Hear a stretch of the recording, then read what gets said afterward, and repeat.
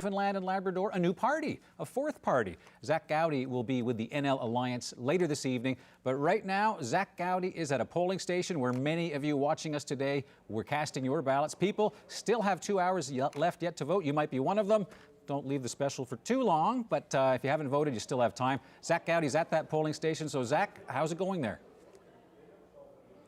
Well, Anthony, it has all been building to this, hasn't it? You're looking at a live shot of a polling station in the district of St. John's East, Quidi-Vidi. Not terribly busy at the moment, but we have been seeing crowds of voters here today, lineups at the polling stations in some cases. We have heard a lot about voter apathy during this election campaign, but when I looked around here tonight, I saw lots of voters, young and old, even if they weren't terribly happy with the choices on the ballot. They wanted to be here to cast their ballot, make sure that their voice was heard. Now, it is not just voting day for you and I and the people here. It is also voting day for the candidates and the party leaders as well.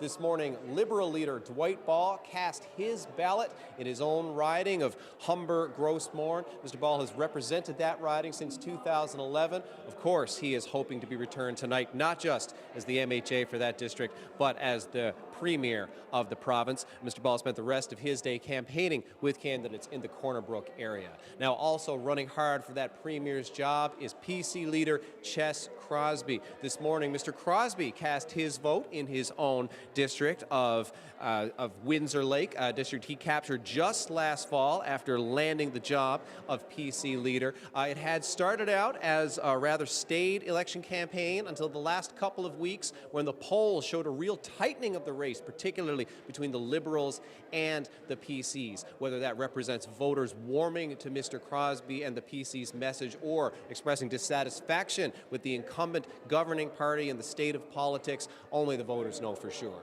Now, of course, also in the running for the premier's job, NDP leader Alison Coffin and the leader of the new party, the brand new party in this province, the NL Alliance, Graydon Pelley and Ms. Coffin both voted in advance polls. It's a very busy day for everybody, and you know that all four party leaders are out there working hard.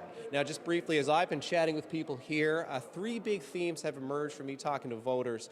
One is about how the options on the ballot, again, we've heard this a lot of people expressing frustration, saying that they had to hold their nose and vote this time around.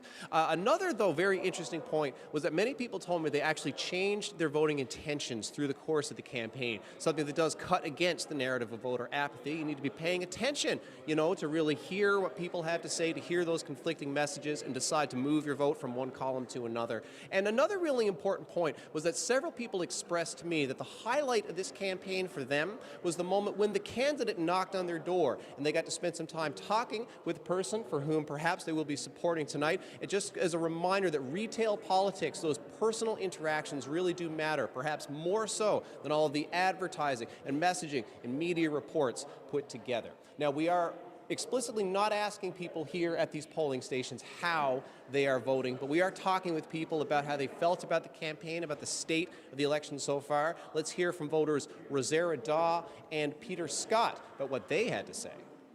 Well, there's a lot to talk about because there's a lot going on here in Newfoundland.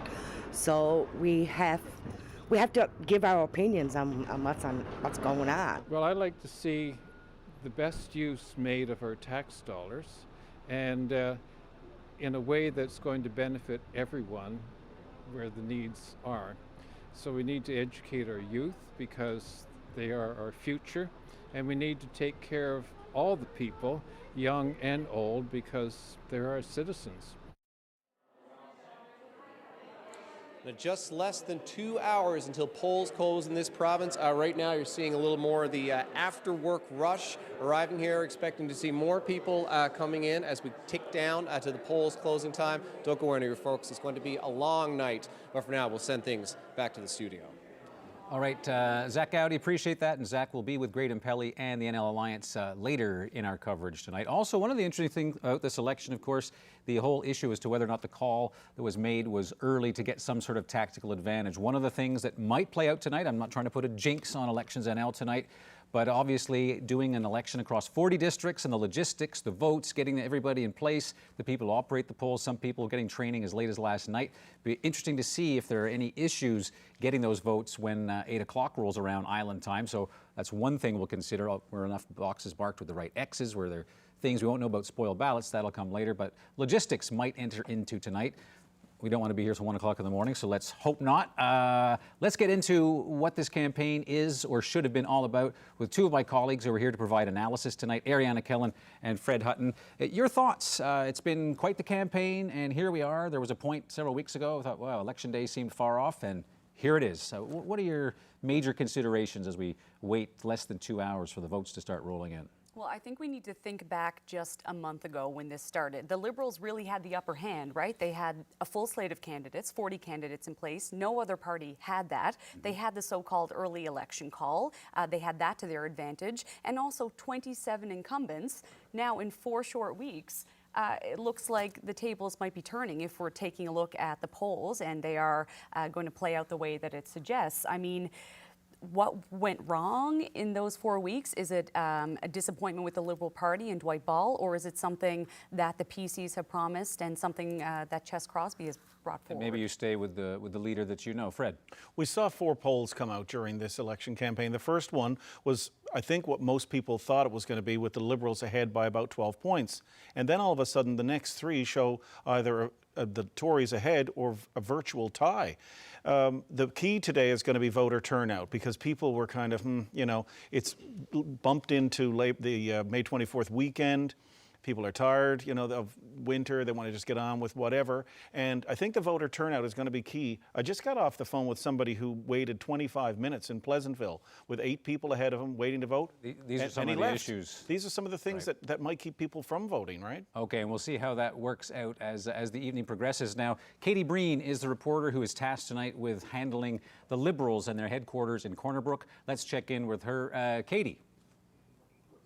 Yes, so we're in the headquarters right now. Of course, not a whole lot of people here yet, but this is where the volunteers, the party supporters, will be filing in to watch the results. And of course, Liberal leader Dwight Ball will be here later on as well. Now, earlier today, you heard Zack Gowdy talking about how he cast his vote in Deer Lake. Afterwards, he spoke with reporters, and he told them that this campaign has been one of the dirtiest that he's seen yet. Lots of dirty tactics. But despite those tactics, he still feels confident that he's going to win a majority this election. Now, last time around, he won 31 of 40 seats, a huge majority. Will that happen this time? Well, polls indicate the race is more neck and neck. Regardless of what happens, Ball will be here around 10:30 to give a speech, either conceding or congratulating himself on winning the government.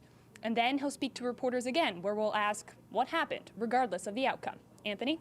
That's Liberal headquarters with Katie Breen. So let's go to the headquarters now, where I think it goes out saying that the people dressed in blue are going to want to see a concession speech, not a victory speech. Garrett Barry is handling the Tories for us tonight. Garrett. Yeah, I can tell you they're here at the Holiday Inn Express in St. John's, in the St. John's Airport, and I can tell you it's actually quite a small room. After the media takes up their part of the room, there's not a whole lot of room for supporters here, and it's not exactly clear how many people will be here yet tonight, because there's a real feeling among the PCs that this election could go either way. I actually spoke with Jonathan Galgay, a fairly high-profile candidate here in St. John's yesterday, and he said he was spending today, he was going to take voters to the polls himself. He says there's still time to maybe change a mind in this election, and if the reports are true that apathy is high and turnout will be low, maybe that one vote means a little bit more this time around. As for PC leader Ches Crosby, he will be addressing this room later tonight. Right now, he himself is doing some get-out-the-vote efforts. He told reporters earlier today that he was actually going to be making some phone calls at the direction of his staff. He likes to say that his staff boss him around at this late in the campaign. He will be addressing this room probably about 9:30 was the plan, but it of course all depends how late this goes tonight and how many people are in this room. Anthony. All right, that's Garrett Barry. Now, Garrett mentioned Jonathan Galgay. Mr. Galgay is in St. John's Centre. That is one of the races that we are predicting is going to be a close one tonight. Could be an interesting three-way race to put down if you're taking notes tonight. And it's really important for the New Democrats who are hoping to hang on to what was former leader Jerry Rogers' seat. They're hoping that Jim Dinn will do that tonight. It's critical. And, of course, they want Alison Coffin, the leader, to get elected tonight as well. Terry Roberts joins us now from the headquarters of the NDP. Terry.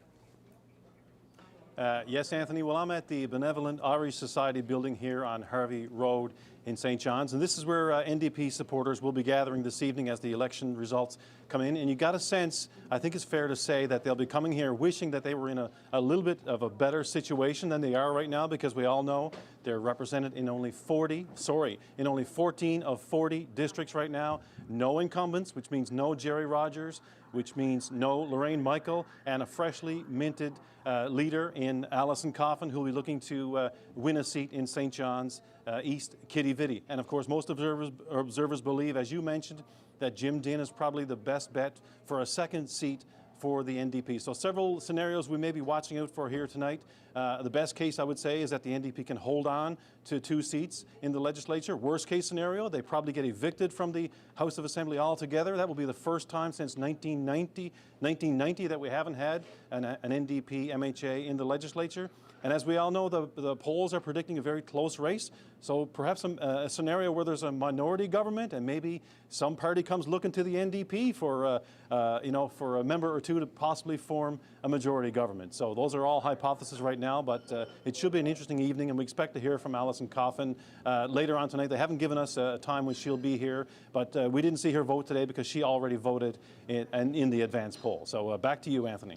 All right, Terry Roberts with the NDP. Now, Terry alluded to what's going to be a major factor tonight in election 2019, unlike others, with 26 districts that the New Democrats have nothing to offer to the voters. Where would New Democrats in those 26 districts, where will they park their votes today? Where are those votes going? That's going to be something to watch to see how that plays out. Also, a lot of thought that if the New Democrats are wiped out without them, does a minority government become less likely when you divide the math without a couple of extra districts to take into the equation? So this makes things very interesting. All right, so those are the party headquarters for now. We will get to Graydon Pelley and the PC Alliance later in the program, but let's not forget about 4 very important districts in the Big Land. Jacob Barker is our reporter in Happy Valley Goose Bay. Those are 4 seats. Most observers think that is Liberal territory, Liberal fortress in Labrador.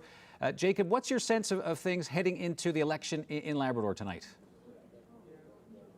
Yeah, and that's what I'm hearing too, Anthony. But those Liberals that are holding all 4 districts here in Labrador won't go uncontested. They have competitors in every riding here. I can tell you just a little bit about the 4 ridings that do exist here, and especially Labrador is not an easy place to campaign, and nobody knows that better than the candidates that have been out campaigning on the North Coast in the Torngat region, where Randy Edmonds is facing first-time competitor PC Leela Evans. I talked to her, and she said it's very hard right now to get out the vote in that area because you have to fly into each community, and this is the time of year where people are out on the land. So it's very hard to touch base with voters there in a riding where last election they only had 39% voter turnout. So I'll be interested to see if there's more or less voters in that district. And of course, here I am at the headquarters of Perry Trimper, the Liberal candidate here. He's the incumbent. He's also Speaker of the House. And he's facing competition from a former page of the House, Shannon Tobin.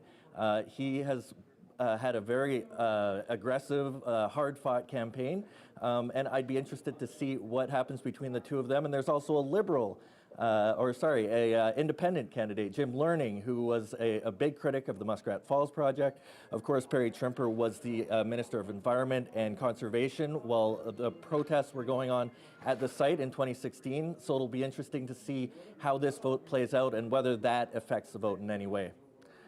Anthony?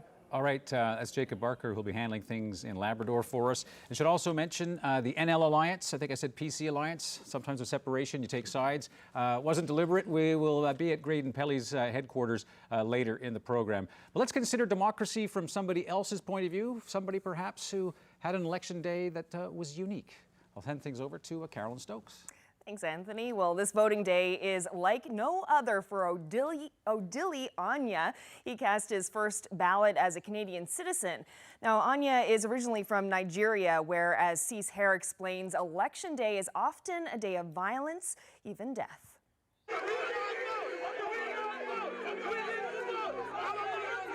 This is what Election Day is like in Nigeria. Corruption is rampant. Odili Anya says it's discouraging how things operate in his home country, where ballots are spoiled.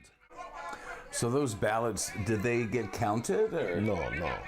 Anya's journey to Canada started 14 years ago. He was working in a hotel in Doha when he met a woman from Newfoundland. They're now married, have a son, and live in Mount Pearl. You know, it gives me joy. You know, this is where I am from.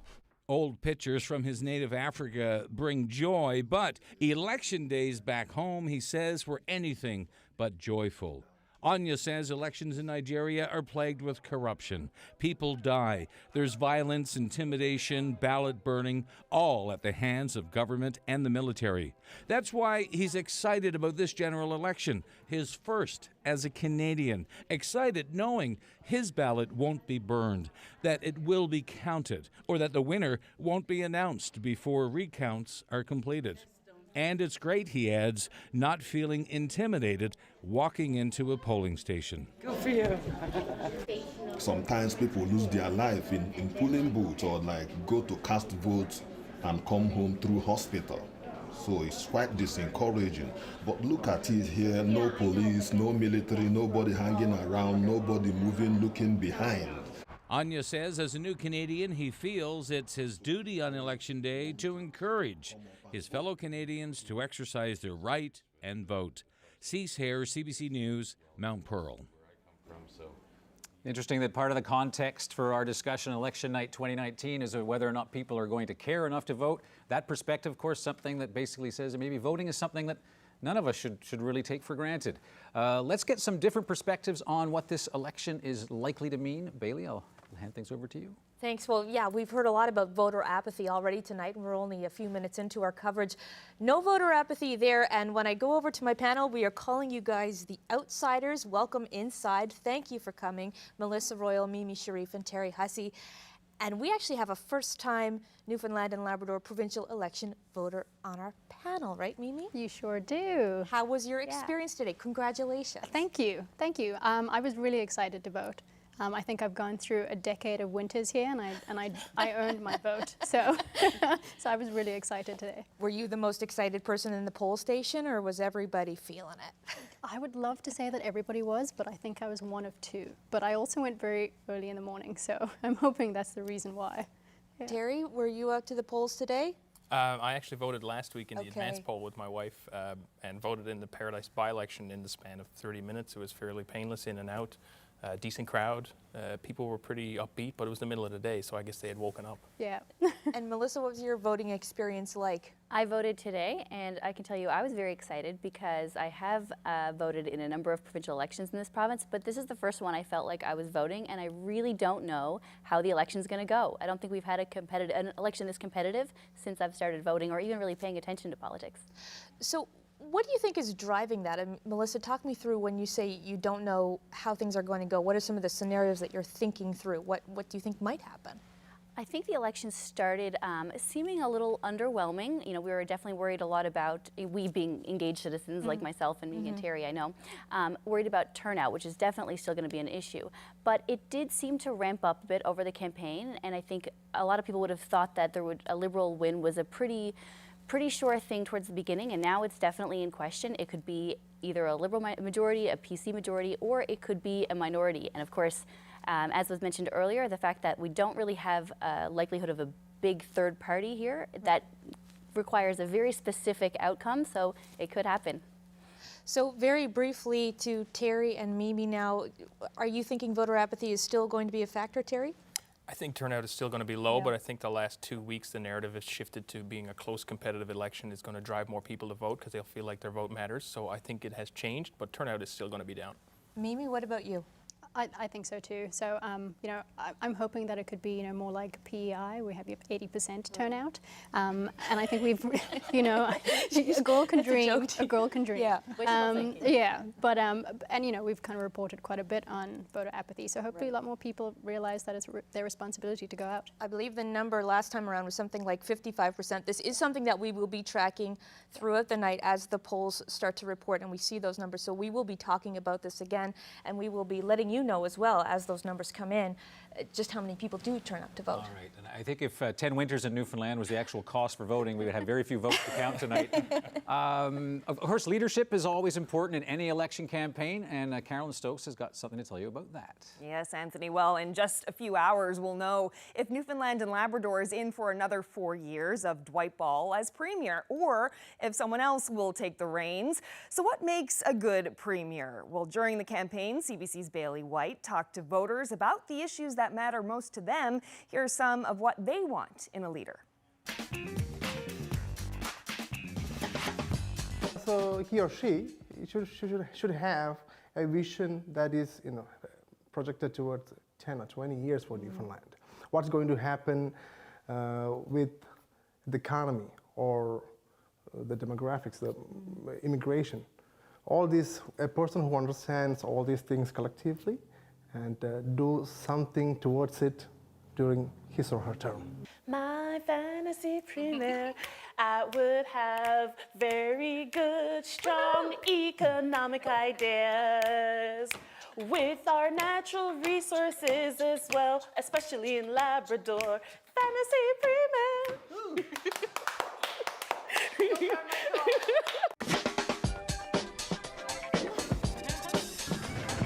I would like a premier who is like a real person, who if you ask them questions, that will give you like a real answer that a human being would say, and not necessarily like a robot filled up with PR textbooks. So for me, that's like top tier, real person, good judgment, and yeah, mostly just I would settle for a real person at this point. My bar is that low. All right, fairly critical view there. One issue that we had with the timing of this election was the weekend that this happens to be. Some of us afraid that by the time we say the CBC election desk projects, you'll actually be on a quad somewhere in a cabin, because of course it is this weekend probably, well, even with an election, one of the most fun weekends in Newfoundland. Well, remember when we were speculating about when this was going to be called? We looked at the calendar, and Easter fell right in the middle of it, and then there was the May 24th weekend. Were they going to go beyond that? Don't want to go too late into June. The children are in exams. People are focused on other things. But, this has been a long campaign, a full month, right? A very long campaign. And it also isn't going to help voter apathy, right? 55.3% voter turnout in the last election. And maybe people will cherish their May 24 weekend a little bit more. And a lot of people, I've heard it said, Fred, I'm not sure if this is true, Ariana, but some people do take Fridays off. Sure. Just to elongate that weekend. I've heard it. I don't know if it's true. Well, are people out getting their supplies ready to go to the cabin, or go off camping or whatever, and they, are not thinking about this election? I think you even put out a tweet about something different. Are people more interested in the election or the opening of Costco on June 27th? What date has stuck in their mind a little more?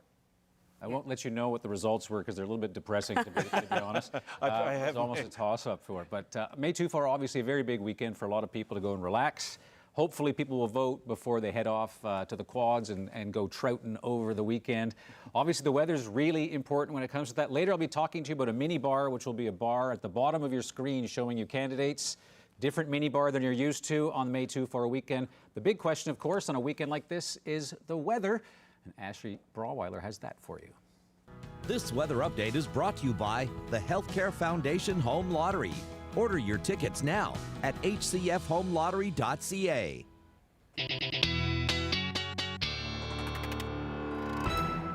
Well, it's safe to say that the weather didn't affect the voter turnout for today, but take a look at some of these temperature changes.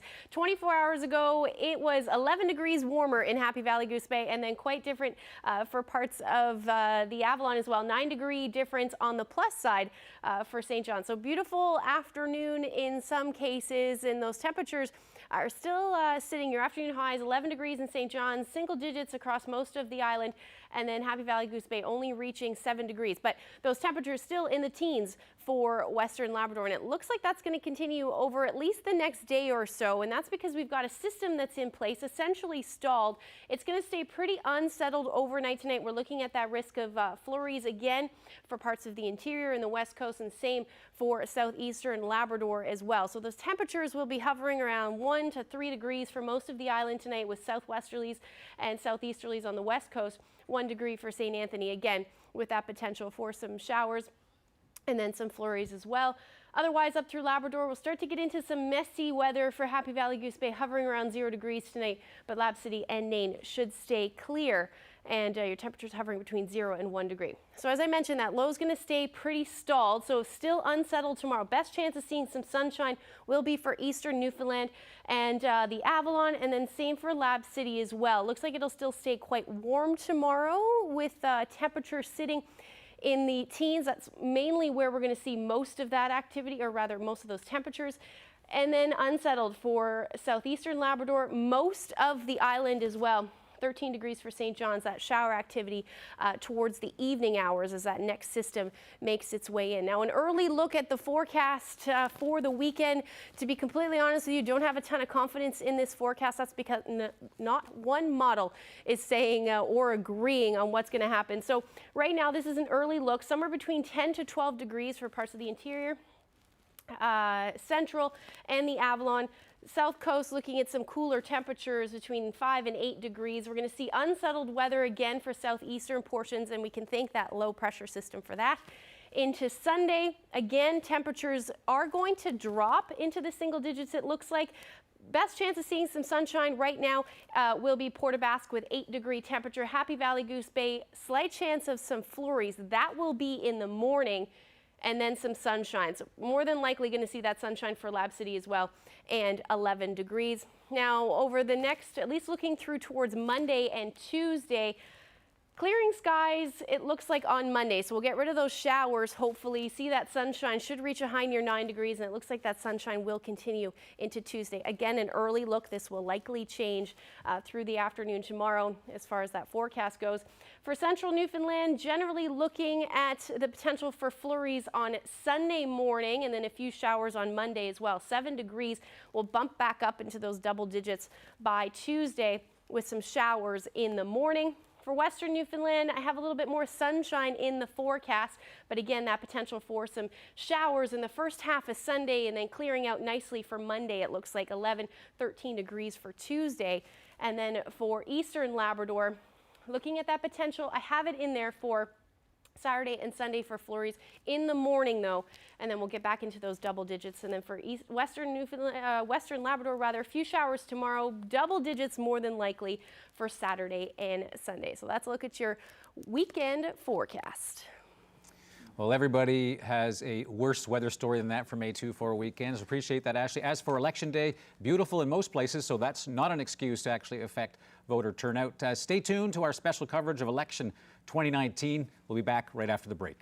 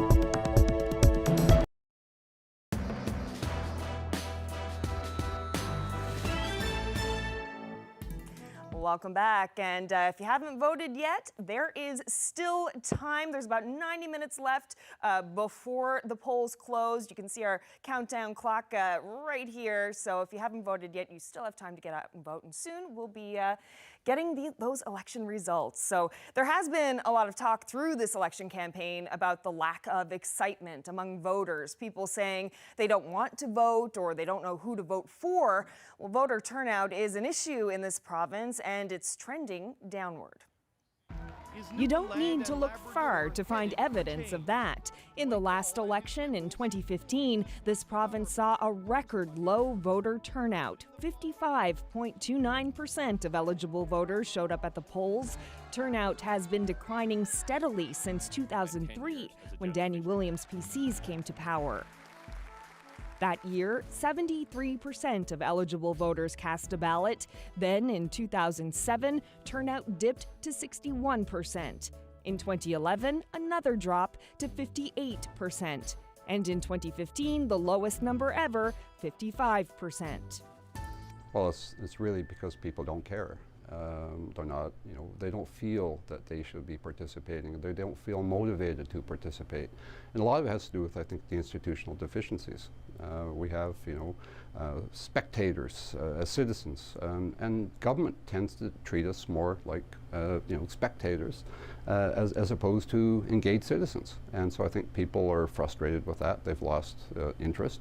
And so they're not bothering to vote. They're not bothering to show up.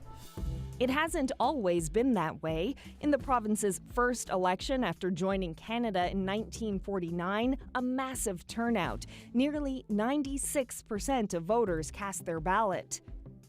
In the following years, voter turnout fluctuates until we get to 1971. That year, 88% of voters went to the polls.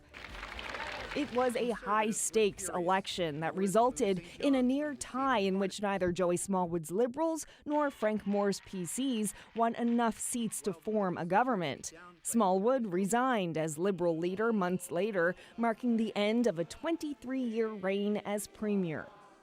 The early 1970s, we have a social movement basically taking over power. People who are educated at Memorial University are saying Joey Smallwood is the dictator.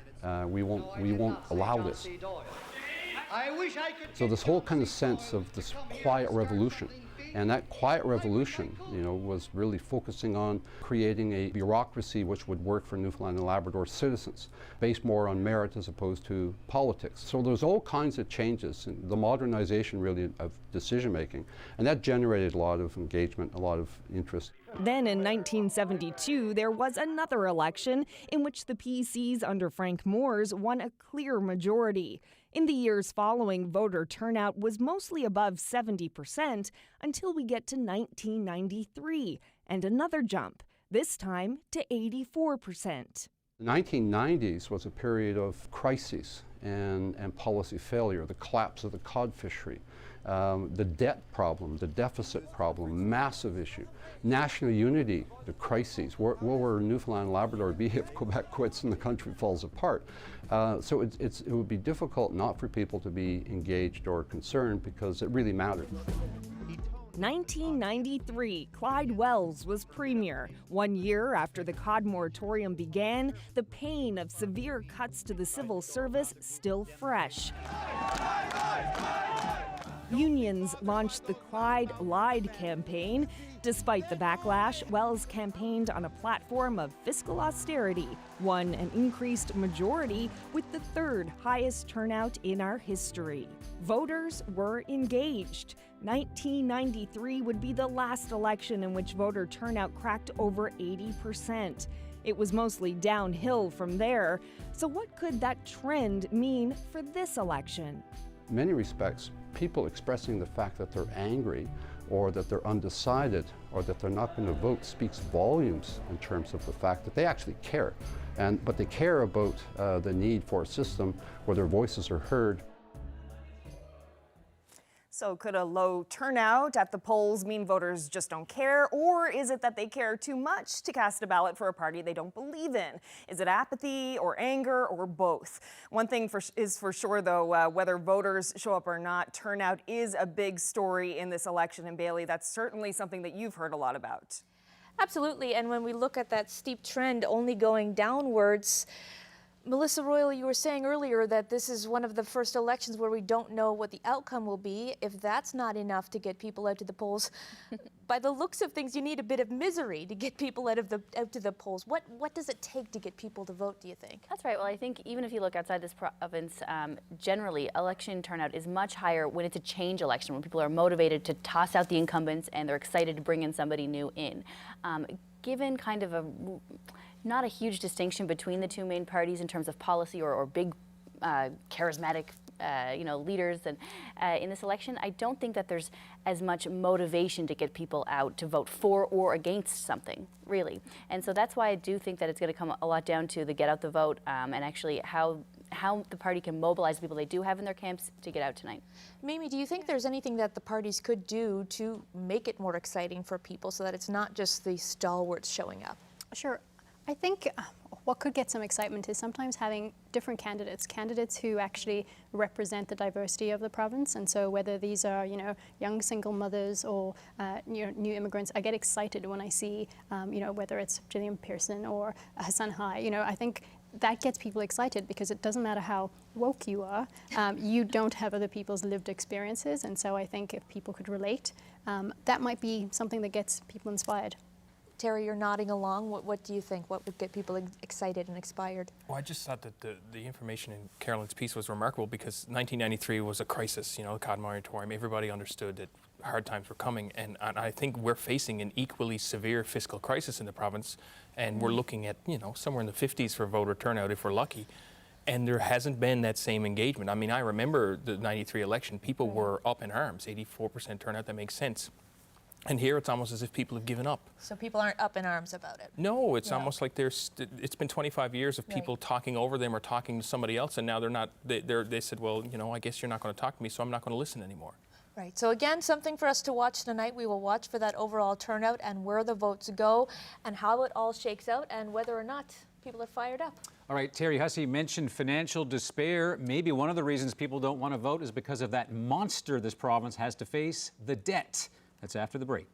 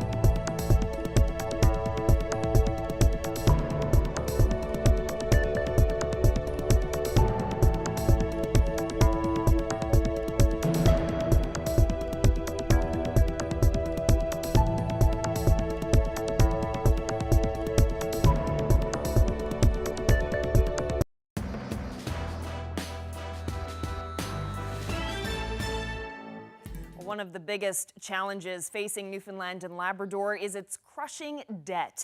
It owes more than $13 billion and more than $1 billion each year on interest. Throughout this election campaign, the political parties have promised spending and tax cuts. The CBC's Megan McCabe recently spoke with a chartered accountant, Larry Short, about the debt.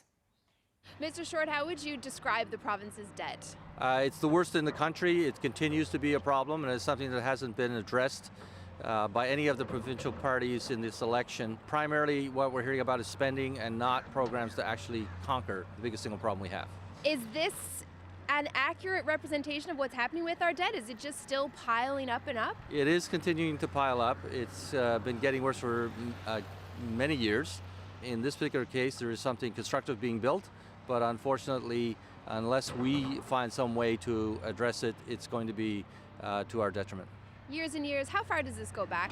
We were actually reducing debt in 2008-9 going into 2010, and then the budgets in 2011 and 12, we started to reverse that. So even though we had $8 billion plus coming in as revenue, we were actually spending more. So our deficit has started to get worse in 2011-12, and then since the price of oil has dropped so significantly, our revenue figure has dropped, and that's when debt has really taken off. And how do we compare to other provinces or other jurisdictions? Far worse than other provinces. We spend more, and so our government costs us more per person than any other province. Our total debt is the worst in the country by far. Why should people care about this? Out of the total $8 billion that we spend in a run of a year, roughly $1.3 billion is being spent on interest alone.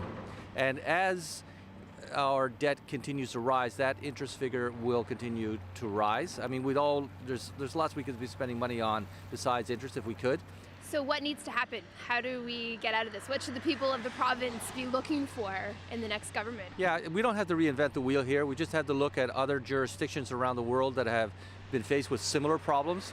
One of the areas that we heard of for many years was the Celtic Tiger, which was Ireland, that did tremendous right up until 2008 and then got into severe problems. And by 2010, their unemployment rate went up to 15%. They, with no oil, managed to turn it around. Their unemployment rate is now down to 5%, and they're leading the growth in Europe. Similarly, in Saskatchewan, in 1993, they faced almost the exact same problem that we're facing now. They took some harsh measures because they had to. They hit the wall. They hit the point where they could no longer borrow because no one would lend to them. And that's what we could face if we don't address this properly. And now their net debt is well below what the province of Newfoundland's stats are. The key part here is that if we plan ahead of time, we don't necessarily have to go through such extreme harshness, but there's no discussion of a plan to actually address the debt. All right, Larry Short making a pretty bleak picture there as far as there being no actual plan. A lot of people think that debt's a big deal. It doesn't strike me in this campaign we heard a lot of plans about the debt. Yeah, I mean, look at the PC's plan, right?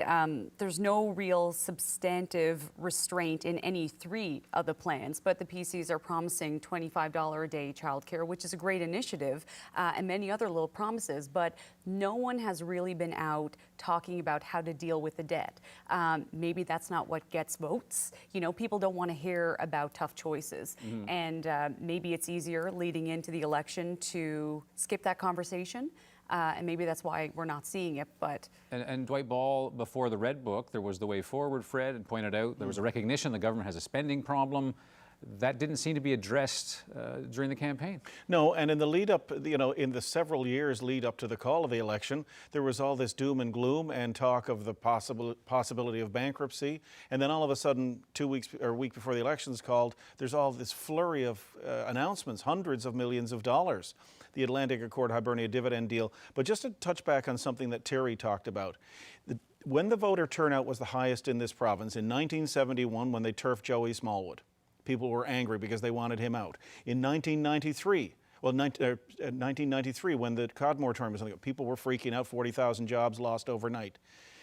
Why we had 55% voter turnout the last time around boggles the mind, and if it's lower this time around, even more so, because though the problem with our debt now could be the end of Newfoundland and Labrador as we know it, and people just seem to be with the blinders on, politicians included. Keep going. That's right. Or Pave my have they road. resigned the Bit of fact that... desperation. All That's right, we'll It's such a be- big problem and difficult to fix. The debt will certainly be coming up again later in our coverage. Stay tuned to our coverage of election 2019 Newfoundland and Labrador votes right after the break.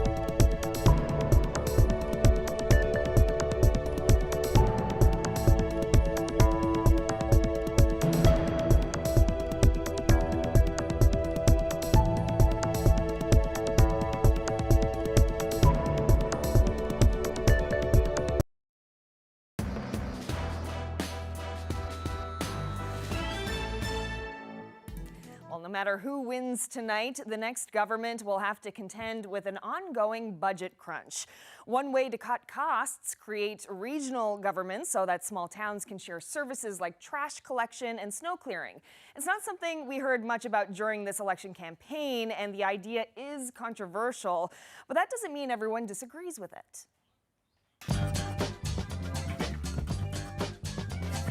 Well, obviously, some small communities are down to 1 or 2 people, and they can't expect the same services that larger areas would get. But you can get some parts of the province where you get communities joining together and becoming a regional section, and that gets services for all of them. And I think that's one possible way. But you just can't let Outport, Newfoundland die. I mean, it's too important to our culture, to our heritage, and to the country. So some difficult decisions will be ahead for whoever makes the next government. The folks here on the desk were talking about that heavy debt load. And with me now, I've got a brand new panel. You can see we pitched the outsiders out by the door again. And here are the insiders from the PCs, Keith Hutchings, Mona Rossiter from the NDP, and John Sams from the Liberals. We just have a brief bit of time here, and we'll chat more about this later, but difficult decisions ahead for whoever comes next. John Sams, if it is the Liberals for the next 4 years, where do those difficult decisions come from? Well, I think it's a balanced approach. I mean, I don't think it comes as a shock to anybody that if you campaign on taxes and cuts that you're going to get very far, right? I mean, we had Budget 2016 when the Liberals first formed government, and I still think that that's a struggle. Yeah. But it was what was necessary. Right. Mona, what do you think? We've got to make some difficult decisions. Where to begin? Well, I think budgets are about choices. So I think it's like how we spend our money. I'm not convinced we need to spend more money. We need to figure out how we best spend it and make sure that we don't put all the pressure on those least able to pay. So rather than, giveaways to large businesses and large corporations, it ought to be looked at, and we would spend our money on ourselves, on healthcare, on education, on things that are important. Keith Hutchings, where would you cut? Yeah, I think it's a parallel approach, as was said. You look at the amount of money we're spending, over $8 billion for a province of our size. We look at per capita spending, we're far exceeds the national average. Those things need to stop. I think we need to, stop spending at a certain amount, at 8.3, 8.4 billion. Look for those areas where you can make efficiency. Certainly healthcare is one of those. You talked about regionalization in the other clip there. That's extremely important for the province. If we're going to, balance the ship of what we have here, we need to look at regionalization and services that we're providing, and providing them on a regional basis. It's a tough decision to make, but the next government's got to make that decision and start the process. All right, well, tough decisions ahead, as I said, no matter who makes the next government. We're going to find out in just over an hour. Results are starting to come in. Our coverage continues after the break.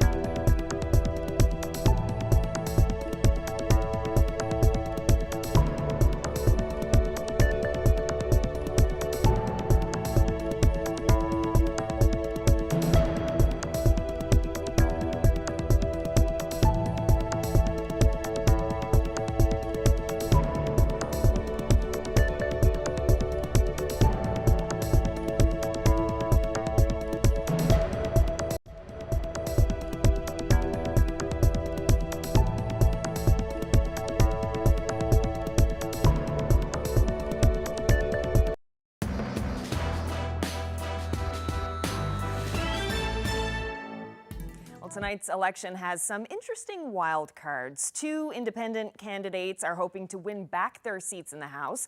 We also have a new party in the mix, the NL Alliance. So how often have voters favored independents and fringe parties in our history? Let's have a look back.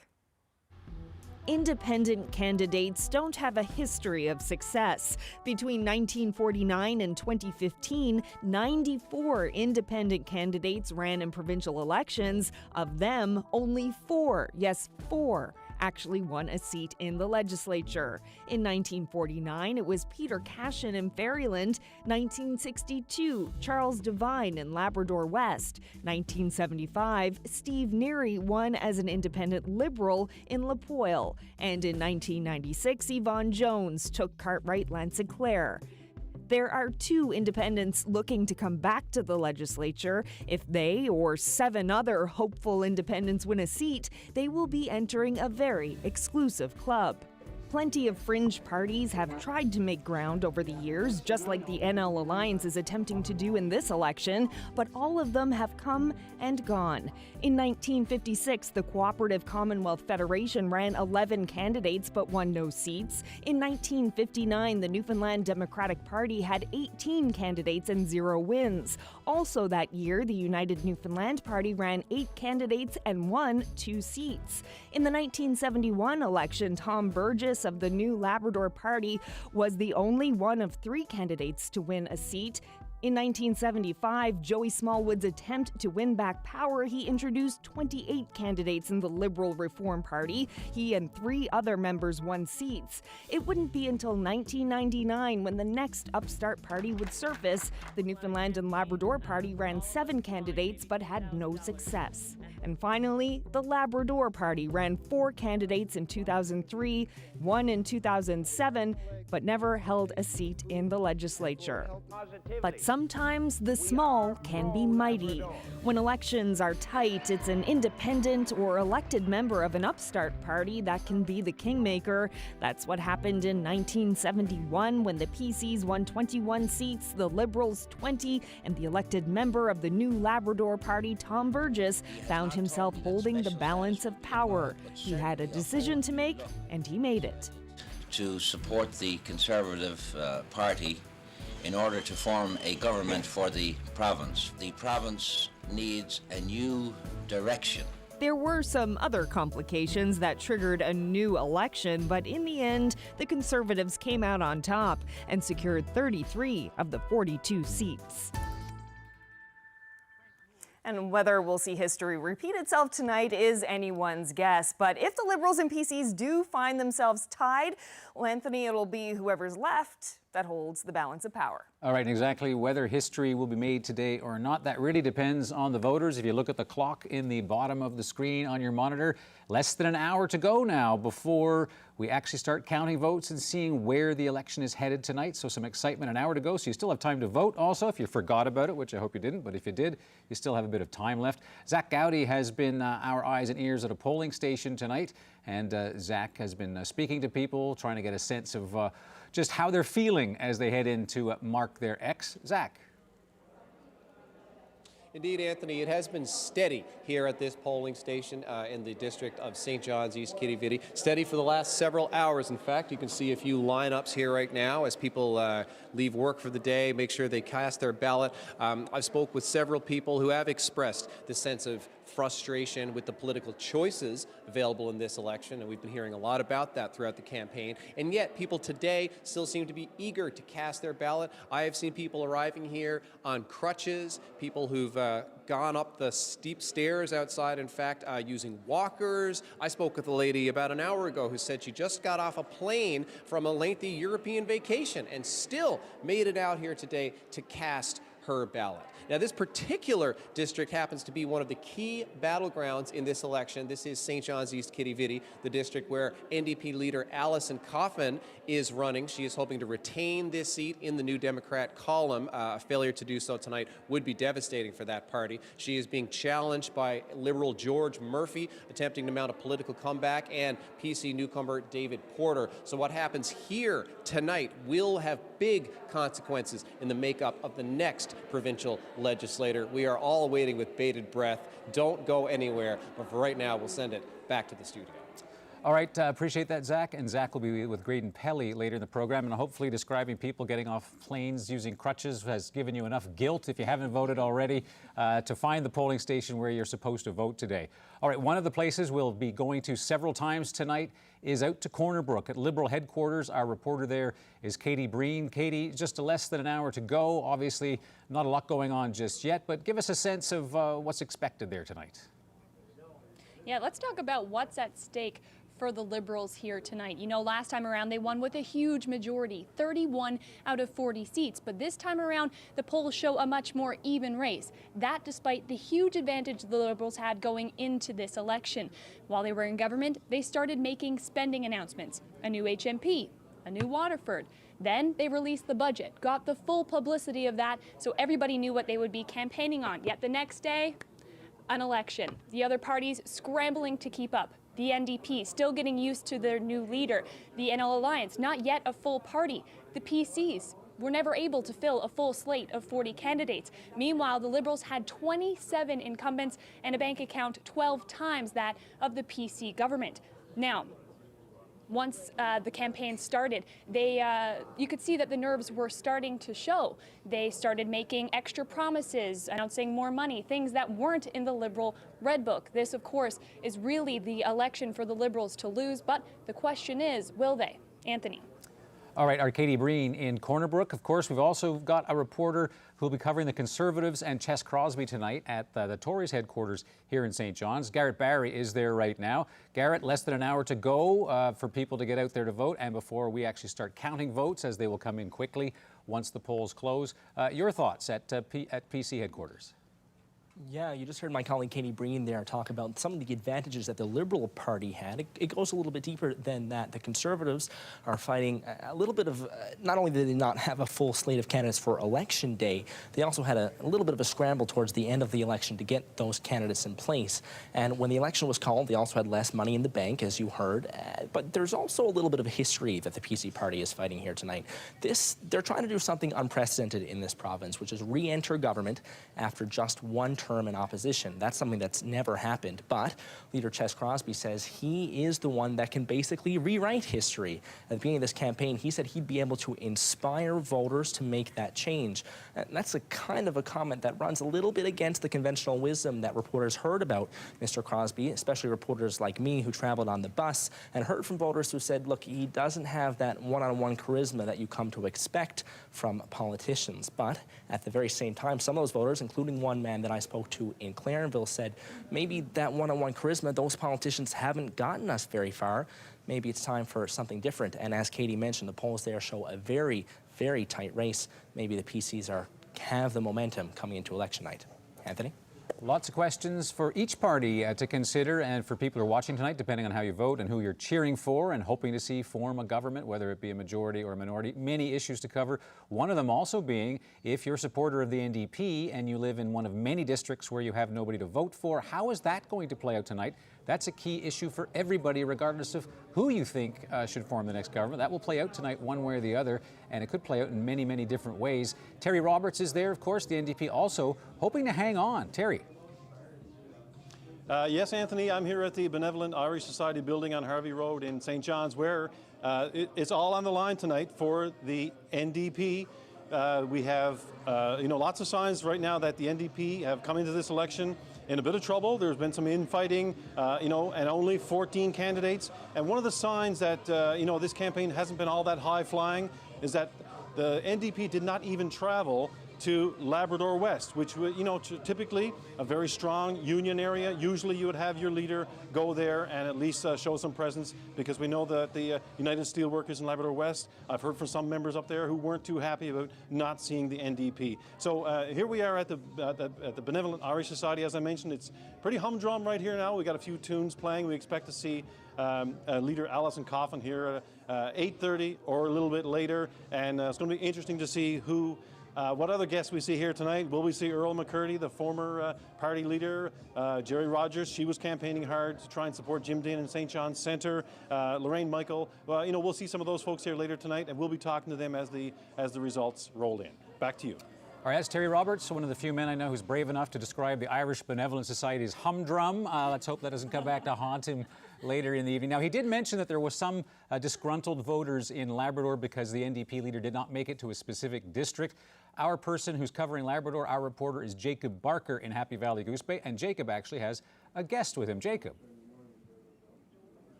Yeah, Anthony, I'm here with Mark Urquhart. He is the campaign manager for Perry Trimper, the Liberal candidate for Lake Melville. A short while ago, I saw the Mary Browns was in here for the volunteers. A lot of hard work for you guys today, hey? It's been a morning of, a whole day of lots of action on the go here. We've been on the go, had a cruise out late last night till 11:30 in here at the office, cruise up at 5 o'clock in the morning, trying to maintain our our pace. It's getting down to the end now. We're getting close to the end of the wire. So, what have you been doing to get the vote out today? Well, we've been we've been manning the phones here. We have 3 or 4 offices in there. People going nonstop calling, reminding. Our scrutineer team on site is doing a fantastic job. It's the basic things you're doing. It's been busy. If I look at the numbers for last time here in Lake Melville, it's 47.9% of the electorate got out last time. This time, do you think, from what you've seen, do you think there'll be more or less? It's kind of hard to tell. I know where, I know it's, we'd like to see. In the perfect world, we'd have that number up a lot more. So hopefully, there's still an hour out there. So hopefully everybody can get out and vote, and all across the province. Yeah, and I mean, we have talked about voter apathy, things like that. Do you find that when you're out talking to people not wanting to vote, things like that? It's a little bit here and there, but luckily we got Perry there, who's a good talker, and he can. He's talked and knocked on a lot of doors. So. All right. Well, thanks for talking with us tonight, and we'll see what happens later on. That's right. Thank you very much, guys. Thanks. Back to you, Anthony. Okay, Jacob, appreciate that. If you were paying attention to your screen, you could see Perry Trimper lurking in the background there, a cameo appearance timed with Jacob Barker's discussion with obviously a supporter who has worked very hard in this campaign, as supporters of all parties do. These are exhausting for people who believe in the parties they work for.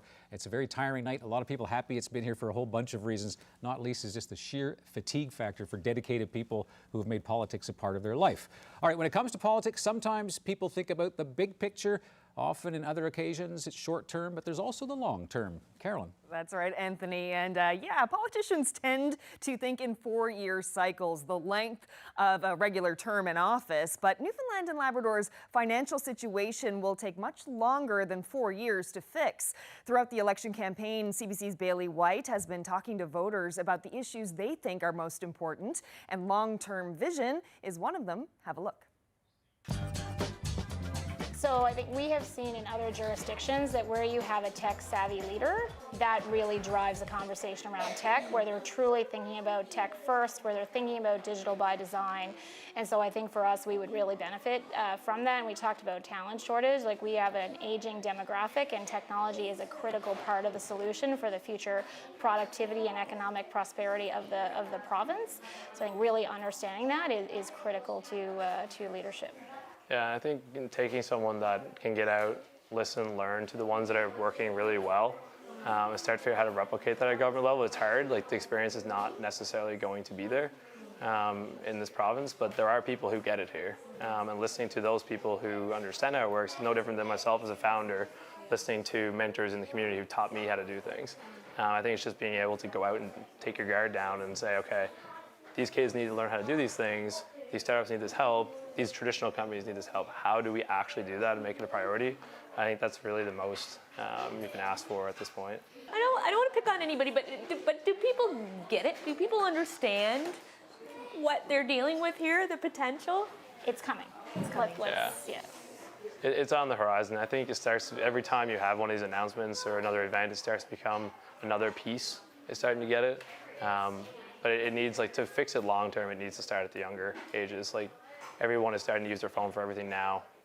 Kids should know how to do basic things, no different than they know how to read and write, and then it makes everything easier.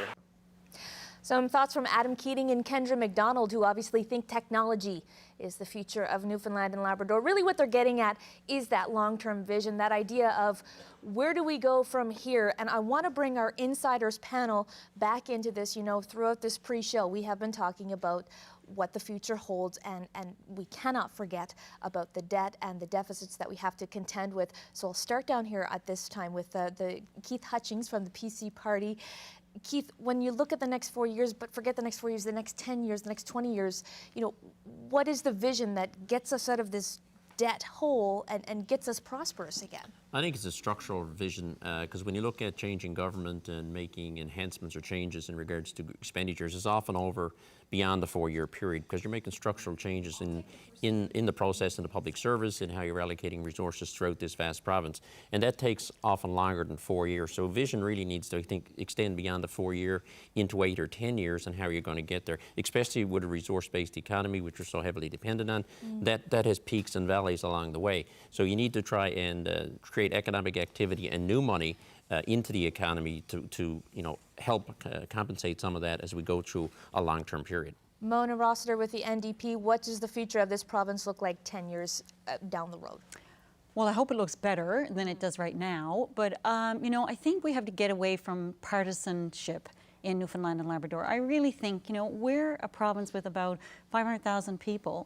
We're not the size of a small city in some parts of Canada. And if we don't start pulling together as political parties and the individuals in Newfoundland and Labrador, we're probably not going to change our path. So that has to happen so that we can build on, good education, raise our immigration here and keep families here, young people not moving away. Those are the types of things we really need to focus on. But that means we all have to work together and stop this ridiculous partisanship. Okay, John Sams, what do you think? Not talking about the next 4 years, but the next 10 or 15. Yeah, I'd agree with that. I mean, I think that in a democratic system, particularly with an election every 4 years or so, you have to realize that there's a difference between what people may want and what the province may need. And that's about putting visions in place that are 7 to 10 years long. I think we saw that with the Liberal government this last time around. We'll see if the people like it. So some bold ideas here from the Insiders. It's going to be interesting to see what your leaders say when they come out and make their speeches tonight, whether they're concession speeches or acceptance speeches. If we see some of these bold ideas, getting away from partisanship, regionalization, restructuring, all of these things coming to fruition. I want to thank you guys for your thoughts right now, and this is not it for this conversation either. We'll be talking a lot more about this as the night goes on. All right, important policy discussion going on right there, but let's get into some politics, the hard-nosed side of an election night. We have a reason to believe, you don't want to put too much stock in opinion polls, but the good thing about polls, they give you a snapshot in certain moments in time. So we believe that there are certain districts tonight that are going to be extremely important to watch. So I'm going to invite Fred and Ariana to help me deal with some of these districts. Let's go first to an interesting district, Harbour Grace, Port de Grave. You've got two contenders there. A lot of people think this is going to be one that could go late. Yeah, that's right. So Glenn Littlejohn, this is actually his 4th attempt at getting this district. He was successful in 2011, but in 2015, he was knocked off by Pam Parsons. Myself and Katie Breen were in that district, and I can tell you it certainly seems split. Pam Parsons does have a lot of support, people, congratulating her on the Coley's Point primary replacement. But Littlejohn says he's hearing something different at the door. He says that people want change, and there's a dislike of Dwight Ball, and he's hoping to capitalize on that. Okay, we'll move things on a little farther. Harbour, Maine. Now, this was the only Liberal candidate who actually had to fight to get the nomination. Betty Parsley. Fred. That's right. Well, Betty Parsley, from what I'm told, was polling not so great going into this election, which is why they wanted to get a different candidate in place. She's a former mayor from out in that area. Had a lot to do with Dark NL when that was on the go, opened her doors to the community, let people come in. Made a name for herself. Made a name for herself that way, got elected, but for some reason the party wanted to try to allow somebody else to carry the banner. Right, so the fight here is?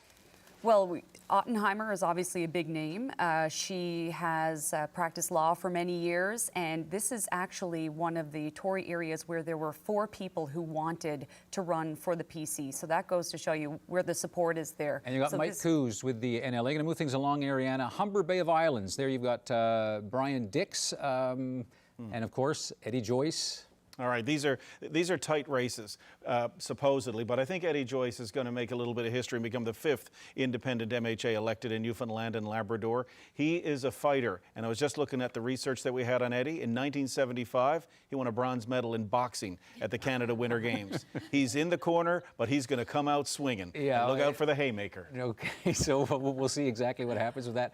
All right, Mount Scio. And this one appears to be a toss-up as well. I mean, the thing that you have to look at this is that NL Alliance leader Graydon Pelley is here. So what's a win for him? Would it be, you know, obviously being an MHA, or is it enough to just take away some votes from the PCs? Okay, we'll have other tough fights to take a look at a bit later, but let's bring Carolyn Stokes back in.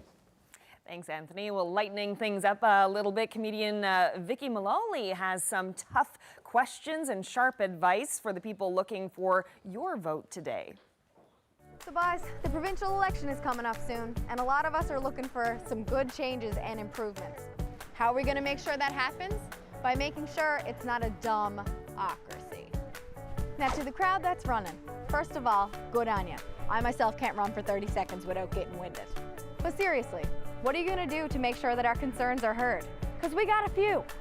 Like the Atlantic Accord, $2.5 billion coming into Newfoundland in the years to come. That's good and everything, but it sounds similar to the debt I'm going to be in from my power bill alone. Got either light bulb going off on how to address that? So boys, the provincial election is coming up soon, and a lot of us are looking for some good changes and improvements. How are we going to make sure that happens? By making sure it's not a dumb-ocracy. Now to the crowd that's running, first of all, good on ya. I myself can't run for 30 seconds without getting winded. But seriously, what are you going to do to make sure that our concerns are heard? Because we got a few. Like the Atlantic Accord, $2.5 billion coming into Newfoundland in the years to come. That's good and everything, but it sounds similar to the debt I'm going to be in from my power bill alone. Got either light bulb going off on how to address that? That's if you can even afford to turn on the switch. Although I suppose we won't have to worry about the birth rate here then, because once everyone shuts off their power in protest, I'd say we're going to have another baby boom in the works. And I don't want to sound like a broken record, but it'd be some nice if I could start up the Sunfire and not have to worry if I'm going to lose the tire on the Outer Ring Road. The potholes are ridiculous. But I suppose if you don't get around to fixing them, it'll sure put a boost in tourism that we have our very own Grand Canyons. So if you want our vote, you have to listen to us and you have to act. Don't make it a dumb-ocracy. Don't think there's ever a political campaign where potholes and roads always get in there one way or another. Well, you know, it's interesting that's an issue that people really were talking about during this election campaign. You know, the ruts on the Outer Ring Road, potholes in their community. And I think that goes back to what we were talking about in terms of this debt. And people cannot wrap their head around a $22 billion debt. It seems that things that are hard to understand, especially Muskrat Falls, they're difficult things to understand. You can understand driving your car into a big old pothole. That's something that you can understand. When I was in Springdale, I spoke to a table of old gentlemen in Tim Hortons, and I said, you know, what are the issues out here? Right. It's sort potholes. The difference between a levy brought in and a budget that was not very popular, and explaining amortization of a mega project over 50 years. Well, those billions of dollars are Star Wars numbers to people. But they want something fixed in their community that they can see right there. And that's why the leaders and I know some will say that they are addressing it, but it's such a huge problem. It's easier to fix the little problems along the way to make people feel okay. But this big debt problem is really what's behind everything that underlines what's going on here. Well, one of the things we always do in preparation for any election special live coverage, Fred, as you know, having done many of them, and as Ariana, you know, although you don't have the chronological advantage that we have, as opposed to saying we're old. In the planning phase, you sort of asked, so what was this election all about? And this is one election, I have to say, provincial and federal. I'm trying to say, what is this election about? Yeah, I think for the Liberals and Dwight Ball, it's staying the course and not trying to fall one way or the other. But other than that, there was no real big issue. As you said, they're not tackling the debt, so that's not the big issue. Leadership is a big thing, but we know that all all the leaders are polling under their parties. So obviously, that's not going to be the story here. So, well, look at the Muskrat Falls money, or pardon me, the Atlantic Accord money that came in. Right? It's all front-loaded to this time. Take it out though, and we still had a $575 million deficit. Right? It would have been that much higher. Right? People wonder, who's going to fix this? Where do we come up with the money? The problem is the same as it was back in 1949, where too few people in a very large area, and to try to service everyone, that is a very difficult problem. We've got to get more people living here, more people paying taxes, or provide fewer services. Right, a built-in problem, just the reality of the place for so many years. Right, and oil can go to whatever. It's not going to solve that problem. Yep. Fastest aging population, population decline, some very, very big issues, which may explain why some people sort of throw their hands up, as Fred Hutton had to say. I want to get back to Bailey White, because we have switched out the people who are going to be talking to you about tonight. Yes, and you asked the question, you know, is there a single topic that this election is about? Is there a single key voting issue? And we do just so happen to have 3 average voters. Why don't we ask them, Terry Hesse, Mimi Sharif, Melissa Royal. Terry, what was this election about in your mind? Well, politically, it was an election about nothing. They didn't want to talk about anything. It was the absence of vision or plan. This is the Seinfeld of elections. It really was. But to pick up on what Fred said there, I mean, the only solution here is more people. I mean, realistically, we need 500,000 more people to live here, to have enough people to pay enough taxes to service all of the regions and all of the services that we need. That's the solution. No one's talking about it. And it was for people, let's say, under the age of 45, we were just shocked that no one wanted to talk about any of the issues. It was everything's great, or it was either the other party sucks or everything's great. And that was all that they wanted to talk about, and it just seemed so misplaced for what we're facing. Mimi, what was this election about as far as you're concerned? What it's about and what I think it should have been about as well. I think, while, you know, Terry's saying that we need that many more people, I think then we also need the jobs that go with it. So what does that mean? You know, how are we diversifying the economy? What are the companies that are coming in? How are you supporting companies to grow? And so I think that's what the election should have been about. Melissa? I'm going to go out on a limb and say the election was about polling. Everyone always says, you know, the only poll that matters is the poll on election day, but I don't think that's true in this case. You know, I think everybody thought that the government was going to get back in, we were going to have painfully low turnout, and then we had a fairly high number of polls come out in a pretty short period of time that I think changed the narrative. I think people sat up and paid attention more. I think people thought that maybe things that they didn't think were going to be possible might be like a minority, like a PC government. And if you think of back to bygone eras when you didn't have constant polling come out through the process, I think that changed the discussion a lot here. So maybe we're getting into a bit of a self-fulfilling prophecy. People are going to vote for who they think is going to win based on the numbers that they read somewhere that said they're going to win. Yeah. And that's going to change the outcome. So, Anthony, it's going to be interesting to see if the numbers bear that out. We saw 4 polls with different results. Yeah. The real results? And I'm intrigued by Melissa's point. I want to quickly get something from Fred and Ann on this before we only have a couple of minutes to actually get to this.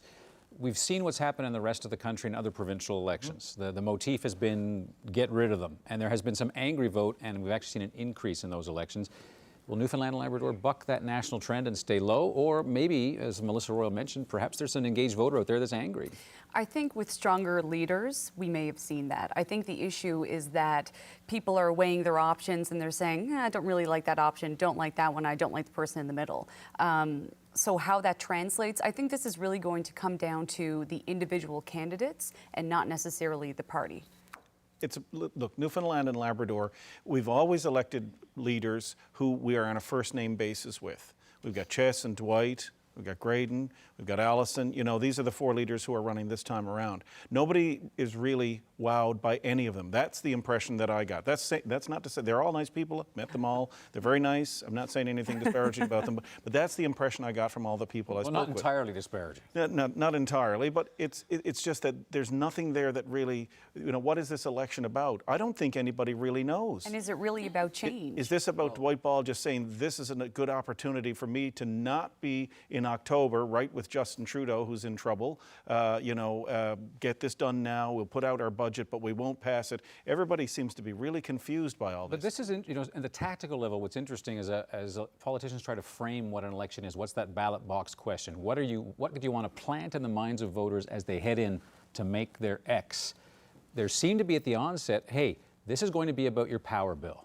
Which one of us is going to make sure that you're not going to go broke? Well, I think Ches Crosby addressed that in the debate with you guys. He said, like, 4 years ago, are you any better off now? You just filled out your taxes. How are you feeling about that?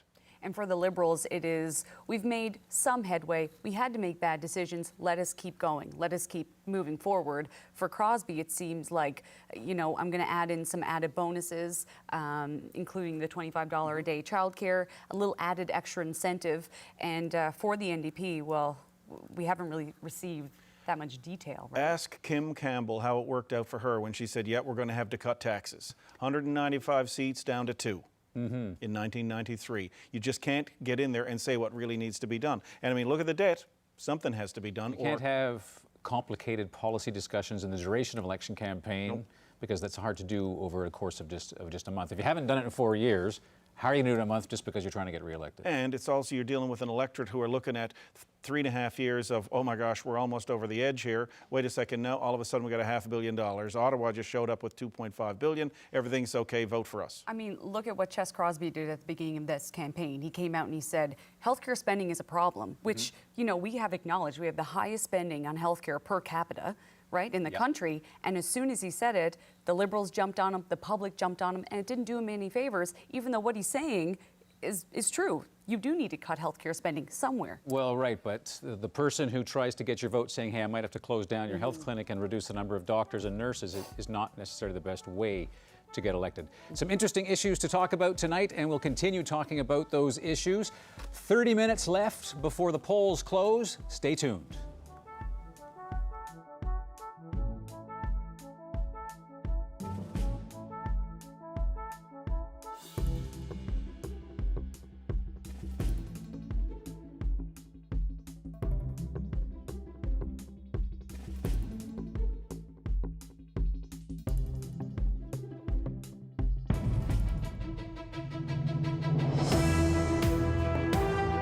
The days of no fight in Dwight are gone, and you don't mess with chess. Since Confederation, it's never happened. No government has lasted just a single term. But tonight, this is the man who thinks he can kick out the Liberals. I want to make this a province which is a better place to live with a brighter future. The polls show it's close. The Liberals think they can hang on. This is a time for proven leadership. It's a time for clear direction. We cannot go backward. We must move onward. Will an early election call help the Liberals stay in power? They have more money, a stronger organization, and they wanted to catch the other parties off guard. But voters haven't forgotten broken promises, tax increases, and the toughest budget in decades back in 2016. It hasn't been the easy ride the Liberals had hoped for.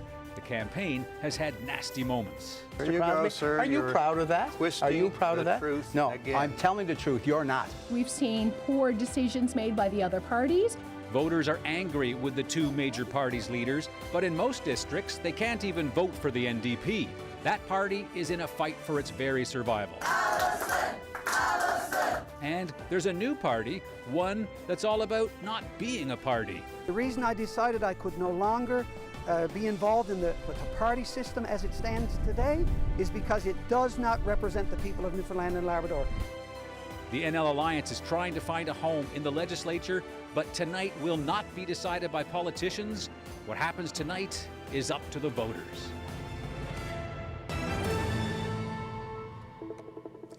30 minutes until the polls close, just under 30 minutes to be absolutely precise, closing across Newfoundland and Labrador. Good evening, I'm Anthony Germain. This is Newfoundland and Labrador Votes 2019 on CBC Television, and welcome also to viewers joining us across the country on CBC News Network. And joining me in the studio tonight to help interpret the results are some of our reporters, Ariana Kelland and the host of the St. John's Morning Show on CBC Radio 1, Fred Hutton, who has covered politics since Joey Smallwood. Before Joey Smallwood needed glasses, actually. Fred's covered a lot of elections. We'll get some analysis from him. And on my other side, reporter Bailey White. She has two groups of individuals, different kinds of experts. The outsiders, made up of people who watch politics and are engaged in both the economy locally and jobs, and who watch what happens in politics. And our insiders, people who work with the parties in campaigns and understand the machinations of elections. Carolyn Stokes has been giving us some great context from previous elections tonight, and we will be checking in across the province tonight. We have reporters at the campaign headquarters tonight as well. Katie Breen is with the Liberals in Corner Brook. Garrett Barry there in the middle is with the PCs in St. John's, and also in St. John's, Terry Roberts is with the NDP tonight. And it's a different kind of election with a new party. Don't have that very often or before. Zach Gowdy, he'll be with the NL Alliance later on. Now, Zach Gowdy has been a very busy man. He's been our eyes and ears at the polling station tonight. So let's check in with Zach Gowdy once again with only 26 minutes remaining before those polls close. Indeed, Anthony, things really coming down to the wire now. Just a few last-minute voters arriving to cast their ballot here at this district in the district of St. John's East Quidi-Vidi.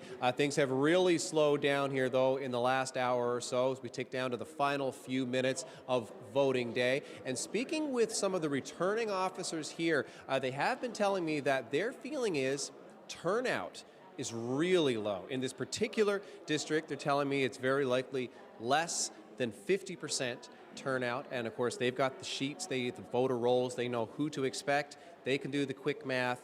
In the last provincial election, turnout was in the mid-50s. That was a historic low. So if their estimation is right, that could turn out to be one of the big storylines of this provincial election. Again, that's just one district in one part of the province, perhaps though representative of some of the voter frustration that we have been hearing about throughout this campaign, people not happy with the political choices on the ballot, and yet you can still see now some people arriving at that last minute to make sure that their ballot is counted. Less than a half an hour away now from some real numbers. We're all waiting on those. Don't go anywhere. But for now, we'll send it back to the studio. Okay, that's Zach Gowdy, who will be shifting gears later on, and he'll be with Graydon Pelly.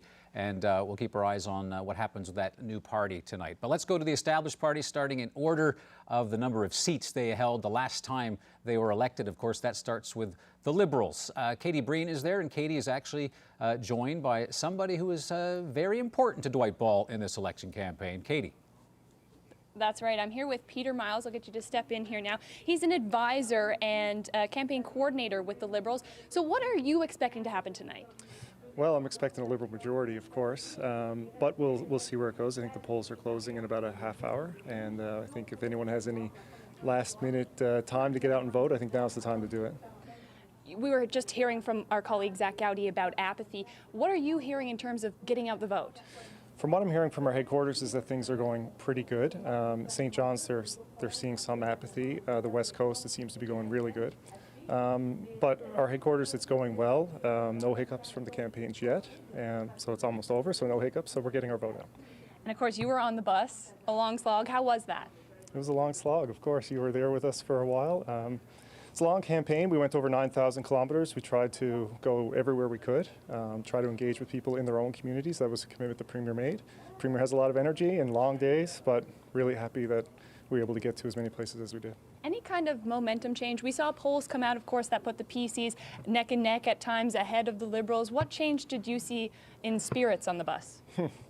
We always kept high spirits on the bus. The Premier is full of energy and full of high spirits, so it was a happy place to be on the bus for sure.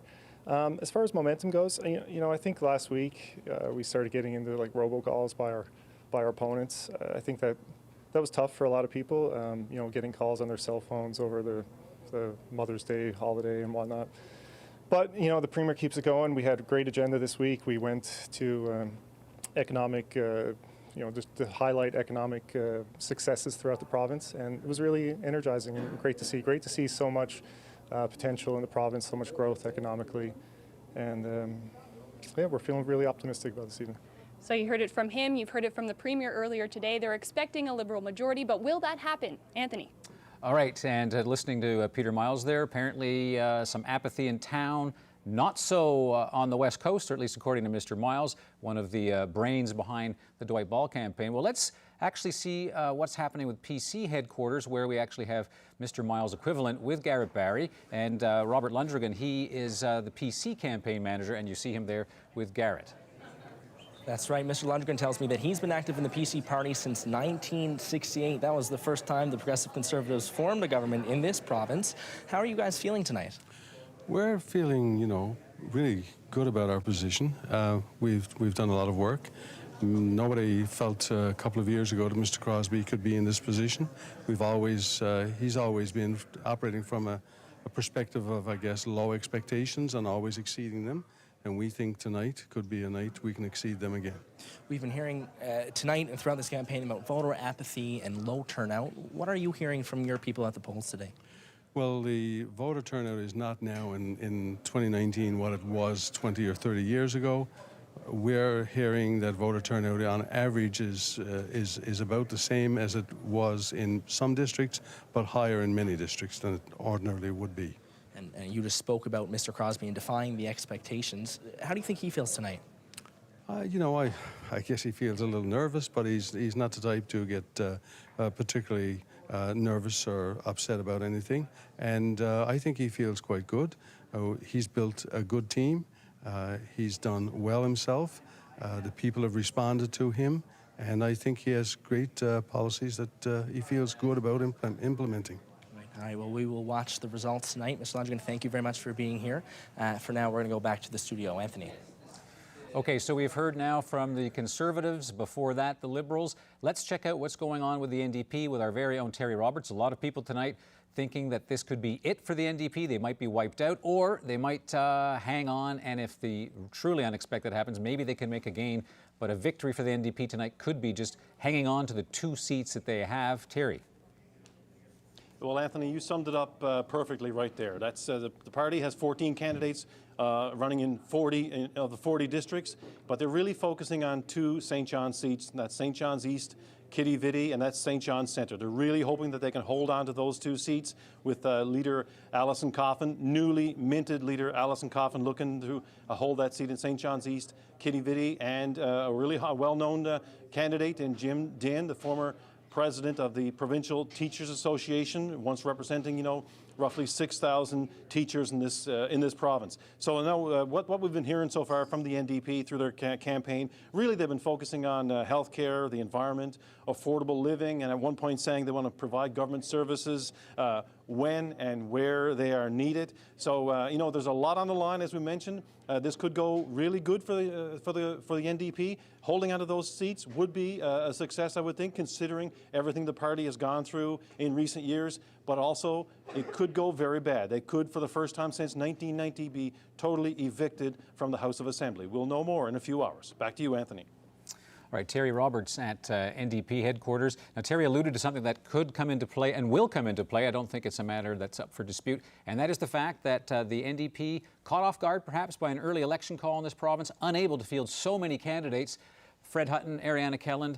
What's your sense of what that will mean tonight? The polls are closing now in 19 minutes. Mm-hmm. How will the NDP not being players in so many districts, how could that affect the outcome tonight? Well, I see it in 2 ways. So they have 14 candidates. If they had a full slate, they would have to spend time right across the province. In some ways, they're blessed because they can focus their attention on the 2 districts that they're hoping to keep. Right, blessed and broke. Blessed and broke. Mm-hmm. But, you know, they are NDP seats that they're trying to keep, too, so they have that advantage. They have the advantage of Jerry Rogers going around with Jim Dinn in St. John's Centre and Lorraine Michael going around with Alison Coffin. 2 former leaders. That's right. So I think for Alison Coffin, too, she may get a little bit of a pass tonight if she doesn't get elected. She has said on the St. John's Morning Show that she will stick it out as leader of the New Democrats. So even if she loses? Even if she loses. Fred? 23,000 people voted for the NDP in November of 2015, the last provincial election. I looked at the 26 districts that don't have NDP candidates this time around. It's 7,800 votes taken away from them. Now, in those districts, where will those votes go? Will they go to the PCs? Will they go to Liberals, or will those voters just sit on their hands and not vote this time around? Now, of the 14 they have, 2 of the districts that are in contention, Jerry Rogers and Lorraine Michael's old districts, they had roughly just over 5,000 votes, and they each won their district. So, you know, you've got this thing in St. John's East, Kitty Vidi, where George Murphy is there, former NDP, now at the Liberal. He's got profile. He's up against Alison Coffin. What will happen there? That is going to be a very tight race. The Liberals think they're going to take that. And some people within the NDP think Jim Dinn is their only hope to keep somebody in the House. If without the NDP in the House for the first time in 30 years, some say the social conscience of politics will be Interesting, out. looking at the Liberals and the Conservatives gains our victory, basically. But for the NDP, just hanging on to what you've got could be seen as a victory. All right, appreciate that analysis. Now, one feature in Newfoundland Labrador politics, there are certain historic patterns that aren't often broken. Carolyn Stokes has something interesting to offer for you right now. Carolyn. Yeah, that is right, Anthony. Well, tonight the Liberals are hoping to hang on to power for their second term. And if there's anything history tells us, it's that this province has never kicked out a governing party after only one term. Let's have a look back. Joey Smallwood and his Liberal Party hold the record for the longest reign. They stayed in power for nearly 23 years. In 1972, Smallwood resigned. A progressive Conservative government took over with Frank Moores at the helm until 1979. That's the year Moores retired and Brian Peckford won the PC leadership and led the party to a majority victory. Peckford would be premier for the following decade, succeeded briefly by Tom Rideout, bringing the PC reign to 17 years. Then voters decided it was time for a change and gave the Liberals another kick at the can under the leadership of Clyde Wells. During the following 14 and a half years, there would be several back-to-back Liberal premiers. Brian Tobin succeeded Wells in 1996, then Beaton Tulk, then Roger Grimes until 2003. That's when voters once again had an appetite for change and opted for a PC government led by Danny Williams. In 2010, Williams resigned from politics. Kathy Dunderdale took over, and voters then elected her as the first female premier in 2011. She lasted 4 years and was succeeded briefly by Tom Marshall and Paul Davis, neither of whom won the premiership during a general election. The PCs held power for a total of 12 years. Then, the 2015 election marked the Liberals' return to power under Dwight Ball. So never in our history have we kicked a party out of power in less than 3 terms. But as time goes on, party reign has gotten shorter and shorter. And you know, change is a trend that's sweeping across the country. Over the past year, 5 other provinces have changed colors. And the question tonight is, will that wave of change make it to our shores, Anthony? And that will certainly depend on what the voters make of the leaders who have offered themselves tonight. Fred? Well, despite what you said about me being around covering politics when Joey Smallwood was getting his first pair of glasses, yes. I was still a seed in God's pocket, and he only had 6 years left. But if you looked at that the graphics that were up there, the names that stand out, Joey Smallwood, household name right across Canada. People watching out in Vancouver, Victoria, people know. People will remember Clyde Wells, his involvement in the Meech Lake Accord. Danny Williams, also Brian Tobin. The leaders tonight who are in the running don't have that same national profile that those people had even before they came. Good point. We're getting close to the time, 14 minutes before the polls close. I just want to shift your attention to something.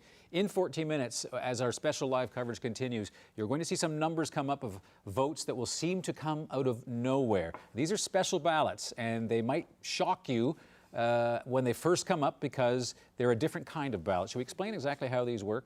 Right, so special ballots would be people who are out of town, out of the province, I should say, at this point, and they went and they casted their ballots a week ago, 2 weeks ago, 3 weeks ago. Right. So a couple of things to keep in mind. One is that a lot of change has happened in the past couple of weeks. You know, there have been debates, there have been spending announcements that came out of the blue. And it's also typically people who really want to vote and those dedicated voters who made sure that I may not be available and to get out and do the vote. So this could include somebody who's working on an oil rig, people in prisons. Someone in hospital. People who are debilitated, can't make it, but still want to vote. And they would have had to apply for a special kit. So the last 10 days of the campaign would not factor into how they decided to vote. They had to have their thing mailed by last week, by last Friday. Had to have it in by then. And a lot of things, you listen to what Zach Gowdy was saying, the polling station people sort of making up their mind. Today, these people had their minds made up. So when those numbers first splash after we get to 8 o'clock Island time, don't be alarmed. Don't be alarmed. We'll try to explain them again because they could change very, very quickly after that.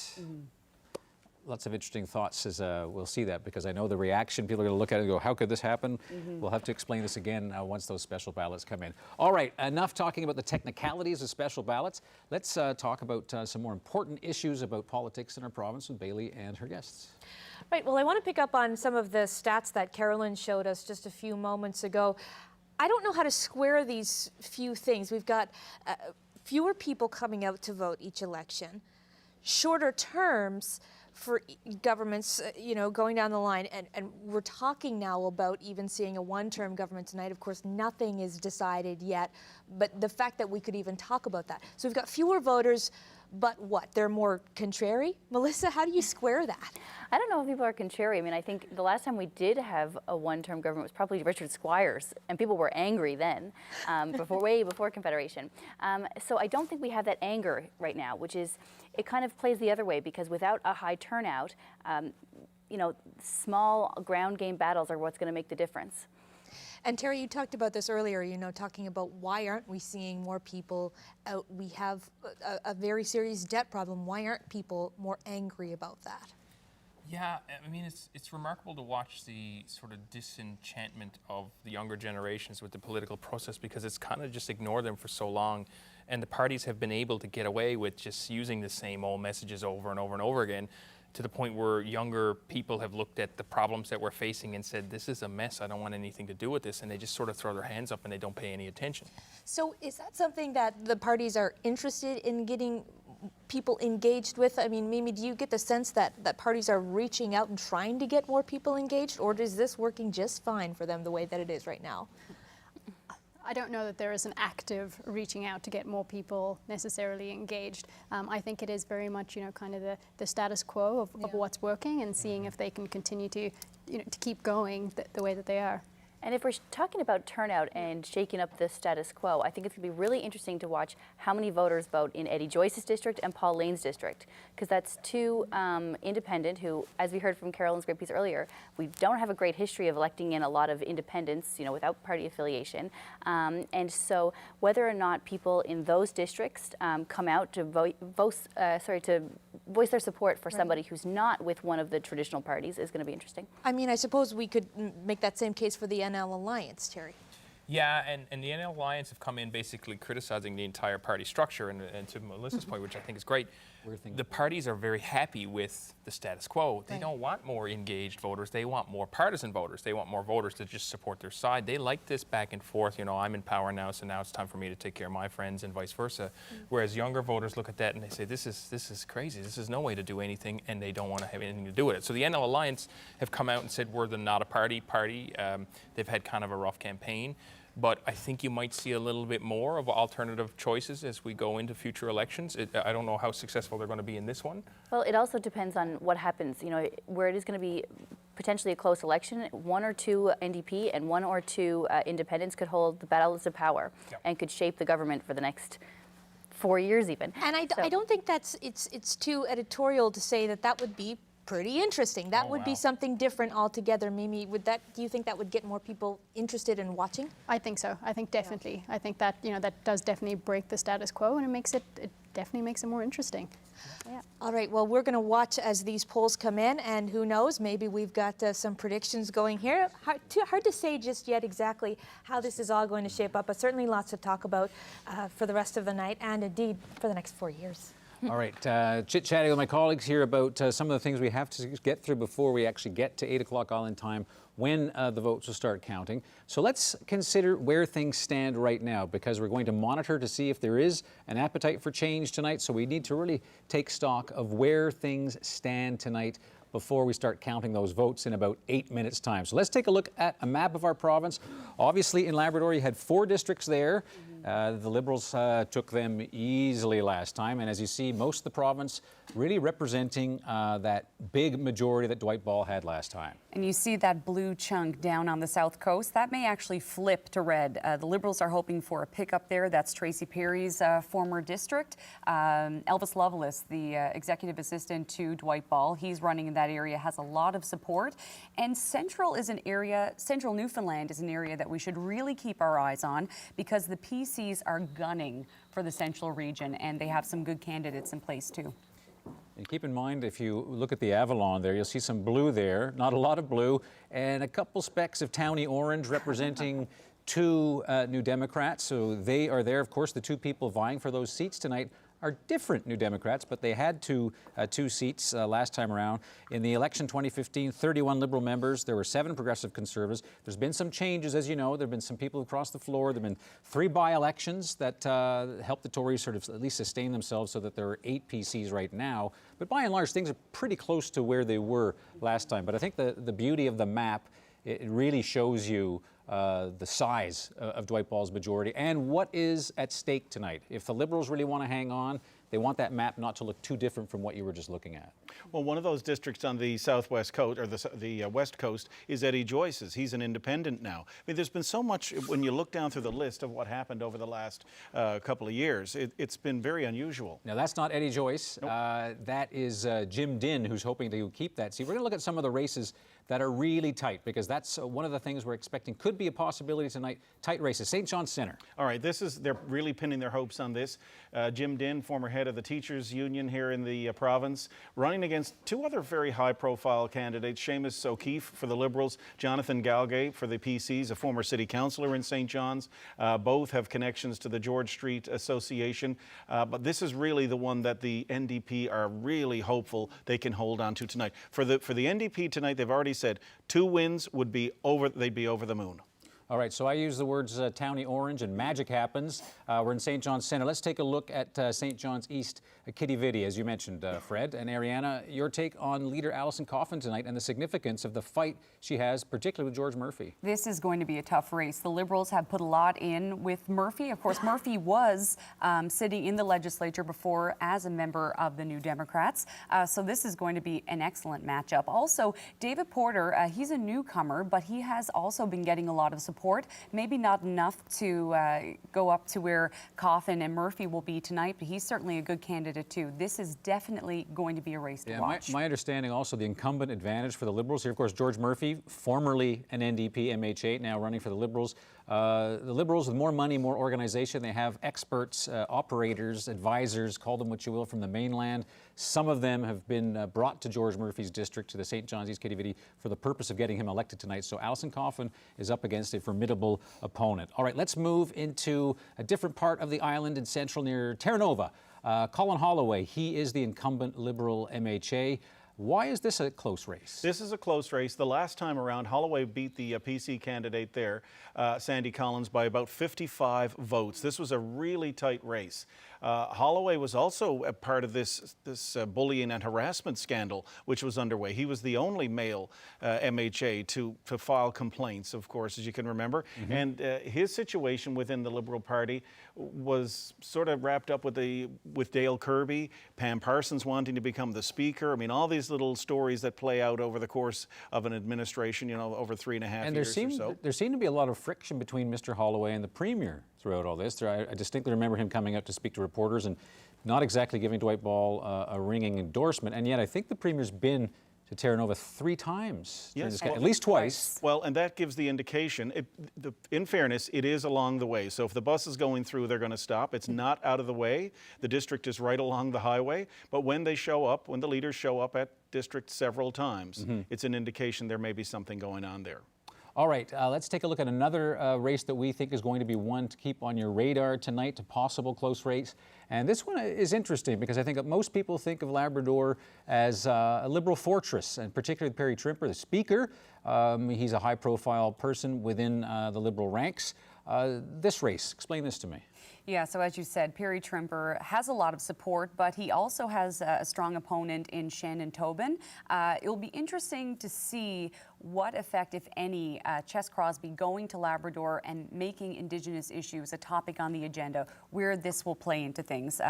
As we mentioned, there is no NDP candidate in this district, but there was some dissatisfaction that Alison Coffin didn't get up to Labrador. Dwight Ball did go to Labrador. He went to Lab West and Happy Valley Goose Bay, but anything involving Indigenous issues, that was not on the agenda there. And also Jim Learning, this is the first election that he has voted in, the first provincial election, and he did vote for himself.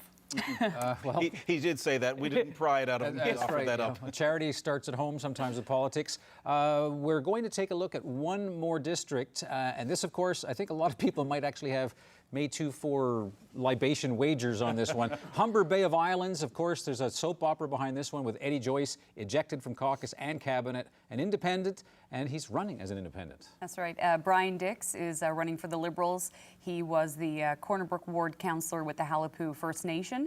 That was one of the first stops Dwight Ball made on the campaign trail. He went right up to Eddie Joyce's district there. Don't know what you want to read All right. into that. Well, and what I said to you earlier as well, the one little nugget about Eddie Joyce, he won that bronze medal in boxing in 1975 in the Canada Winter Games with a haymaker. He may be the kingmaker tonight, depending on how close it is between the Liberals and the PCs, if they come a knocking on his door. Eddie Joyce once told me, he said, what is it with you and Hutton? You always point out that I was a boxer. You never mention I'm a basketball coach. I said, yeah, well, you know what? Not as much fun. For the combative metaphors that we need in this business, basketball coach won't do. Well, I'll predict that this is going to be a slam dunk for Eddie Joyce tonight. I second really? that. All right, well, there you have it. A Fred Hutton prediction early on as to that outcome. Stay tuned because the polls are going to close shortly. This is Newfoundland and Labrador votes 2019, and once the votes start coming, you're going to see a lot of them. Starting off with those special ballots, which have been counted earlier, more coming up.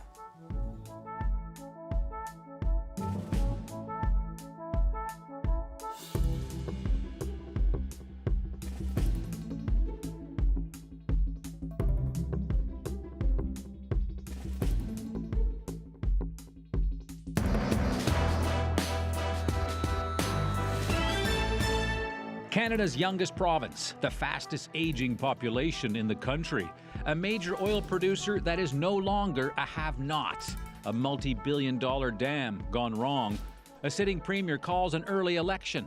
We must move onward. A challenger named Crosby. I want to make this a province which is a better place to live with a brighter future. Potential peril for the NDP. I feel that this change is happening. And a new party. The reason I decided I could no longer be involved in the party system as it stands today is because it does not represent the people of Newfoundland and Labrador. Will voters here buck the national trend for change? Be realistic. Be real. This is what's happening in the province. But then tell us how you're going to solve it. We have this dam we can't afford, making power we can't sell, with debt that we can't possibly repay. Newfoundland and Labrador votes 2019. Well, the polls in Newfoundland and Labrador have closed, and we'll start to get results right away. Good evening. I'm Anthony Germain, and this is Newfoundland and Labrador Votes 2019. And a welcome to listeners joining us now on CBC Radio 1. Now, I want to walk you through our graphics right away. If you look at the bottom of your screen there, you will see a different type of minibar there. And it's not a May 2-4 appliance. This is how we're going to count the votes tonight. It shows the number of candidates leading or elected for each party. And you see those numbers popping in right now. Now, what you're looking at are the results of the special ballots that we've mentioned just before 8 o'clock Island time. So those numbers that you see there, 23 for the Liberals, 14 for the Conservatives, 2 Independents, 1 New Democrat, that's based on votes, hundreds of votes in each district that were delivered about 10 days ago, that were counted days ago. So these are older votes. So 23 for the Liberals, 14 for the Conservatives right now, 2 Independents, and 1 for the New Democrats. Keep in mind, that can change. Another number to think about tonight, 21. That is the number you need to form a majority government historically in this province. So keep that number in mind as well, 21.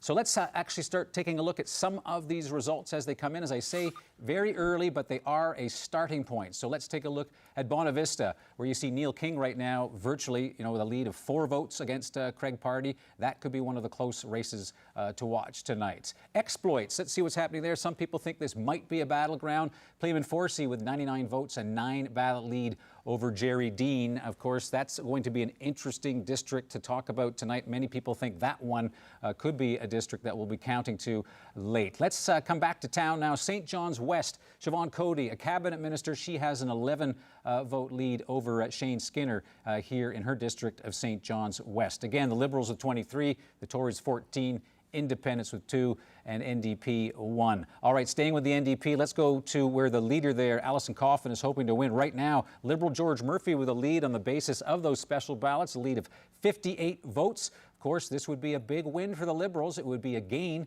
Alison Coffin hoping to be elected, as many NDP leaders have struggled in recent history. You think of Earl McCurdy, to make sure to get that seat. All right, another key battleground for the NDP, St. John Centre. There you see Jim Dinn, 71 votes. That's an 11 vote lead over Jonathan Galgay, a strong Conservative contender. That's expected to be a three-way battle with Seamus O'Keefe with the Liberals. So that is an important one. Let's go to Humber Bay of Islands. We were talking about this earlier, and there you have Eddie Joyce with a 148 vote lead. I don't want to say that Fred Hutton was correct 10 minutes ago, but it looks as though that trend, if it were to hold, again, special ballots, Mr. Hutton shows why we've hired him to be part of our team tonight.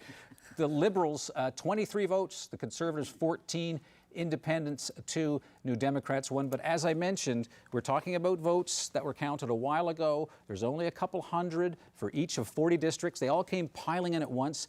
A little bit of a surprise that Elections NL had for us, because we thought that everything would be counted and slowly distributed. This was a last-minute change, so you're looking at that, you're going, how can they have those numbers so quickly? That's why you're seeing what you're seeing. So those numbers could change, so just keep that in mind as the evening progresses. Nonetheless, if you're a Liberal and you're Dwight Ball looking at this as a starting point, 21 is what you need for a majority. Your thoughts on the special ballot results? Look, the special ballots came out this time around. We only found out about this a couple of days ago. They used to release the advanced polls as well, which they're not doing now. So probably in about 14 or 15 minutes, we'll see those numbers change again. The polls that were put out by Abacus Data, MQO, and others, Forum, including last night's, were all over the place, like Ashley's weather forecast today. So many models, she couldn't pin down what it's going to be like. I will not tell Ashley you said that about her weather forecast. She said it herself on the air. She said it's really up in the air. And that's what these polls throughout the election campaign delivered to me. There's a lot of confusion out there. I think what we're seeing here right now is probably going to be closer to what the end result will be. All right, we'll see if the numbers actually shift or if they don't. Peter Cowan, who I have not had a chance to introduce yet, our colleague Peter Cowan, he is the person who's going to be, as you can tell, he's on his feet. He's going to be a busy man tonight. He's bringing us the results as they come in. Peter. Anthony, let's take a look at this map, because this is kind of the first look at the change in how this province looks. It used to be that pretty much everything from Central all the way through to Labrador was all red. Now we're seeing some of these areas that are changing blue with those early special ballots. And let's take a look at some of the individual districts here that we're getting those early results on. Steve Crocker, quite a healthy lead to start out in Carbonear Trinity Bay de Verde. Liberal cabinet minister, high-profile position, and a good start for him. Interestingly, we now have 3 polls, so we're starting to actually get some of the early polling in that district as well. Conception Bay East, Bell Island, David Brazel, he's held this district for quite a few terms and starting out with a healthy lead this evening over Liberal Cyril Hayden. Taking a look at Corner Brook, this is another cabinet minister, Jerry Byrne. He's got almost a 70-vote lead to start off the evening with those special ballots reporting in. So it's a good start for him on the night. And Conception Bay South, Barry Petton. This is a district that he's held, and right now the early results are showing that he's doing fairly well. Cartwright Lance Eclair, this is Liberal stronghold territory, especially since the PCs have essentially kicked out Michael Normore, and Lisa Dempster starting with an early lead there. All right, as Peter's mentioning again, the special ballot count that you're seeing right there, there are 9,148 of these special ballots delivered across those 40 districts. This is a good start for the Liberals, goes without saying, if you count in those ballots, and they are part of a pattern, and that pattern stays. But let's take a look at what the special ballot vote share represents. So as far as the share of the vote goes, this is a 49.5% vote share for the Liberals, 40.5% as you see there for the Tories. And what's important is that historically in Newfoundland, nobody gets a majority with less than 45.5%. So keeping that 21 seats is really important. 21 is the magic number, but you can't get there without having a vote share of 45.5 or higher. And you see the Liberal vote share right now, based on these ballots, is just under 50%. So Dwight Ball and the Liberals off to a good start with the special ballots, and we'll see if this actually holds. So let's see what this would mean as far as the change in the number of seats tonight. So for a seat change, This would knock the Liberals down 7 seats if this stays where it is. Important to remember, though, the Dwight Ball's majority and the government that called this election, he could afford to lose 9 and still hang on to a majority government. So if that stays there and the Liberals lose 7, even with the Tories gaining 6, and maybe the NDP losing 1, the Liberal majority would hold. It's interesting to point out there, you saw the race in Cartwright-Lanticleer and you saw Michael Normore there for the PC. So much has changed in the past 10 days, right? Michael Normore, for instance, if he is elected, will not be a Tory. He was kicked out by Ches Crosby. So again... Depending how close it is, maybe that will change before the night's through. But again, it just stresses these are special ballots. And, you know, time has passed, so it'll be interesting to see how these numbers hold throughout the night. Just looking at 2015, 10,351 people voted in special ballots 4 or 3.5 years ago. So we're down about 1,200. Right. The number may seem like a lot, 9,148, but it's down 1,200. When you drill down, and of course, we're going to keep our eye on the total vote tonight because it was record low last time. We'll see how we do tonight. And remember, there are 26 districts that don't have NDP candidates this time around. All right, let's get Peter Cowan back in front of the electoral map and get some more results. Anthony, we were looking at some districts where we're seeing some changes here on the map. Interesting things like Torngat Mountains up here in Labrador, considered a fairly safe Liberal area, but thanks to those early special ballot numbers, PC's starting out with an early lead. But let's look at some of the individual districts, some of these where we're seeing results that are very similar to what we saw in 2015. So, for example, taking a look at Cape St. Francis, this is Tory territory, so Kevin Parsons, not a surprise that he's starting out with a strong lead from those special ballots. Taking a look at Buren Grand Bank, this is an interesting result because the PCs really think they can take this one with Bill Matthews, but he's starting the night behind Cabinet Minister Carol Ann Haley. Burgeo-Lapoille, this is pretty safe Liberal territory. Andrew Parsons starting out with a very strong lead, 200 votes ahead of the PC candidate there. And taking a look at Bayvert, Green Bay, Brian War looking so far with a 136 vote lead over the PCs. Quite a healthy start there. This is a district that he held after the last election, and he's on a good start at least in order to head there again. Taking a look at Harbor, Maine, this is one district where we're seeing a change. Betty Parsley's the incumbent here, but Helen Conway Ottenheimer, she had to fight for the PC nomination. They had about 1,000 people come out just for that nomination race, and some of those people are coming out to vote for her tonight, Anthony. Okay, Peter, we should keep in mind again the special ballots. There's only a certain number of them, 9,000 or so, but still, one of the things that we're going to feature tonight in our coverage are races that are simply too close to call. Right now, there are between 30 to 40 races where the difference between first and second is less than 100 votes. So let's take a look at the top 6 right now. Look at that column on the right. For each of these districts right now, you've got a difference of fewer than 10 votes. In Bonavista, it's 4. So these are virtual ties. And so with so few votes in, these are coin tosses, essentially. We've got to wait until those real, the ballots that were cast today and the advance poll, once those start to come in, these numbers could change dramatically. And when it starts, from previous experience, it starts and it goes very, very quickly once those new numbers stay in. So the Liberals right now, 23. The PCs are behind them at 14. You've got 2 independents on the board and 1 New Democrat, again, on the basis, we think right now, of the special ballots. And just take a look at the board there. Look at Windsor Lake. That's Ches Crosby's district. Again, early, but Bob Osborne, the brother of Tom Osborne, they have put a lot into that district. The Osborne name, synonymous with provincial politics, and they have been working hard. And you also have to think that Ches Crosby has been touring the province. So how much time has he really had in his own district? And Tom Osborne is only facing 1 candidate this time around. The PC candidate had to drop out at the last minute for family reasons. So he's taken his machine, including mom and dad and uncles and aunts and sisters and brothers, and put it into Windsor Lake. The other one that was up there was Mount Sion, where another leader is running. And just an important point for people who are perhaps joining us a bit late, looking at the board with the Liberals 23, Conservatives 14, 2 Independents, 1 New Democrat. The CBC election desk will not make any projections on the basis of special ballots. So if you're looking and saying, well, that difference should be called, that's the reason, because it's a certain number of votes, not between 9,000, 10,000 votes, and it's not trustworthy data on which to make a projection. Okay, nonetheless, some interesting numbers on the basis of those special ballots. I'm going to invite Bailey White, who has some political insiders to talk to about what we're seeing unfold. Right, it's not enough to make a projection about, but it's something to talk about for sure. Apart from these two independents, I don't know if anybody's loving the numbers that they're seeing right now. So we'll talk to our party insiders, and we'll start down on this end this time with John Sams from the Liberal Party.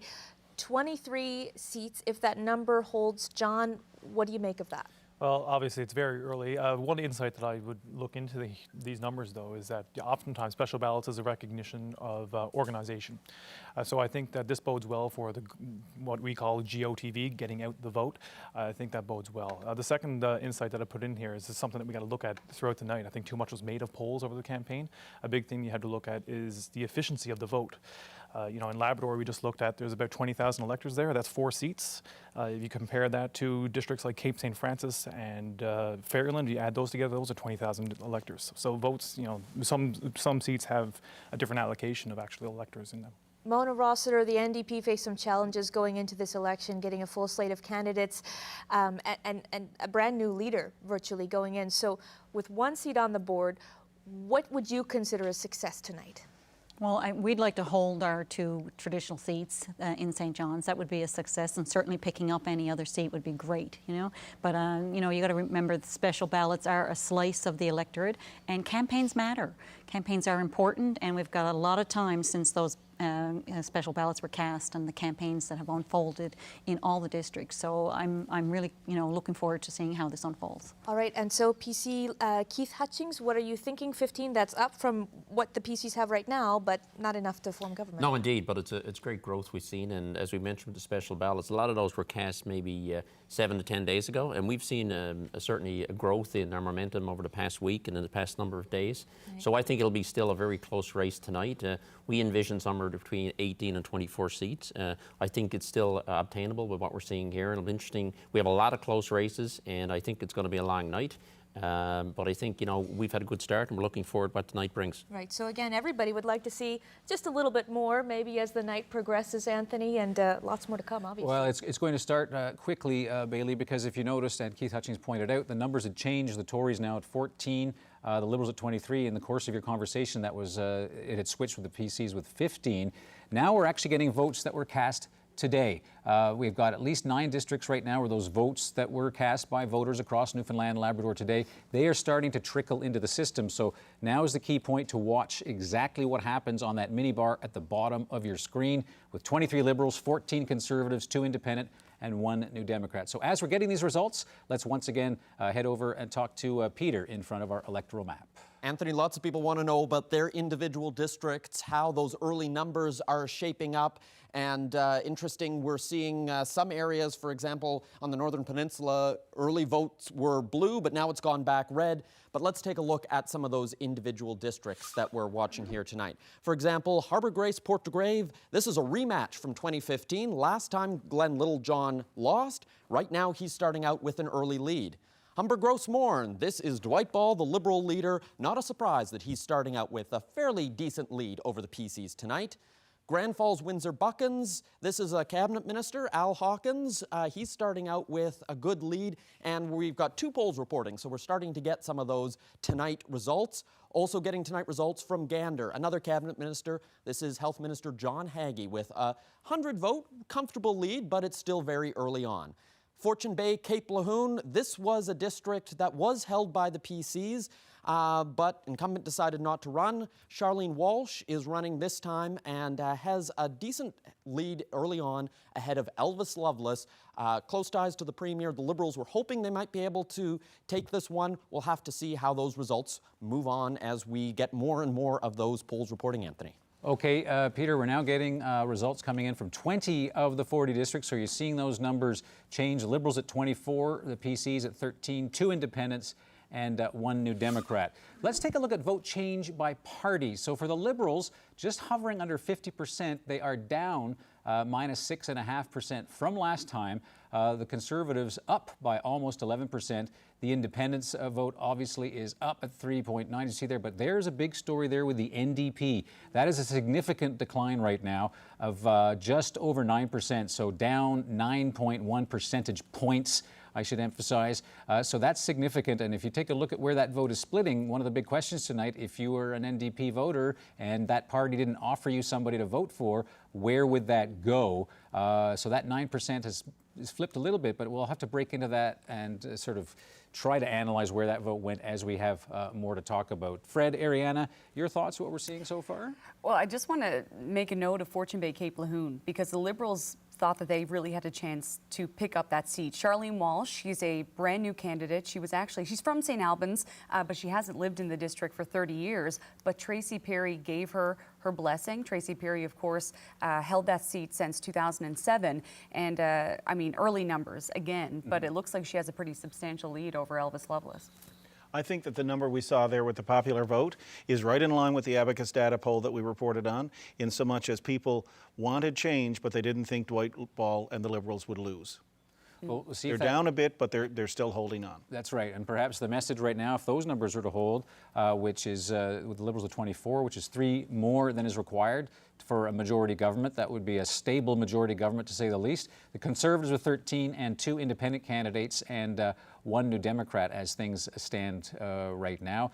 Obviously for the NDP, you've got to be concerned if you're a New Democrat and you want there to be a vibrant NDP in the House. On the other hand, 1 is better than none. That's right. And 2 independents. So that's Eddie Joyce and Paul Lane, obviously. And Eddie Joyce, it wasn't expected to be a very tight race, but certainly Paul Lane had some very, very good opponents. So it'll be interesting to see if we stick with those 2 independents or if he trails off the board there. Just saw Fortune Bay Cape Lejeune go by. It's a 4 vote margin there between Elvis and Charlene now. So that could be one of those tightening races, up. Could be one of those races to watch. All right, well, let's get out of our election studio here and head to Corner Brook, Liberal headquarters, with our reporter Katie Breen, who has somebody she wants to introduce us to. Katie. Yeah, that's right. It's a tight race shaping up so far. And I'm joined now by Devin Ryan. Devin, I'll get you to step in here. You're a young man, 21 years old, but you're in with the Liberal Party. Why did you decide to get involved? Well, I had some great friends of mine that were involved in the Young Liberals, so it was always kind of an interest for me to get involved. And once I seen them get involved, it was definitely an interest, and it was time to get involved. And you saw that in the polls, you know, coming up to this election day, things were tight. Why did you decide to stay with the party, stay with the Liberals? It's a great group of people, and it's a great organization, I think. And you know, there's a lot of leaders in there that really influenced me, and you know, I think that influenced my decision big time. And I love the organization, and it's been fun to stay with them. It's looking like 22 seats so far, of course, just in special ballots. That's pretty tight. How are you feeling about tonight? I'm feeling pretty optimistic right now. I know, you know, it is going to be a tight race this year, but I think we hopefully will pull through. All right, Anthony, back to you. All right, Katie Breen in Corner Brook. And of course, we'll be heading back to Corner Brook later. And if the numbers stay where they are right now, it will be for a Dwight Ball victory speech at some point. The Liberals at 24, 3 more than is required for a majority. The Conservatives at 13, 2 independents, and 1 New Democrat. Well, let's break down some of what the numbers that have come in now mean for the Liberals. And we'll take a look at a summary for the Liberals, the party summary, and we'll break it down by region. So what's interesting here, if you take a look, the Liberals down everywhere, and I think a lot of people might be surprised they're up in Central. A lot of people predicted, the pundits and other political scientists, that Central could be the battleground. If that's the case, maybe this explains why the Liberals seem poised to actually hang on to a majority government where those numbers are right now, because they are down everywhere else. 9 points almost in the Avalon, 8.5 in the eastern portion of the province, 9.5 in Labrador, and even in Metro, when you drill right into the center of the town, minus 2.5. And in western Newfoundland, Labrador, perhaps that's the biggest hit for their popular support, or the support for the party, 22.4 percentage points. So you're seeing them down, but overall, you look at that share of the vote at 50.2, that is well above what a party needs to form a majority government, which explains those numbers you see at the bottom of your screen with the Liberals now with 24, Tories 13, Independents 2, and one New Democrat. Ariana and Fred, you look at those numbers. What do they tell you about the regional breakdown of Liberal support? Central is surprising, as you said, and also to have lost in Labrador, that's also surprising. Again, early days. There are some really good races in Central. I mean, you look at exploits. You have Jerry Dean, who was a one-term MHA.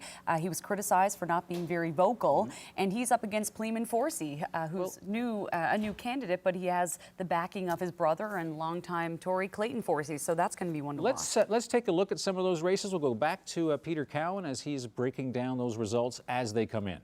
Anthony, let's take a look at one area that it has been a Liberal stronghold, and that is the western part of Newfoundland. And as you can see, it's pretty red here, except for this one little patch of gray, and I think that's Eddie Joyce's gray hair that's standing out here in his district. But let's take a look at some of those individual districts where the Liberals are doing fairly well tonight on the West Coast. Stephenville, Port-au-Port, it's a close one here, just 27 votes, giving John Finn a bit of a lead over Tony Wakeham. Tony Wakeham ran for the leadership of the PCs. He has a strong provincial profile, but he recently moved to the district, so not as well known amongst people in the district, so that may be what's helping give John Finn a bit of a lead tonight. Scott Reid, another incumbent there, he's got a 40-vote lead over Tom O'Brien. This is one district that the PCs thought they might be able to flip, so we'll keep an eye on that tonight. St. Barb, Lanza Meadows. This is a cabinet minister, Christopher Mitchellmore. Sheila Fitzgerald ran a fairly feisty campaign. She had to quit her job with the provincial government in order to run. She was hoping that she'd be able to take this PC. Right now she's trailing by about 100 votes behind Mitchellmore. And Humber Bay of Islands, that's the gray spot, Eddie Joyce. It was quite a commanding lead, 181 votes ahead of Brian Dix. That is more than all the other candidates put together. So a clear sign that Eddie Joyce has got a strong start.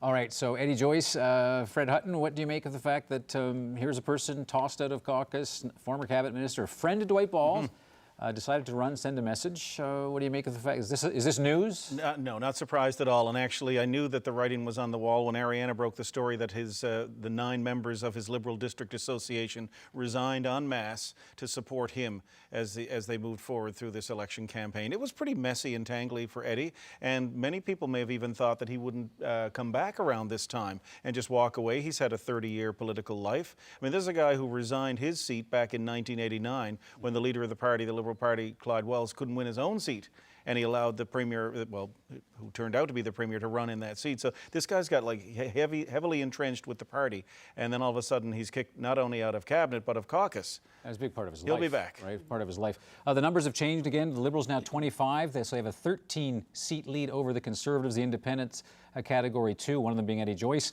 and we have one New Democrat on the board. One of the issues we talked about when it comes to the NDP, the fact that they could not muster candidates right across the entire province. What does that mean? Well, we're going to go to Tory headquarters now with Garrett Barry, where he has met a voter who is a lifelong New Democrat but decided to make a change because, well, I'll let Garrett explain. Garrett.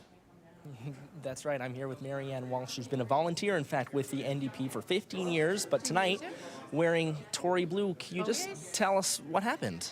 Well, actually, I wanted to run in the district of St. John's East Kitivity, and they said, yeah, you and 100 others. So I was a half hour late getting my papers in to run in the district with the PCs. So when David Porter decided to run, I decided to help him because Lorraine didn't want me to stay, and neither did Alison. So I said, great, perfect opportunity, and that's what I was going to do. Has it been a hard adjustment for you starting to work with the PCs after so long in the New Democratic Party? No, actually, this is the best decision I've ever made. I've never been happier. So you're wearing the right colors tonight. What do you think of the early results? It's close, but I think there's more polls to come in yet. So I think it's going to be a big change. And whatever way it happens, I mean, everybody worked hard, and it's going to be great. What will be your future in politics? Say that, you know, you've just started working at the PCs. Can you imagine yourself here for a long time? Oh, yes, eventually I do want to run. And I do want to run in district. I do want to be an MHA. It is on my bucket list. So hopefully, yes, that's what I want to do. I love what I do, and I mean, I've done it for so long, so that's what I enjoy. And finally, we spoke earlier today, and you talked about trying to convince some of your former colleagues, friends, acquaintances that the PCs were the right way to go for them. Is that a hard pitch for you? No, most people I've dealt with for 15 years in the district, they know me, they know like how much I've helped them. And no matter what party I run for, what color, I will help them. And that's what I do. That's what I enjoy doing. Well, thank you very much for your Thank you. time. I'm going to go back to the studio to Anthony.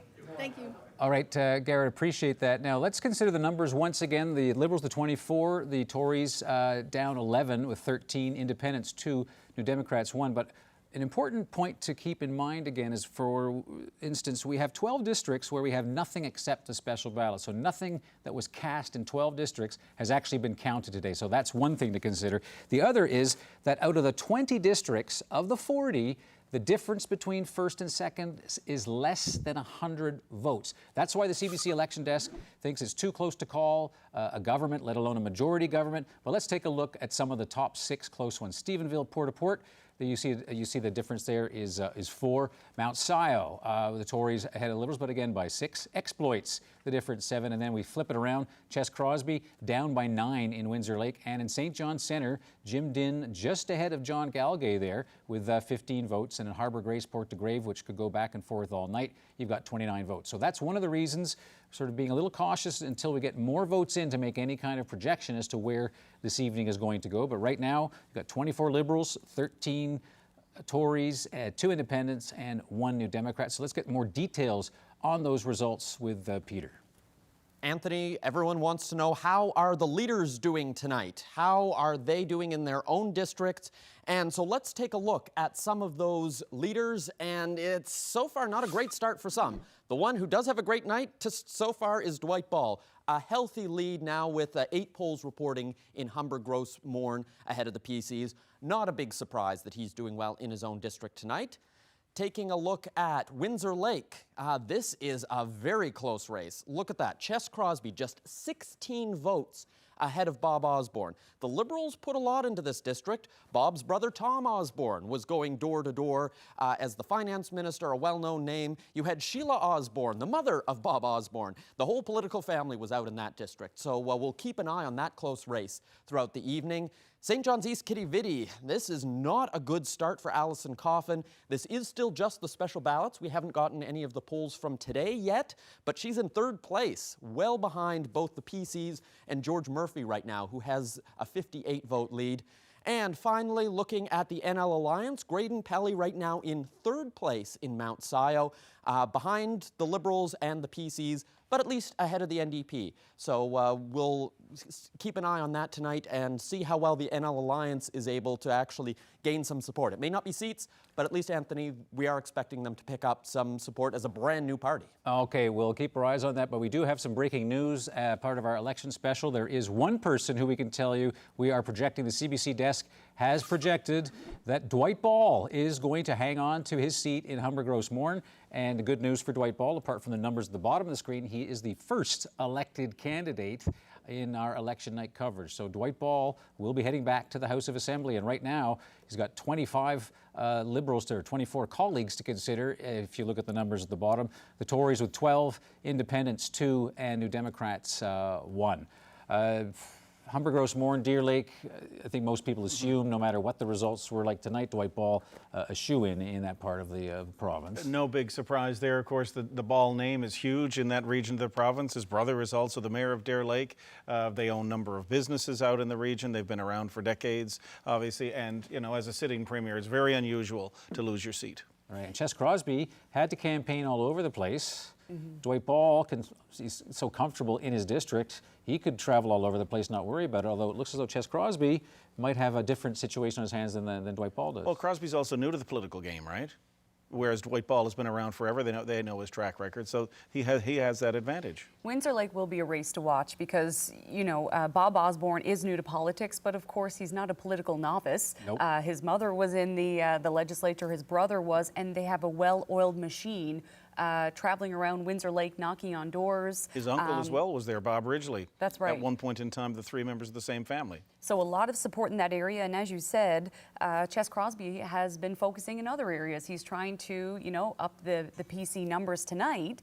What that will mean, well, who knows, but it's obviously a tight race. But it's not working out the way Ches Crosby would like when you look at those numbers. The Liberals 25, the Tories 12, Independents 2, New Democrats 1. All right, let's talk about what we're seeing as these results are unfolding. Bailey White, you've got some people with you who know a lot about campaigns and election nights. Let's hear from them. Right. I mean, we've got political insiders here from all stripes. PC Keith Hutchings, Mona Rossiter from the NDP, and John Sams from the Liberals. We've heard a little bit about some of the ridings to potentially watch, or the districts, I should say. Keith Hutchings, what's a district that you're watching? Well, I guess there's several, and there was 5 or 6 that we were very interested in. Certainly Harbour Grace District, Glen Littlejohn, Southlands, Mount Pearl, Gillian Pearson in there. There was 4 or 5 seats that I think we're doing well in, but it seems that, you know, as more polls come in, we see where there are 2. We knew to get to the point we wanted to get to, there was going to be a lot of close races, and we needed things to fall our way to take advantage of that. There's still a lot of polls to come. Certainly there's a space now in 25 and 12 from us and the Liberals, but I think you'll hopefully see that gap close as we see more polls coming in those close districts. Mona Rossiter, I think I could predict which seat you'll be most closely looking at. Well, I'll definitely be watching all of the NDP seats, but particularly St. John's East, Kitty and St. John's Centre. How challenging was that fight? Well, when we mounted a really good campaign. We feel we really did the groundwork, but with a new leader and with an snap election called, and we had a lot to prepare for in a very short order. So yeah, it's a challenge, but we think we're going to pull it out. John Sams, any particular seat that you're not quite sure how it's going to go, which one you'll be watching? I think one of the more interesting ones is certainly St. John's East Kitty. I think that's one of the few pure 3-way races that we're seeing, and you know, it's a priority for us. Fortune Bay Cape Lahoon is another one as well. And George Murphy, of course, the candidate for the Liberals there, going up against NDP's Alison Coffin. It is going to be a squeaker, perhaps. Some well-known names all over there, and certainly we are a long way from knowing exactly how that one's going to end. All right, Bailey, now obviously if you're looking at those numbers, it's going to open up a little bit if it stays where it is right now. This is looking like a great night for Dwight Ball and the Liberals, who can easily argue that they had a tough time in the last session, not entirely of their own making, as we heard the Premier say again and again and again through the campaign. But right now, with 24 seats, that's 3 above the majority, not major loss of seats. So let's take a look again at what we're seeing here. Let's consider the vote share to begin with, and this will give you a sense. When we look at the share of the vote, the Liberals in that majority territory of 48.2, as you can see, a significant lead over the Conservatives there, which translates into what you see at the bottom of the screen with 24. The Tories at 42.6. The New Democrats, obviously not fielding candidates, is going to hit that. But that is a very low share of vote for the NDP at 3.8%. In fact, when you add the independents and other, that is actually more a share of the vote than the NDP has right now. So that's the vote share. And I guess the interesting thing for Liberals, you take a look at how the seat change results in all of this. And it's not that big a hit. We mentioned that the Liberals, because of the size of the majority, could afford to take up to 9, and they are down 6. But that still gives them a respectable majority if this holds. The Tories are up 5, but they're still, when you do the math, they're down by 11, so they're not close enough to pose any kind of threat to the Liberals or the combined opposition, if you look at it there. Independents, we're looking at 2 of them, along with 1 New Democrat. Now, at this point in our election coverage, there are only 6 districts left that have yet to start reporting ballots other than those special ballots, which started off our coverage. So there's only 6, so the votes starting to firm up a bit. This is starting to look very good for Dwight Ball and the Liberals. And keeping a majority, possibly. One of the things that we should also keep an eye on is Graydon Pelley and NL Alliance, new party. What exactly is success, I wonder, for this party? Does he expect to come in first, or is it just to take away votes from the PCs? If his motivation was to hurt the Tories, and we can take a look back at that vote share to see if in some of those close races, if they took them at, might take us for a while to drill into that kind of specific detail. Obviously, if he does well, then he can say, hey, take a look. We never really did get the answer as to why he left as president of the PC party right after Ches Crosby took over and started what isn't even a party. It was a cause, more so, as he put it. You know, that's going to be interesting, but I don't think it's going to play a really big role in tonight's election. You know, for the NDP to go from where they were back in 2011 to this tonight, barely hanging on, you know, this is a problem for them. But not for Alison Coffin as the new leader, because she's only been there for a couple of months. She still has the new car smell. People aren't going to pin any of this on her. There was a lot of turmoil going on behind the scenes in the lead up. you know, she didn't realize she was going to be in this position 3 months ago. Now all of a sudden here she is the leader, scrambling to get, you know, candidates to run, and they only end up with 14 out of 40. All right, and it's not as if there are a lot of people who aren't always there lining up to actually lead the party, so the party might give her a little breathing space and some grace. Well, listen, we talked a lot about those numbers. The Liberals leading in 24, the PCs 13, 2 Independents and 1 New Democrat. Nonetheless, despite the Liberal lead, some of them are in trouble. And Anthony, let's take a look at some of those districts where we are seeing Liberals in trouble tonight, because there are lots of blue patches all over this map where it was red in 2015. And one of those, bit of a surprise, is Torngat Mountains up here in Labrador. And that's the first district that we want to take a look at, because Randy Edmonds was considered fairly safe in this district, well-known, well-liked MHA, but he's in serious trouble tonight.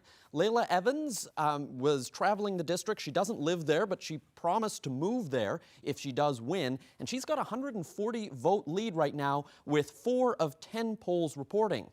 Harbour, Maine. This is one where Betty Parsley had to fight for the Liberal nomination. Now she's having to try and fight to save her seat, and it's not looking good with these early numbers.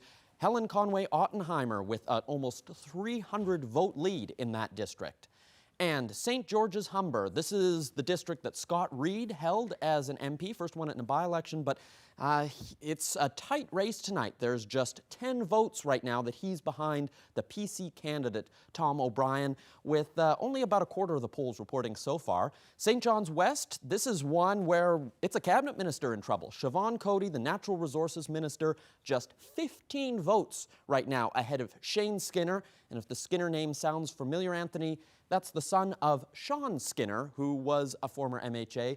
So another political family that we're keeping an eye on here tonight. Okay, and obviously that's one that the Tories really would like to get to knock off a cabinet minister, but Siobhan Cody's certainly a formidable opponent. Fred, Ariana, you look at these numbers, some of the Liberals who are in trouble, you still can't really escape the fact that the big numbers that matter on the screen is where the Liberals seem to be in a position to hang on to a very respectable Liberal majority tonight. I spoke to a very high-ranking Liberal today, and he said to me, thank God this election campaign is not going to last another week. Because the momentum is there. They weren't afraid. And one of the things that he said was that at the doors, people would say, look, we like you, but we like the party, but it's Dwight. It's a leadership issue. And I don't know what that is. It may be the budget from 2016, a hangover there, or it may be the budget that didn't pass just before they called the election, and it might be a trust thing. I don't know, but he said the doors were closed, and not slammed, but just said thanks, but no thanks, not this time. But it's not enough to topple the government. I think Liberal organization was strong, and also it was smart on their part not to call it during the fall election, because there is a lot of negative Justin Trudeau sentiment around the province. I've been hearing from people who say they go to doors and what they're hearing is, I don't like Dwight Ball and I don't like Justin Trudeau. And that wouldn't help if they waited until the fall and they had 2 of those elections coinciding, and also you're burning out your volunteers and your organizers. And as you look at the numbers as they unfold before us, the Liberals now, their lead is gaining, getting bigger. The Liberals now with 26 seats, the Conservatives 11 with 2 Independents and that lone New Democrat. Now, the important thing there for 26, that is beyond, if people thought that the electorate was going to send Dwight Ball a stern message, this is not much more than a slight tap on the wrist, if anything. I mean, that's a very respectable number for the Liberals to hang on to, given the kind of session that we've had. I think even Dwight Ball's harshest critics would say this is a good result for Dwight Ball tonight if this stays the way it is. Well, they had 27 seats when they dissolved the House, and they've got 26 now. So not so bad. Not the 31 they had in 2015, but, you know, again, if you look at the polls that came in, people wanted change, but they didn't expect them to lose. All right, earlier in the evening, the first elected person, as you saw, was Dwight Ball. Well, it's almost like a duo, something you might see in an opera. His former best friend, Eddie Joyce, the independent candidate in Humber Bay of Islands, our desk has projected him to be elected tonight. So that independent, the 2 that you see down in the box, he is one of them. So Slam Eddie dunk. Joyce. Slam dunk. There's no question. So we've gone from boxing to basketball. Eddie Joyce would certainly appreciate that. Not a lot of news here. You take a look at the differential there. This is the kind of politician you call, you need a pothole filled. He magically makes it happen. Mary, he's there. Or shows up with wings and taters. That's the kind of politician. When there's a flood. constituency politician. So Eddie Joyce there. Of course, if we were in a tighter race, the existence of independents and maybe one or two new Democrats would possibly be a bigger role. But right now, Dwight Ball and the Liberals are not going to need the support of anybody in the single digits or the double digits. That is a very respectable, solid majority government that we're headed to if that stays where it is. And the big question coming out of this, if it does stay this way, is what will happen with Ches Crosby? And maybe that's a question better asked to Keith Hutchings. But I mean, what does this mean going forward if you stay at 11 seats? Well, I think, you know, you look at a year and what Ches has done for the party. He got elected within a year in a by-election. We've rebuilt the party significantly. We had a good campaign considering the time and not abiding by the election date. But I mean, the party, in respect to Ches, whatever happens here tonight, he's done a hell of a job over a past year in a short period of time to get us to where the numbers are showing we're almost 40% in regards to popular vote, which is, I think we're around 30 in 2015. So he's done a lot of work. I mean, it's a long night yet. We've increased our numbers from where we were to, and I think that'll unravel over the next year or two. But as a party, as you know, we'd love to win and love to be closer than what we are. But to look at where we were a year ago and where we are tonight, it's still impressive in terms of winning more seats and where the party is to today. Okay, and we take a look at these numbers. The election desk not willing to make a projection again because of those races we mentioned a couple of times in our special coverage. Liberals at 26, PC's 11. You're wondering, well, why isn't this being called? Well, that's because there are simply too many close races for the election desk to make a call. So let's look at this too close to call. Mount Si, I mean, that is a dead tie. 0 votes separating either. So that's going to be one that could come down until they scrape the very last ballot box that they've got. But you look at the number of the leads there, the Liberals leading in those top 5, 1, 2, 3, 4 rather. But again, those are differences of less than 40 votes for those. And then you see Windsor Lake, Ches Crosby now on top only by 60 votes. And then you got Grand Falls, Windsor Buckens, again, a pretty tight race there. So when you look at that, that's one of the reasons the desk is reluctant to make a call, just waiting for more votes to come in before we can have the confidence to declare a government. So there you have it. Liberals at 26, Tories 11, 2 independents, and 1 new Democrat. So you take a look at what the numbers are showing us, Fred and Ariana. That number seems to solidify. Of course, I say that, and it drops 1, but still a fairly hefty majority there. You think about Ches Crosby, despite what Mr. Hutchings said, this would be a gain of 4, which for a relatively small caucus of 8 for the opposition, but it's certainly not the kind of night that Ches Crosby wanted when he tried to present himself. I think the expression was a new broom. It doesn't look as though people have been swept by this broom tonight. I don't think it's going to come as a huge surprise to most Tory supporters and the people who help organize, and maybe Keith Hutchings would know more about this, but you know, in the year and a half lead up to this, the party was in a little bit of trouble. They didn't have the organization behind the scenes who wanted to put the time and energy in. And I actually had people say to me, look, we're going to take a pass on 2019 and we'll come back in 2023. Because that historical political pendulum in Newfoundland goes from Liberal back to PC to Liberal back to PC. It's only been 4 years. You know, that budget of 2016, people wanted Dwight out then in April of 2016. But people forget a lot in 3 years too, right? All right, Peter Cowan earlier showed you a very interesting map of Labrador. We're actually going to go to Labrador right now because Perry Trimper has joined our colleague Jacob Barker in Happy Valley Goose Bay, and it'll be interesting to get their take as they watch the results tonight. So Jacob, there you are with the man who was speaker with Perry Trimper. Jacob. Yeah, I'm here with Perry Trimper, and all eyes are on the board at the front of the room here as the results are coming in. I know that early polls were showing Perry doing quite well in this district. Perry, what are you feeling in this moment right now as you're watching the results come in? Well, so far so good. You know, one will not exhale until this decision is clearly determined, but so far we're encouraged. You know, we had 4 weeks. We worked as hard as we could at the doors. Some of the streets that we didn't get to maybe are a reflection of some of our weaker showings, but where we've worked hard, we are seeing good results. So we'll just stay tuned. Okay, and we're watching the results come in for all of Labrador. What do you think about what you're seeing about the other districts coming in here? You know, it's fascinating, Jacob, I got to say, because you hear different rumors about maybe it's closer than you think, or maybe it's a bit more of a margin than you think. And, you know, with all these sources of information, it's fascinating to now see it. What's the reality? And it's no longer theory. Sounds like something good is happening, so that's good. So, yeah, anyway, it's fascinating. I'm glad you're here. Yeah. Okay, well, there you go. We're waiting for those final results to come back in. I'll send it back to you. Lots of cheering, lots of excitement here. All right, Jacob, we're glad you're there as well. We'll keep our eyes on the big line through Jacob Barker in Happy Valley Goose Bay. Okay, the Liberals leading on 25, the Tories with 12, so they're behind, trailing by 13, Independents 2, and 1 New Democrat, as you see at the bar at the bottom of your screen. Well, with the Liberals doing as well as they are right now, this means there are some Liberal candidates who are definitely going back. Let's find out who they are with Peter go through some results for us. Anthony, it's been fascinating to watch this map over the course of the night and see all the different areas change. You know, we're seeing this big pocket of blue here right in the center of the island, but surrounding it all, this sea of red here. And let's take a look at some of those Liberal districts where Liberals are doing quite well tonight, reflected in that 25 number that you're seeing down below. Cartwright Landseclair, we can project that Lisa Dempster will be re-elected as the MHA for that district. Not a surprise. It's a well-known Liberal stronghold. Carbonear Trinity Bay de Verde, Steve Crocker is also headed back to the House of Assembly. Another cabinet minister who will be back sitting as an MHA. And in Gander, we can also project that John Haggie will be back re-elected. He was the health minister. He has right now a 500-vote lead over PC Ryan Wagg. And another cabinet minister who's doing fairly well tonight is Christopher Mitchellmore in St. Barb Lanza Meadows.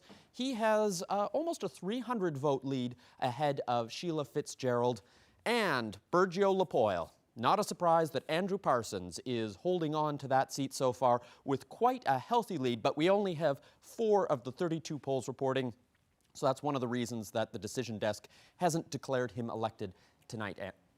All right, some interesting results to look at from a different kind of point of view, a different lens, is to take a look at the NDP. And we want to sort of look at a party summary for the New Democrats, because what it will tell us about where some vote went. So obviously, when you take a look at what has happened to the vote for the New Democratic Party, fairly catastrophic, with drops of 9% in the Avalon, 5.5% in Central, 7.2% in Eastern Labrador, 3.6% in Labrador, and it's down everywhere from where they were.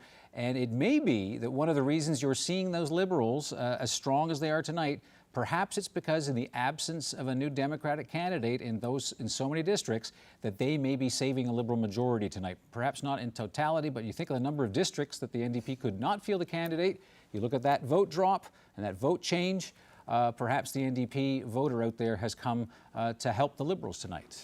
Yeah, and the comment was made by Ches Crosby that, you know, our party is open. If there is no NDP candidate, well, you can always vote for the Tories. Some people thought that was a bit of a stretch, although all 3 parties, although people may want to disagree, don't vary that much in a lot of their policies. I mean, you look at the PCs, $25 a day childcare. You look at the NDP, $25 a day childcare. But it does appear that the Liberals may have gotten a bit of a gain there from the NDP's loss. Okay, so obviously no surprise if you don't field candidates, your vote's going to take a hit. Let's go to NDP headquarters right now. I believe Terry Roberts, our colleague who is covering the New Democrats tonight, he is there with the president of the party, Lynn Moore. Terry Roberts, what's the mood like there? Well, I'm starting to hear some cheers here tonight because there are some positive results. And I'm here with Lynn Moore, who is the president of the NDP. And I want to get her to maybe give an assessment of what you've been seeing so far. Well, we're pretty excited. Jim Dinn looks like he has a solid lead, and Allison is in a strong second and moving up. And Jordan Brown is in a strong second in Lab West, so we're really happy about that. Right, but you got to tell us, what's your state of mind as you came here tonight? 14 candidates in a province where we have 40 districts. You must have some mixed feelings about that. Well, we were disappointed that the election was called so much ahead of time. We really believed that the fixed date election law promoted democracy, and we were disappointed to see that it wasn't followed. And obviously, we would much rather have 40 candidates than 14. But we are making the best of a bad situation, and we've had a lot of positive energy in the campaigns that we are running, and we've had a lot of good feedback on the doors and a lot of volunteers who are helping us out. And what would you categorize as success? If we got 3 seats tonight, I would be very happy. If we increase our numbers in the House of Assembly, then we can do a whole lot more for the people of the province. Right, and just describe the campaign, the quality of the campaign you were able to run. One of the things that was pointed out to me this week that there was no NDP presence, no travel to Labrador West. So just give us an assessment of the quality of the campaign you were able to perform. Well, we had full-fledged campaigns. We had campaign managers and voter contact people, and we had a number of volunteers that were going door to door. And it's been pretty exciting for me to see how the inside of a campaign looks, and it's been a big learning experience for me. So I think that with the resources that we have and with the time that was made available to us, we did the best that we possibly could do. And I'm very, very proud of all our candidates and our leader especially. She is a person that inspires hope. She's a ball of energy. She's got a lot of smarts, and I really hope that the people of St. John's East Quidi-Vidi see fit to have her serve in the House of Assembly. Okay, but when you're running 14 candidates out of 40, there's no realistic chance of forming a government. So I guess the question is, how do you become relevant once again as a party? It wasn't too long ago. If you go back to 2011, 2012, you were polling the #1 party. You were tops in the polls, 5 MHAs. How do you get to that level once again? Well, we have a lot of rebuilding to do, but I think it's important for people to know that the NDP does incredibly good work with the numbers that we have. And my work right now, for instance, I represent people who were sexually assaulted as children. And the reason that I'm able to do this work is because Jack Harris pushed in the 90s to have the Limitations Act amended. We have a Family Violence Intervention Court that exists, a meaningful response to people who are victims of domestic violence. We have that because of the work that the NDP did to reinstate it when the Tory government took it away. So we do a lot of things. I've had deputy ministers tell me that legislation has been improved because of NDP comments in their, not estimates, but there's some session that they have in committees. And so, we have strong parliamentarians, and we have the interests of the people at heart. I like to say that Ches Crosby and Dwight Ball are more likely to own apartment buildings. Okay. All right, Lynn, we have to wrap it up. Lynn Moore, President of the NDP, thank you very much for your time. Back to you guys in the studio. All right, Terry Roberts, appreciate that. Good to hear from the President of the NDP for her thoughts. Numbers, slight changes in the numbers right now. The Liberals leading in 23. The Conservatives are back by 9. They are at 14. The Independents, who got 2 of them right now. Eddie Joyce has been projected to be elected, and we have 1 new Democrat, and that is Jim Dinn. Again, as I'm speaking there, the numbers change, tightening up a bit. The Liberals at 22. That's 1 seat above what's required for a majority. The Conservatives at 15. So that the gap between the two parties at 7 right now. Again, this is a feature of what we talked about earlier, the close races that are in play, and they could flip back and forth a couple of times before that vote really hardens up to give us a final result that we could actually make a projection on. You're seeing the numbers. You heard what Lynn Moore had to say about the NDP. Your thoughts about the numbers at this point in the evening? They've got a long way to go to get back to 2011. Where they were the NDP. then. The NDP, yeah. It's almost too bad because it was, they had some characters in there. They had Lorraine Michael. I don't really know what happened at that point in time where, Lorraine took that trip and then the letter was written. You did the interview with George Murphy. He left politics. Now he's down in that district leading. In that area. So it's going to be really interesting to see how the NDP, as Terry asked Lynn Moore, to become relevant again. Right. Now, as you're watching the numbers, I mentioned the switch. Now, you've seen a fairly significant change in just the last couple of minutes, and I want to explain why. The Liberals are at 22, the Tories at 15, so the difference is 7 now. That is considerably different than it was, say, 5 minutes ago. So we're going to take a look at vote share once again because we got a sudden flourish of votes that came in. And so now you see that percentage there, the share of the vote has come down for the Liberals and gone up for the Conservatives. So the Liberals at 46.5 percentage points right now, just 1 full point above what you need for a majority, and the Tories are up. So that's one of the reasons you saw that change. A bunch of votes came in, and it's given the PCs a bit of a jump in terms of the share of the vote, with the Liberals coming down from where they were beyond 50% not so long ago in the evening. So some of those votes have come in a large quantity, so that's why you're seeing those changes right now, with the Liberals at 22, Tories at 15, 2 independents, and 1 New Democrat. And this is why it's still too close to call. Right. Interestingly enough, I'm just going to stop you right there, and I want to go to Peter Cowan, because some of the results and those votes we're talking about, he can help walk us through. Anthony, let's take a look at this map, because it's funny, not too long ago, this whole central area here was looking pretty red, and now there's a big blue bullseye right over central Newfoundland, because there are some districts that the Liberals did really well in last time, and tonight they're really in trouble. Let's take a look at how some of those numbers are shaping up. For example, here's a cabinet minister in trouble, Al Hawkins, 68 votes behind Chris Tibbs in one of those central blue districts. Taking a look at exploits, this is quite a healthy lead for Pleeman Forsey. It's kind of revenge of the Forseys, because Jerry Dean beat Clayton Forsey last time. This time it's his brother who's come back and has Jerry Dean in trouble tonight. Taking a look at Placentia West Bellevue, this is where Mark Brown is in trouble. He is the incumbent. He ran into some controversy in this campaign. It's been called Skategate, over tickets that were purchased for a skating competition. And right now he's just 40 votes behind Jeff Dwyer with the PCs. And in Terra Nova, this is another very close race. Look at that. Lloyd Parrott, just 65 votes ahead of Colin Holloway, with more than half the polls reporting there. So you can see with some of these close races, Anthony, they're flipping back and forth. That map is changing a lot over the course of the evening, so we're going to keep an eye on it. Okay, well, let's keep our eye on one of the independents who's been successful tonight. We're going to try to connect now, going to the West Coast, to see if we can speak with the elected MHA, Eddie Joyce, the West Coast, who we've got through his phone. Mr. Joyce, congratulations. Oh, thank you very much, Anthony.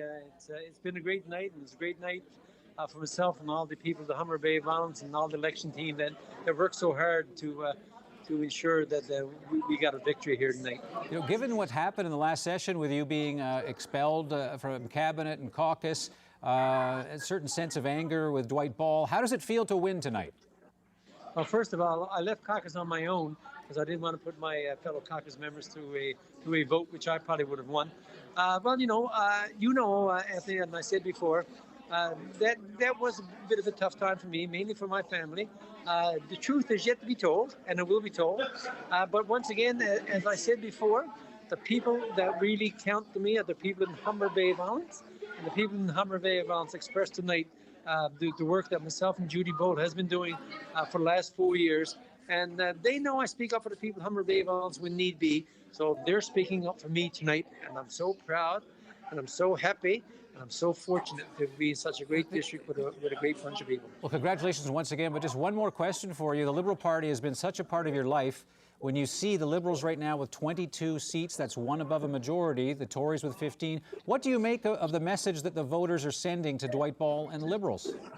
Well, there are issues that came up during the election that even me as a Liberal, say, like making announcements of funding during the election, and no budget passed. That's the kind of things that was brought up to me during the election, is that, you know, if you're going to pass the budget, pass the budget. But when you start making announcements, it shows a sign of desperation in some cases. So what people are saying is that we want a new direction, we want a new path.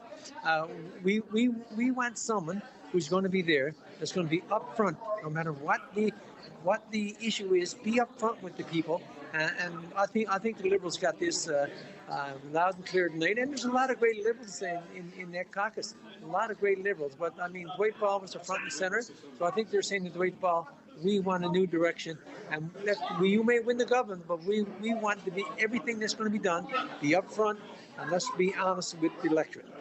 All right, Mr. Joyce, appreciate your time. We'll let you go and celebrate with your supporters. Thank you very much. Oh, thank you all very much. Have a good night. All right, you too. All right, that's Eddie Joyce, Happy MHA. He doesn't seem surprised at all. No, it's almost as though I was bothering him by trying to call him today. Bumped into him there. Okay, I'll take your call, whatever. Peter.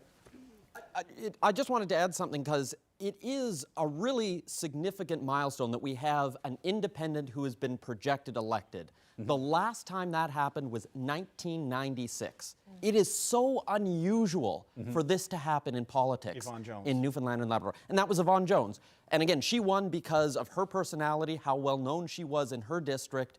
There's only been a handful of them over the years. She had lost the Liberal nomination, didn't she? And then ran as an independent and then jumped right into the Liberal camp the minute she was in the House of Assembly. Very different. I doubt we're going to see Eddie Joyce jumping right back into the Liberal camp at the end of this evening. But in a province where party politics is big, being able to win as an independent, it's no small feat for Eddie Joyce, but Eddie Joyce is not your typical politician. As all right, and if we're going to see independent history, we might see more because if you look at the board right now, there are 2 independents. So we'll drill into that as we get more data on it. The Liberals at 22 right now, 1 above what's required to form a majority government. The Conservatives with 15. And as I mentioned, 2 independents, 1 new Democrat. So let's get a fresher take on these numbers as the vote starts to solidify. There's been a change in terms of the Liberal lead, even though they're in majority territory. I'll get Bailey to start the discussion. Right. Let's talk about some of the messages that are being sent, I guess. We've got 2 independents in first place in their districts. We've got a very narrow lead for the Liberals, John Sams, at this time. So if these numbers hold, Dwight Ball takes the stage tonight. He's victorious, but it's not a landslide. So what does he say to the rest of us to get everyone to come back around again? Sure. I mean, I'll get to that, but the big burning question for me in my mind right now is whether or not there's any fried chicken in that room in Homer Bay of Islands right now. I'm going to guess that there is. He looks pretty happy. You know what? I think that Dwight Ball said in the 2015 campaign, and I think he meant it, is that if you can't listen, you can't lead. And if there's something that we need to listen to out of this campaign tonight, I think he will listen, and we'll come back stronger. And I'm just looking at the numbers change again. Now it's 23 for the Liberals, 14 for the PCs. Keith Hutchings, same question. What does Ches Crosby say tonight about these numbers? I think, it's disappointing. We thought our low point would be 18 and grow from there. We're not there yet. I think he ran a good campaign. There was messages over the past 4 years that the public had in regards to the Dwight Ball administration, in regards to some of the budget, 2016 budget, and some of the things he'd done since then. Interesting enough, we talked about the 9%, drop in the NDP vote and other drops across the island. It's just interesting in some of the close races we have where we only had 2 options, what effect that had and where did that vote go and did that affect some of the seats that we were in play in. But nevertheless, it is what it is, and certainly look forward to the results as they come in and finalize. So Mona Rossiter, we heard from Party President Lynn Moore a little bit earlier at NDP headquarters. If that is the final result, 1 seat for the NDP, what will we hear from Alison Coffin tonight? Well, I think if it is the final result, and I'm not convinced that it is, that I think we have rebuilding to do, and I think we have Alison is an energetic, smart woman, and I'm really proud she's with the party. Right. So I think that's where we need to go now. We need to build from what we have with new people, new direction. That's going to be our focused on 2023. So again, we haven't had a call yet. We're not ready to decide exactly what's going to happen here. But it sounds like, Anthony, a lot of people trying to make the best of the situation right now. Yeah, well, one person has made the best of the situation right now. Our CBC election desk has some news for you right now that we can share with the projection of another elected MHA, and that is another independent. Oh, wow. Paul Lane is projected to win tonight in Mount Pearl Southlands, and cut from a similar cloth from Eddie Joyce in the sense that he also goes to absolutely every event in his district. I can say that from experience as an MC at various charity functions. I don't think there's been a function that I haven't seen him at. He's that kind of MHA, and obviously he's put up a good fight and has managed to win the day. Not just events, funerals. He's the tall guy in the back at every event, right? And he is like... True. You can't miss him. He is like Eddie Joyce in that sense that he is a constituency guy. There were some questions around if he would have the organization, being an independent, to be able to get people out to vote. But, I mean, he won handily, almost 500 votes in the lead. I don't think it's a big surprise. But looks like there's going to be 2 independents. That's going to make things interesting. And the Liberals had put forth a star candidate in Hassan High. I mean, he's made headlines for the last couple of years in this province. Gillian Pearson also. I mean, I think Anthony part of her political career started here with interviews with you, talking about childcare and issues that are near and dear to folks who would live in a district like Mount Pearl Southlands, you know, young families trying to eke out a living, you know, both parents probably working, and daycare is a big issue for folks. All right, some more news for you, and this will be very good news for the NDP. Jim Dinn is going to hang on to Jerry Rogers' seat, and he will be the next MHA for St. John's Centre. A lot of people thought this was going to be quite the battle, that Jonathan Galgay perhaps, but Jim Dinn with a healthy lead there, 504 votes with the 19 of 37 polls reporting. So there is some orange that is going to stay on the map, and that's significant for the party. Well, they keep the furniture, and now they can have a chance to rebuild. I mean, the House of Assembly would be very different if you just had the Liberals and the PCs. And now, you know, I think there was a lot of hope that you would keep the 2 seats. You would have Coffin and Dinn, but at least having Dinn there, and he does have a really healthy lead, and I mean, that's good news for the NDP. Probably not what they were hoping for, best case scenario, but I think at best they were thinking 2 or 3. Well, he's good on his feet. He'd be good in a public venue like the House of Assembly. The question is would he sit in the House while Alison Coffin sits in the gallery with reporters watching question period every day? And who does the interviews at the end of it? Does Dinn, if it plays out this way in the end, is Dinn going to become the new leader, and Alison would be somebody in the background helping to organize the party?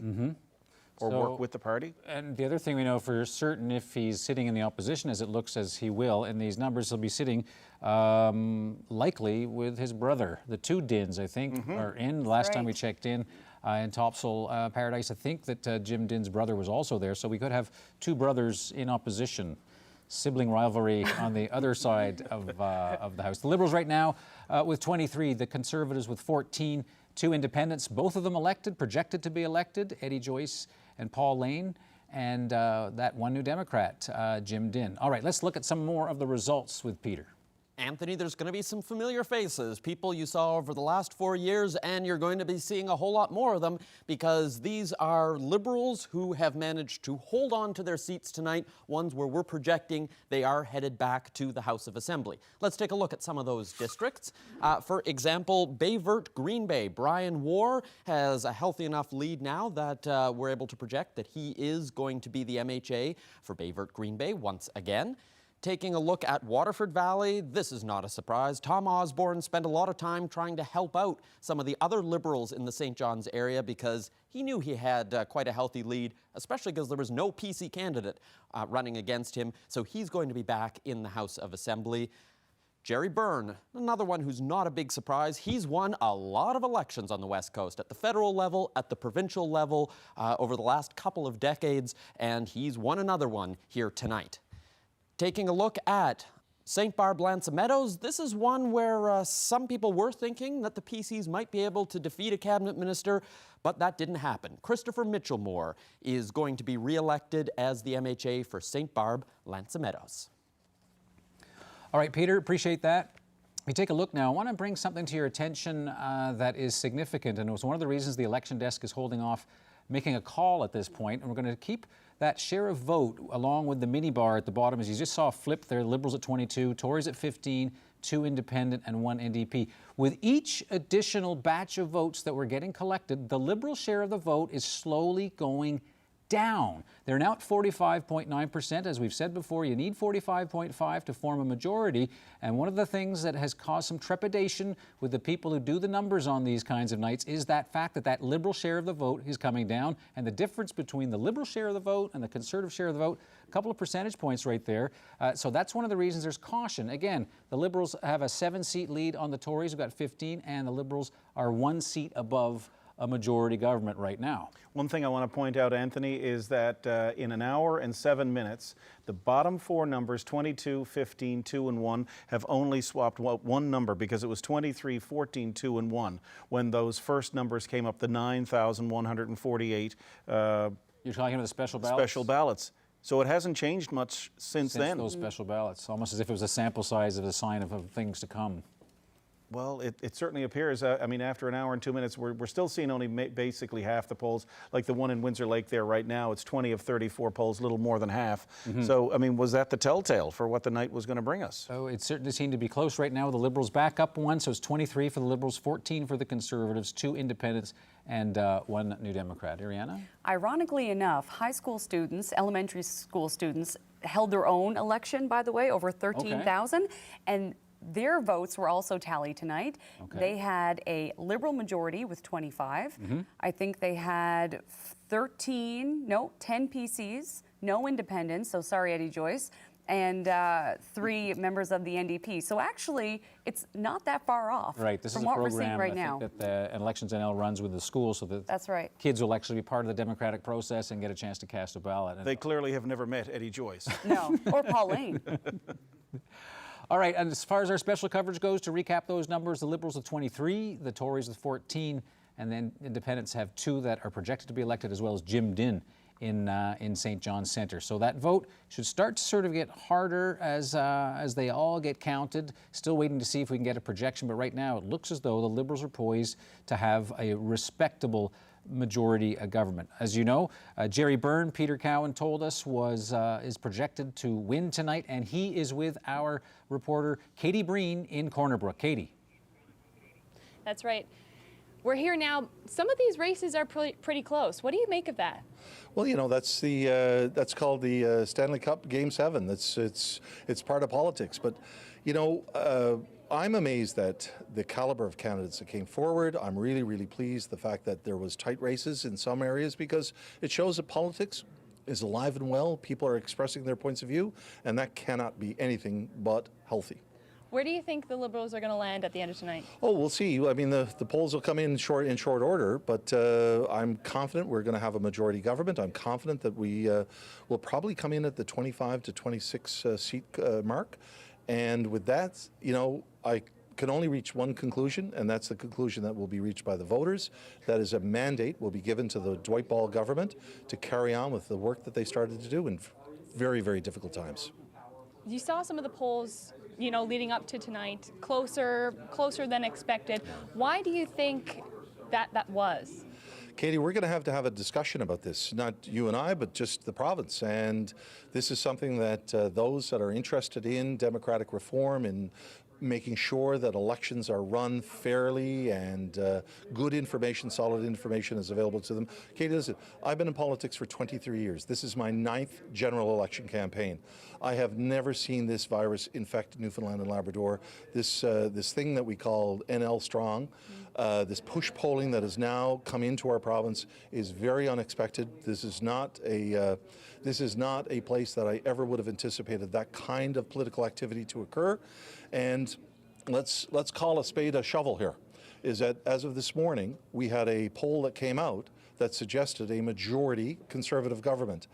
You know, polling is no longer, in my opinion, a scientific process, a genuine an effort to get at public opinion to determine it. It's now become a tool. And in some respects, it's become a weapon. It's actually pushing a particular point of view as opposed to reading it.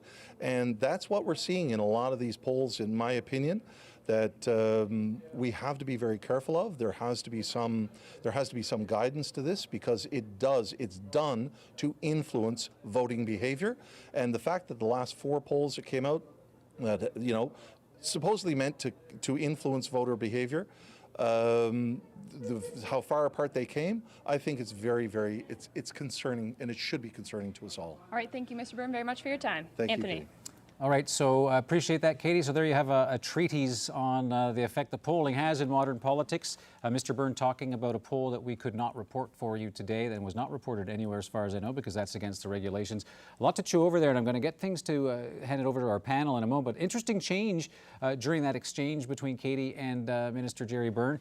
Liberals 22, Tories at 14, but the NDP up 2 now. So there's another New Democrat on the board. So we'll keep our eyes on that situation. Alison Coffin back in the game, and that would certainly be 4 votes. It's one of those too close to call. So let's see what exactly Alison Coffin is up against right there. So there you see, 4 votes over George Murphy, former NDP MHA. That's about as close as it gets. And we've got 24 of 46 polls reporting. So that looks like a 50-50 kind of split. So that one is far, far, far from done. Nonetheless, the Liberals at 22, the PCs at 14, with now 2 New Democrats and 2 independents. Bailey, obviously lots to talk about.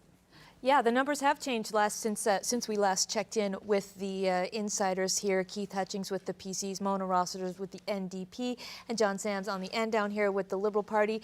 Mona, this new number for the NDP, you said at the beginning of the night you'd like to hold on to those 2 seats, so...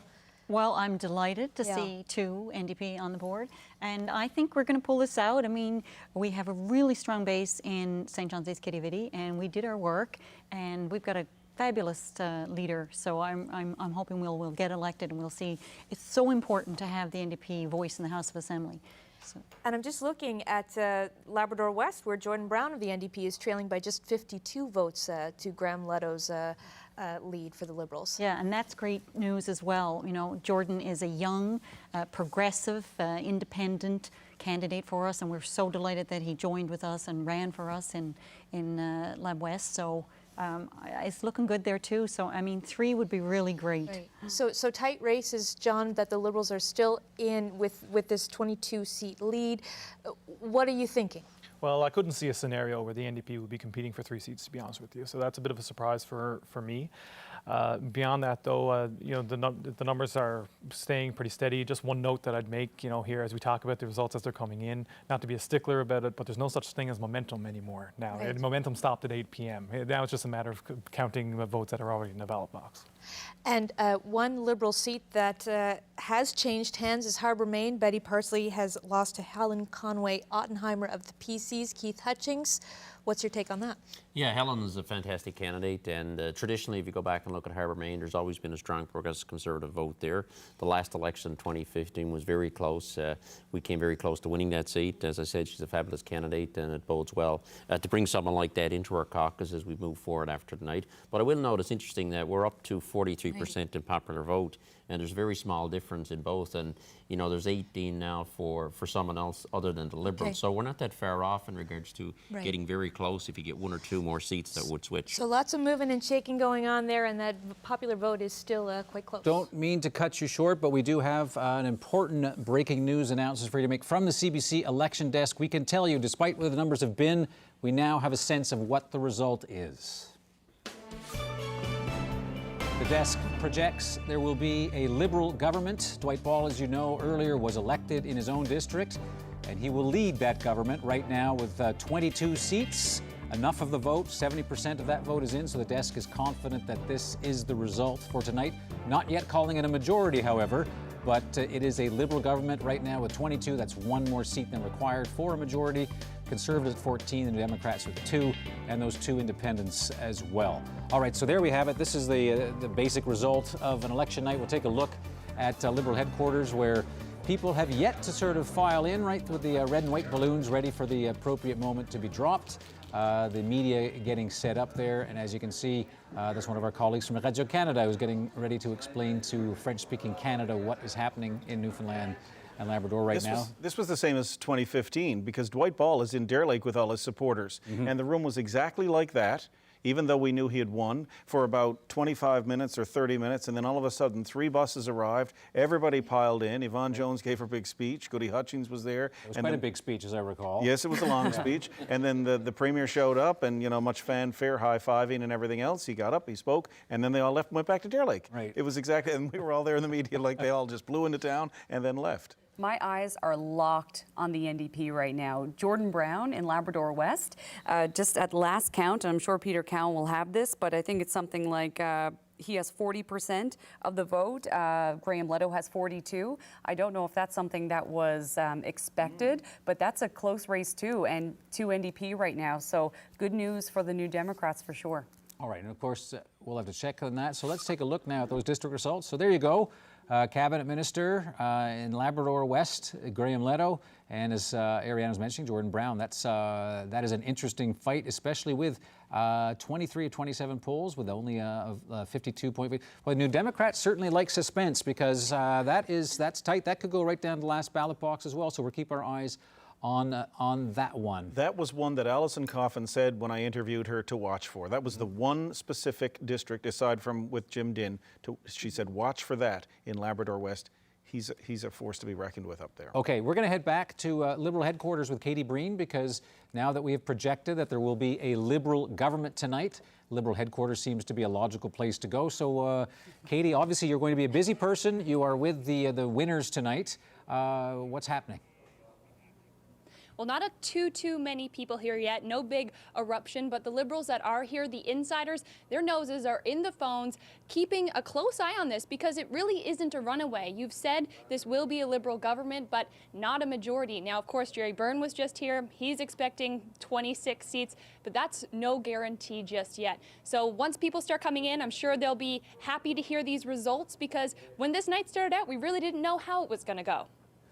And just as Katie Breen is talking to you, and appreciate that, Katie, you see the Liberal share of the vote now below that 45.5% for majority, and now the seat count is right on the number you need to hang on to a majority. So fasten your seatbelts. 21 seats for the Liberals, 15 for the Conservatives, 2 New Democrats, and 2 Independents. So this is right on the cusp of what you need for a majority, and the Liberal vote actually, if they hang on, if the Liberals hang on to a majority with that share of the vote, they'll make history, because they will have a majority government with the lowest share of the vote that has ever happened. History. And I think, John Sams, you may agree that this is not the result you would anticipate. I know it's not over yet.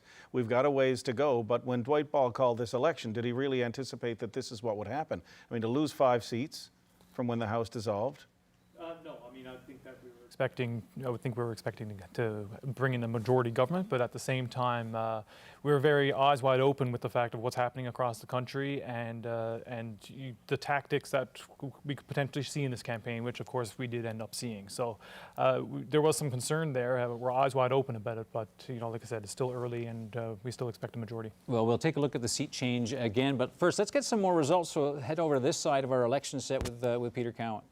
Anthony, there are lots of races that are still too close to call. That's why we don't know whether or not this is going to be a Liberal majority or Liberal minority. A lot of these districts that we've seen have been flipping back and forth from blue to red, back to blue. And you can see here some of the swaths of blue that we're seeing here. Let's take a look, though, at some of those areas where we are seeing really close results right now. Stephenville, Port-au-Port, just 8 votes that John Finn right now has over Tony Wakeham. And we've only got 4 polls left to report, so this one is going to go down to the wire. Worth keeping in mind, if there is less than 10 votes, there's an automatic recount. So we'll keep an eye on just how big that lead is in Stephenville, Port-au-Port. Taking a look at Mount Scio, Sarah Studley has 37 vote lead right now over Lloyd Power. This district did vote Liberal the last time around, but ended up with an independent at the end of the day. So an interesting dynamic in that race. And St. John's West, look at this, 183 votes right now that Siobhan Cody has ahead of Shane Skinner, Natural Resources Minister in this district. She had a bit of a tough fight in 2015 against the leader of the NDP.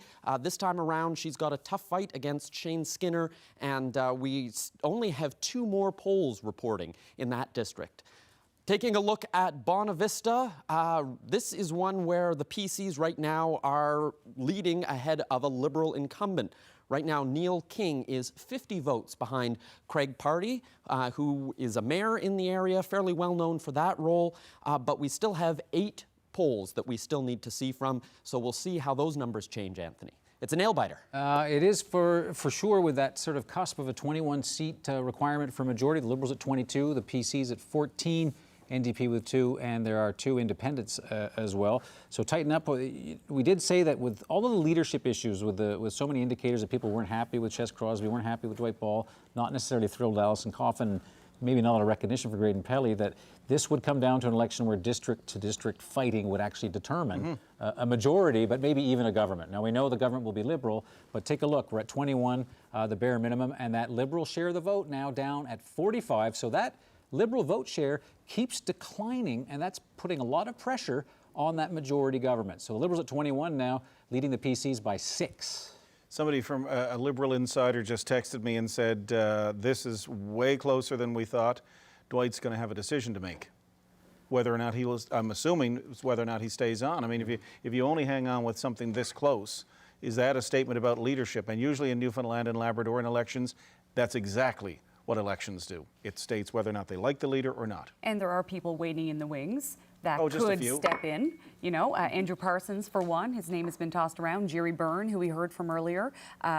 You know, is this, yes, it may be a majority government. We haven't projected that yet, but is it enough to keep Dwight Ball where he is?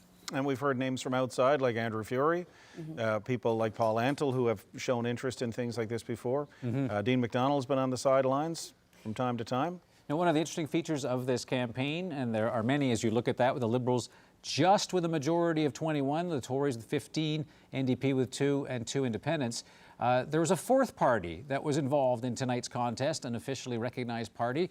Graydon Pelley was hoping to make an impact, and I say this, the NDP now has 3 on the board. That would be quite an outcome if that were to stay true. We'll get back to the NDP in a bit, but first, let's check in with the CBC reporter Zach Gowdy, because Zach is with somebody who hoped to make a big difference tonight, Graydon Pelley, and right now I believe the polling shows that Mr. Pelley is last. And as I say this, the Liberals have dropped below the 21 seats required for a majority for the first time since they actually passed that. So a lot is going on right now. Do not leave your television set.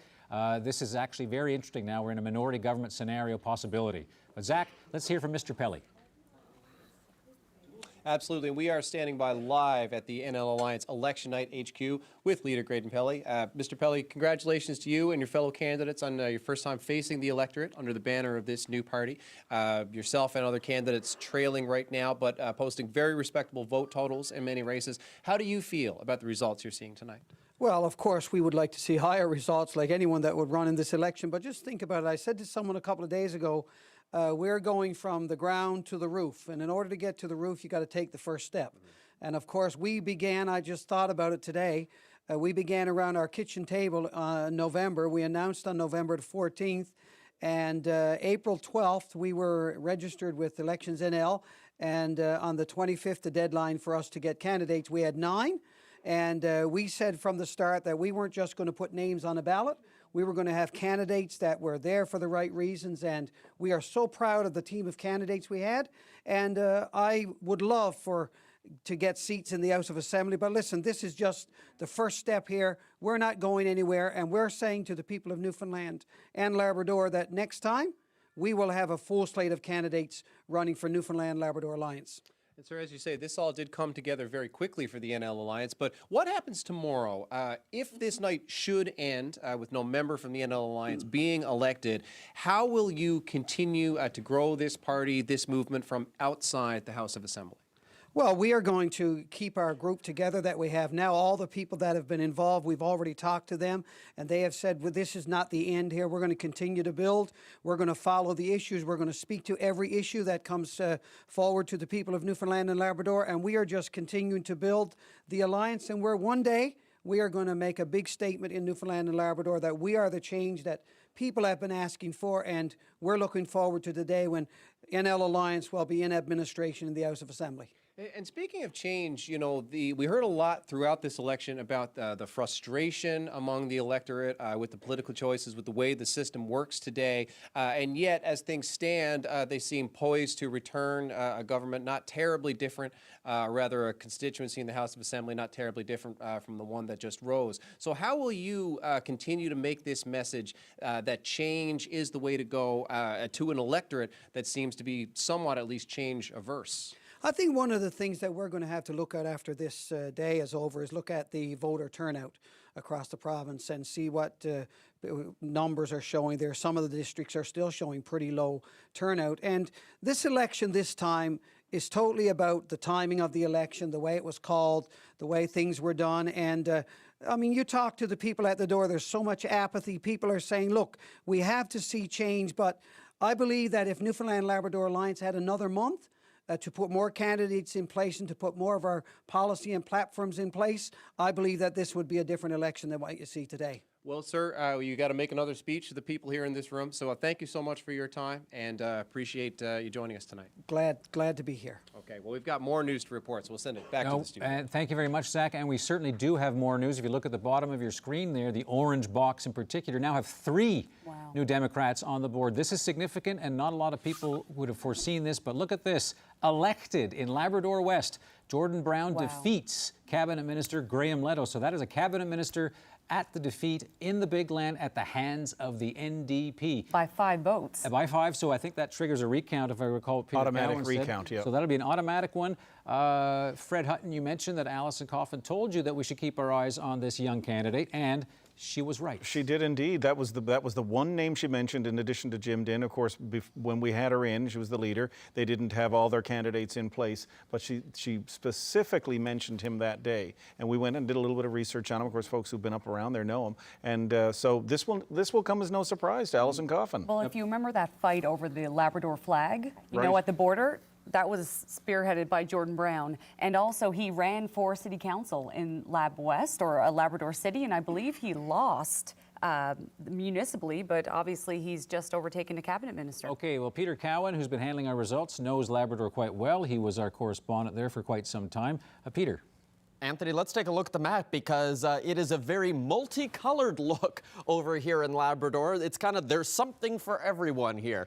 One of each of the parties and let's take a look. We were just talking about Labrador West. Let's take a look at the other 3 districts that we have here in Labrador. Starting first with Torngat Mountains, and this is an upset. Layla Evans, we're now projecting that she has been elected in Torngat Mountains, defeating Randy Edmonds, well known in the district, but I saw a lot of complaints from folks about the fact that he had moved to Happy Valley Goose Bay, wasn't living in the district, and that may have influenced some of the voters. Layla Evans had said she'd move to the district if she won, so looks like that's happened, so looks like she's going to be doing some house hunting.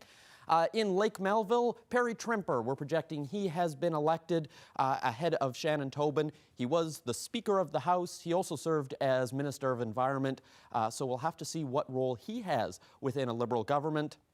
And another cabinet minister in Labrador is headed back for the Liberals, Lisa Dempster. This one not a surprise that she has been re-elected in Cartwright-Lansinclair. All right, a dramatic point to keep in mind right now as we get down to the final votes being counted. The issue is a majority government. We know that the Liberals have won tonight, but will it be a majority? There are 2 districts right now, and the fate of a Dwight Ball majority are in these 2 districts, and they are Stephenville, Port-au-Port, and Mount Sion. If the voters there can hang on and stay red, then Dwight Ball will have that majority government. However, look at the margins there. 8 votes in one, 9 in Bonavista for 30 the vote Tories. total. And that is going to determine whether that 21 holds or not. That would be the slimmest majority government possible, but that's going to be determined in those 2 districts that are red right now on your screen. So this is the nail-biter part of the evening. 20 is a completely different government scenario for Dwight Ball than 21. And just looking at 2 of those districts too, Stephenville, Port-au-Port, we knew that that was going to be a fight, right? You have Tony Wakeham, who ran for the leadership of the PC party. He was beaten out by Ches Crosby. And John Finn, a backbencher who has also been criticized for not being vocal enough. He says that that's not the case. But obviously 8 votes there. Interesting to see Mount Sion because Mount Sion has, of course, Graydon Pelly, and they're not a factor really in this. But the 2 candidates, virtually unknown, Sarah Studley and Lloyd Power. And it's a wide open seat. Of course, it was held by Dale Kirby, who was a Liberal cabinet minister, ousted from cabinet. So that's a wide open seat. All right, and now to some news that's taken a while to get to. Not necessarily surprising if you are a conservative, perhaps, but longer night than some might have expected. But this breaking news has to do with the leader of the opposition, most likely. Ches Crosby is projected to win in Windsor Lake. A little tighter than perhaps he would like, but then again, compared to the by-election which he won, that was pretty close too when he managed to defeat Paul Antle. But Ches Crosby will actually be back in the House of Assembly. So let's go to check out Garrett Barry, who's at PC headquarters right now, to see how these results and this whole issue of a majority versus minority government, let's see how this is playing at PC headquarters. And there you see Garrett. Yes, right, and I'm here with longtime MHA Ross Wiseman, a longtime MHA, a cabinet minister. As you look, a former cabinet minister, I should say, as you look to the results tonight, what is your first reaction from the PC camp? And I think the people of Newfoundland and Labrador sent a pretty strong message tonight. Before tonight is over, we could be looking at a minority government. If you think about what happened in 2015, that's just 3.5 short years ago, the Liberals had a solid majority, very clear mandate. And they've just basically foiled that opportunity And now the people of Newfoundland and Labrador are saying they really wanted to change. And tonight we could end up with a minority government. Does that say more about your party, or does that say more about the governing Liberals? What it says is the people of Newfoundland and Labrador weren't happy with what the Liberals were doing. At the end of the night, but look at this, we'll end up doubling the number of seats that we had when the House dissolved. And that's a significant growth when you consider in 3.5 years. What we ended up with popular vote last time, and where we're going to end up tonight, and where the Liberals were in 2015 versus where they are tonight, that's a huge change and a huge turnover from the message that the people of Newfoundland and Labrador sent back 3.5 short years ago. Is it, just as a final thought, is it not a bit of a missed opportunity still, though? You talked about the things that the voters don't like about the governing Liberals, and we project now that they will be returning to government in some fashion. Is it not a bit of a missed opportunity for your party here tonight? Well, I think tonight, if you look at what happened here tonight, and keep in mind, this has only been 3.5 short years since the last election. We had a solid slate of candidates. Chess was providing solid leadership. The people of Newfoundland and Labrador embraced his leadership of the party, embraced the policy platform that he was presenting to the people. And tonight we'll see a huge change in the dynamic in the House of Assembly. So if you look at the history of the province, this is the first time ever a government elected almost got defeated in the first term. Unheard of. Okay. Thank you very much, Mr. Wiseman, for your time. Back to you, Anthony, in the studio. All right, that's Garrett Barry at PC headquarters. So Fred and Ariana, one thing on strikes, we've talked a lot that we're keeping our eyes peeled on that box to see if that Liberal majority of 21, the bare number, holds or not. But if we think about the Conservatives for a moment, 14 seats. So Ches Crosby had 8, so he's added 6. We talked about, 21 is going to be hard for Dwight Ball to explain to people who think that he should have beaten Ches Crosby handedly. But what about from Crosby's point of view? Not exactly a politician who's young, and as I say this, the Liberals have now fallen below that majority. That is a minority government scenario. What does Ches Crosby, what's his role in that? You're going to have to ask Ches Crosby. I think some would see it as a lost opportunity in some respects, that you still have the sting of the 2016 budget, right? You still have this hate for Dwight Ball. Like, go back to 2015 when you had the resigned Dwight signs up around everywhere. Maybe it's a bit of a lost opportunity that they couldn't get more organized quicker. Fred made the point that many people thought that this would be a pass. I think the point, though, that I would drive home is that if you look at that number right now, if Ches Crosby at the end of the night can say, hey, I brought Dwight Ball down to a minority government, that puts this night in a different complexion completely for Ches Crosby. But in terms of next time around 2023, I think this was Ches Crosby's one shot at this. Right. Right? This was the Hail Mary pass that he made for his own political career. In 4 years' time, will he want to do this again, or 3.5, or whenever the next election is? I think that this is a ringing endorsement for him in some ways, even though most people thought, okay, this is not the candidate we really want as our leader, but he is the guy. And obviously, this is a little bit of, we don't like Dwight, we'll go with Ches. But the other two storylines on the other side, the two independents. We'll get to that in a bit, but the three NDP. If we focus on the issue at hand here, is Ches Crosby going to be the leader of the opposition in a minority government situation with just a difference of 5 seats? Let's take a look at the district where this is being determined as we speak. All right, so this is Stephenville, Port-au-Port. We've seen Tony Wakeham and John Finn battling it out all night. So Tony Wakeham has a lead of 15 votes. That's the flip you're seeing. If Wakeham holds that, and take a look at the top of that screen, there is only 1 poll left. So we are going to know very shortly if we have a Liberal majority or if that number on your screen stays the same and Dwight Ball will have failed to come back to power with a majority government. And of course, there will be lots of questions of Dwight Ball if that result that we see right now stands. And remember, the Liberals will have to choose a speaker. So that gives them 19 seats, and if Crosby can talk the independents and the NDP to form some kind of an alliance, we could be back at this before you know it. All right, so I won't change. No. You stay exactly as you are. You look great, by the way, tonight, I'll tell you. But this is an incredible result, and if you really like politics and you know Newfoundland history, what you're looking right now, if that stays there, you are looking at a historic election night right now, ladies and gentlemen. No question about that. And what I'm looking forward to see is the voter turnout. If at some point we can punch up how many people have actually voted. It was 55.3 last time around. Some people that I spoke to thought it would be in the high 30s. My prediction was high 40s. The last minority government was 1971. And of course, the minority governments balance, the important thing, who holds the balance of power? We have a surprise tonight with the NDP with 3. Might the New Democrats, for everything they've been through, actually be in a position by the end of the night to be in that position? Well, let's go to NDP headquarters right now. There's a person there who would certainly like to be part of this orange wave. Earl McCurdy is there with Terry Roberts. Terry. Yeah, Anthony, well, it's a little bit difficult to hear you right now because the mood here is very upbeat, as you might imagine. And look who's with me, a face we haven't seen in a while, former NDP leader Earl McCurdy. Look at that board and tell me what you think. Well, I think tonight is a bit of a turning point for our party, really, because we had no incumbents running. We had a leader who only had a couple of months to get ready for the election. It was dropped on us with extremely short notice, and to pull out 3 seats in that short period of time is a real, I think, turning point and a real good night for our party. And one of your candidates knocked off a cabinet minister in Labrador West, Jordan Brown. Yeah, Jordan is really committed to Labrador, very active on social media, a very pro-Labrador young person, and I think we'll have to call him Landslide Brown now after that one. And when you look at what you see, what kind of message do you think this sends to everybody here tonight? Well, I think what it shows here clearly, there's widespread dissatisfaction with the performance of the Ball government. That's very clear. And on the other hand, I don't think people are impressed with Ches Crosby and his message, which was basically, if you think things are bad now, wait till we get in. It's more or less the message I heard from him. So I think that there was certainly a mood for change amongst a lot of people.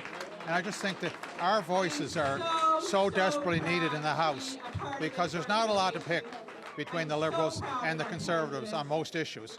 You got the party who brought us Muskrat Falls, and then the party who said full speed ahead with the boondoggle. Neither one of us stood up for people and said, this is crazy, we got to stop this. And so I think, you know, people are fed up with that. So anyway, certainly to get 3 seats in the House, as it appears we're headed now, would really give, you know, another voice and a new voice, which was no sure shot. When you lose your 2 incumbents, that's very challenging, especially with a brand new leader who hasn't had time to really get out there and get established, you know. So I think for Allison to win in those circumstances is a terrific accomplishment. And for Jordan Brown down Labrador was great. And Jim Dinn, an absolute landslide in St. John Centre. Okay. All right, thank you very much, Mr. Earl McCurdy. Back to you guys in the studio. All right, they may only have 3 MHAs, but it's the loudest cheers we've seen all night on this election night 2019. But let's get back to one of the big unfolding stories at the bottom of your screen. Will the Ball government have a majority or not? Well, here you go. Tony Wakeham is now projected to be elected in Stephenville, Port-au-Port. That means now we're going to shift our gaze because that one has been settled. That one is done. Now the question is Bonavista. The Tories have to hang on there, and look at that. Craig Pardy only leading by 18 votes, and there's 2 more polls to count there. That district is going to determine whether Dwight Ball has a majority tonight or a minority. So we're going to stay with that because obviously this is extremely important. As we mentioned, the dynamics of a minority versus a majority, even if it's a slim majority, and 21's as slim as it can be, this is very significant. So you're still watching a historic election in Newfoundland and Labrador, and much different calculations for both the NDP and Ches Crosby if they find themselves in opposition with 2 independents in a minority situation. And another poll just went in there now too, so the lead is with 34 votes for Craig Pardy. He's gone up. And this is one of the districts that the PCs were hoping that they could take from Neil King, who is the incumbent, 1-term MHA and a backbencher. So it'll be interesting to see. Yeah, 30. So we have 1 poll left to report. There we go. So obviously we'll follow that one right through to the very end. I think Earl McCurdy said that the Tories' motto was essentially, if you think things are bad, that wait till we get in. I thought it was yes to Ches. We must be reading different blue books. All right, so the NDP, obviously one of the big stories of the night with 3. Jim Dinn is actually talking to supporters at NDP headquarters. We're expecting the leader to arrive shortly. Let's take a listen. And the second one is a Martin Luther King quote, which said, "Take the first step in faith. You don't have to see the whole staircase. Just take the first step." And I'll be honest with you, it was never an ambition with mine to enter into politics, and yet here I am. But I always believed in giving back to the community to make the lives of people who live there better. So I chose to run for the NDP because, like so many other citizens of our province, I have a family. Our seniors, our families with children, our children looking for a future, people with fixed incomes, people struggling with mental health issues, and poverty and addiction and homelessness matter, and that's what matters to the NDP. I chose the NDP because I care about our public education system, our healthcare system, and our environment and our province, and that's what matters to the NDP. I'm tired of empty government rhetoric where official statements do not reflect the reality of the citizens, and that's what the NDP stands for. The citizens of this province matter.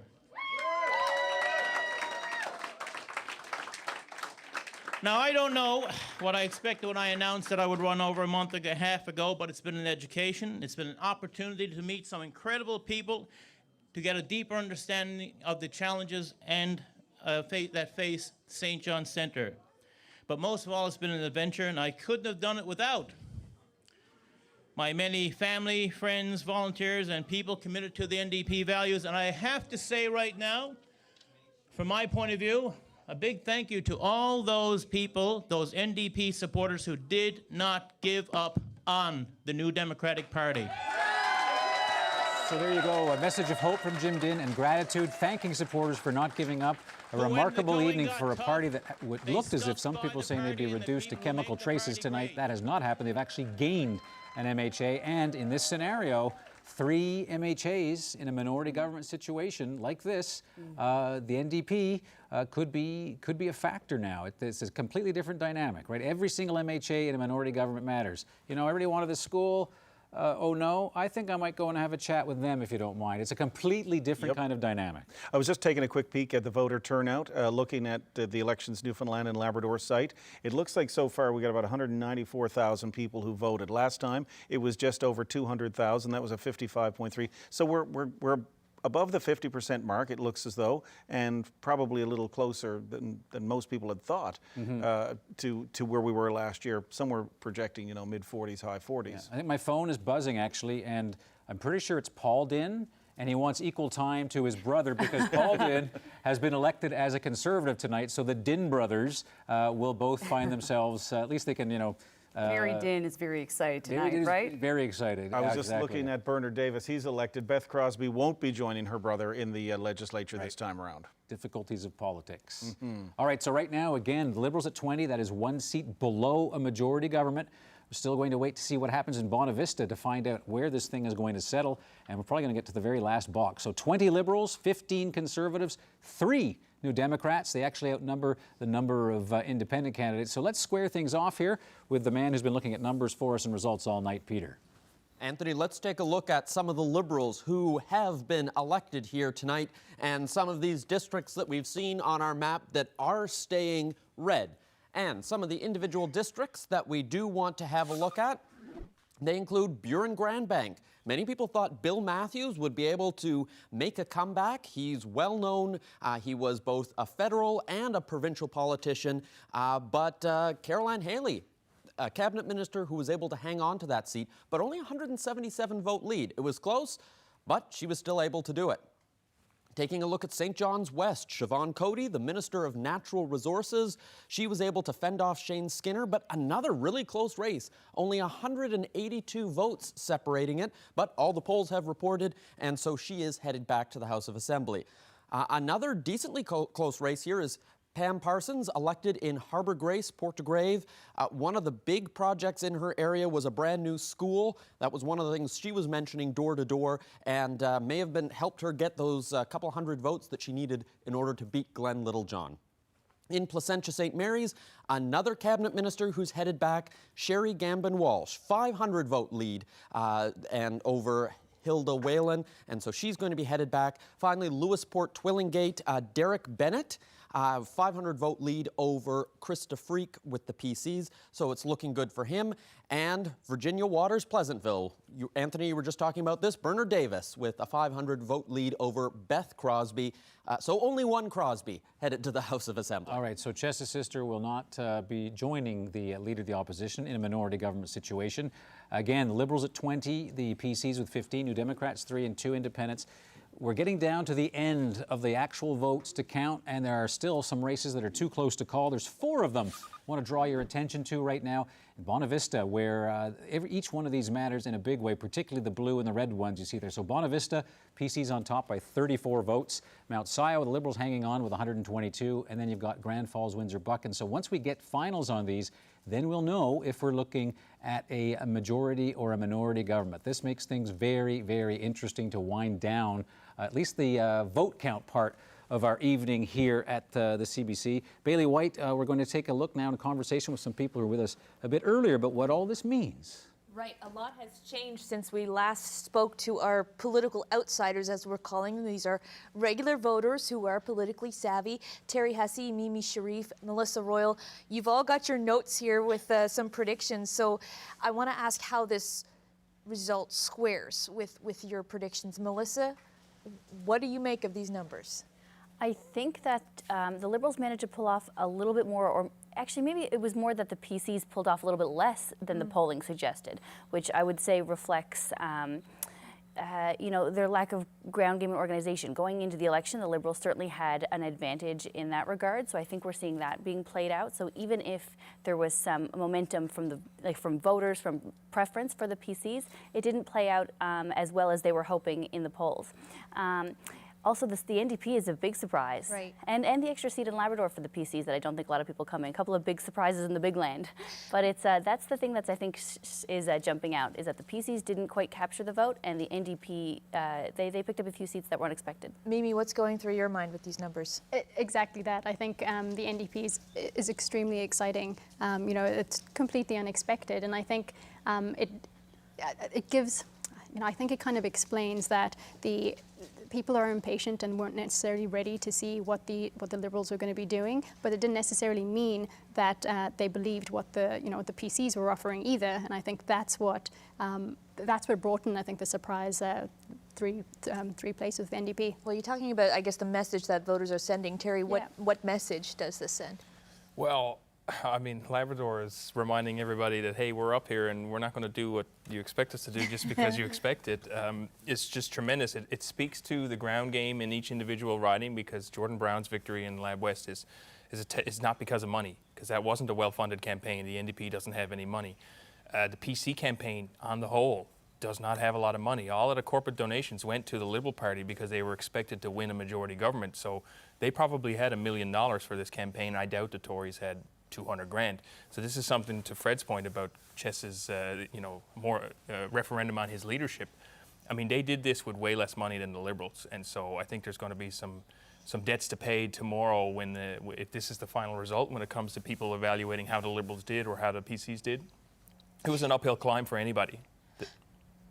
All right, so we've got 20, 15, 3, and 2. It's going to take some cooperation if these numbers hold. I think a little later in this night we're going to talk about what kind of cooperation. It's not something that the parties are used to doing in this province. Again, the last minority, 1971, and even that didn't really hold. And if this minority scenario does hold, what's going to be interesting is what will Alison Coffin do? Because breaking news as far as Alison Coffin's future in the House of Assembly goes, the projection desk now can confirm that she is projected to be elected and will defeat George Murphy tonight and hold that seat, which has been the seat for the leader for quite some time, as you know, and Alison Coffin with a big battle, but she's managed to hang on, and she will find herself inside the House of Assembly, and not just with the MHA from St. John's Centre, but with an MHA from Labrador. So those cheers that we heard when we checked in with Terry earlier, I think there are probably some cheers going on right now at the headquarters of the NDP.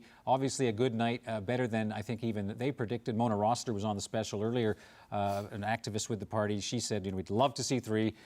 So this is probably the dream outcome for New Democrats. It gives them something to work on. And I think the other 2 people we had on the panel were like, yeah, okay, keep dreaming. It is worth noting, though, that there's only 5 votes, right? Jordan Brown. So there will be a recount. Yeah. But still better than I think anyone really expected, right? It's pretty tight. I think that you know, the Liberals, of course, will point out that they've received a message, they've hung on and all that.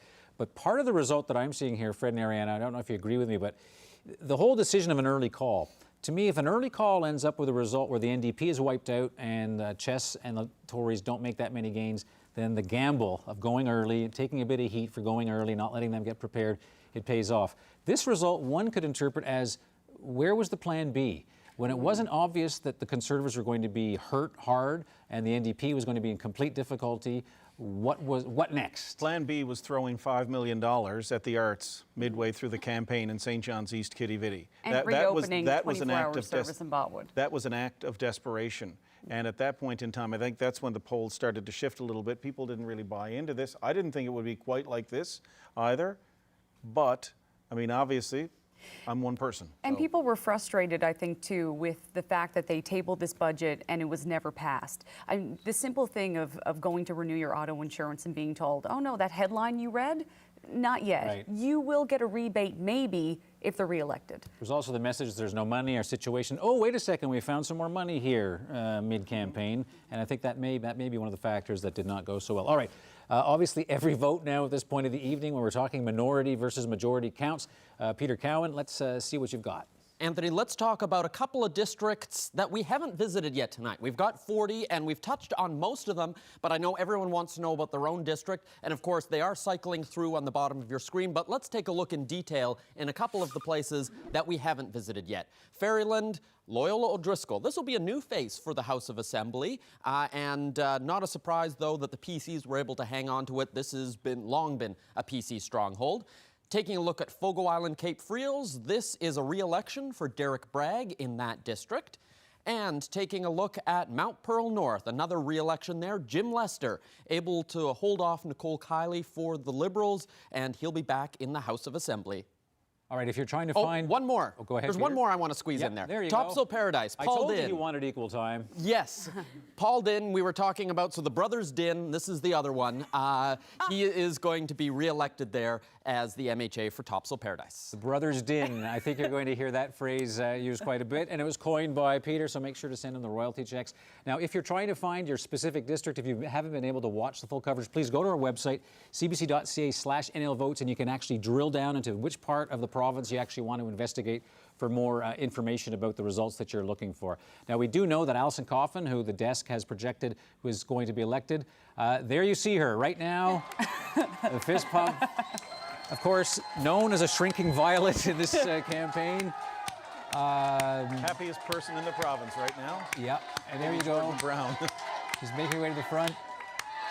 This is really a success story for this party. This is unbelievable that, you know, this is a person who wasn't even the leader of the party 3 months ago is now taking almost a quarter of the seats that they had in this election. 14 candidates. And the loudest cheers, of course, once again. And look at the smile on Alison Coffin's face as she takes the podium, takes a breath. There you go. Thank you. Oh, this is a new era. This is a new era.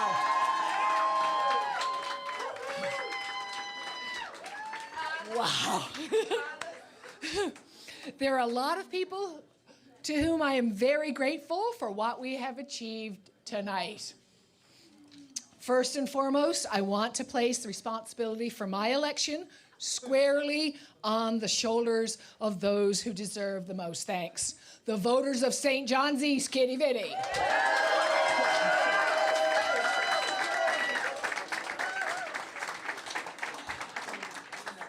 They have decided that they want to have a voice for equality and justice in the House of Assembly and have placed their faith firmly in me. I am truly thankful, and I pledge to fight every single day to reward your faith in me and the New Democrats of Newfoundland and Labrador.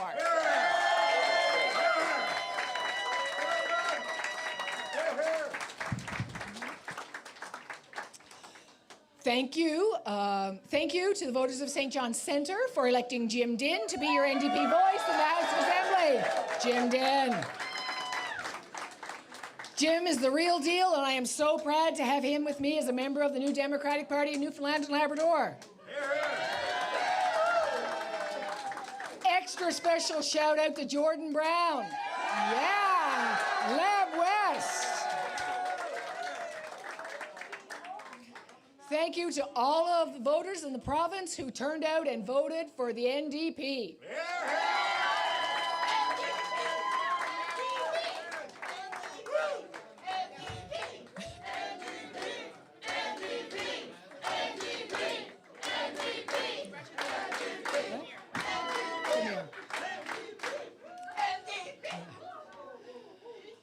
Your belief in the New Democratic Party matters. I pledge to work on your behalf to build a strong team and to fight for the issues that will make your life better. Before I go on, I would like to congratulate the Premier on his victory. I think he did a fine job, and I think he has met a very formidable adversary.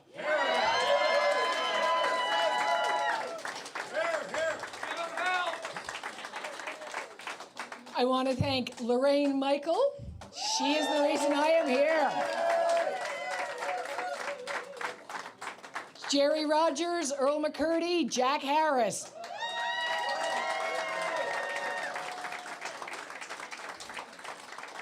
You have built this party and worked hard to represent the New Democrats provincially and federally. And can they ever canvass? I thought I was energetic. I am. Thank you, Team Allison, all of the volunteers and staff who have worked absolutely tirelessly on all the campaigns.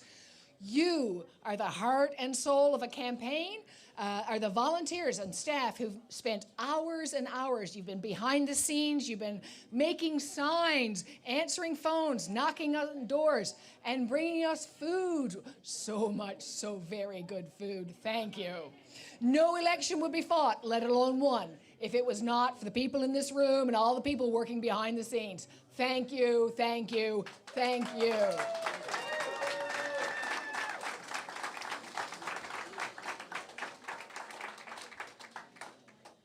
Jen Dion, Kathleen Burke, Jordan Brown, Thomas Shea, Jason Mercer, Brenda Walsh, Mary Feltham, Sean Hodder, Peter Beck, David Bray, Cal Reed, and Matthew Cooper.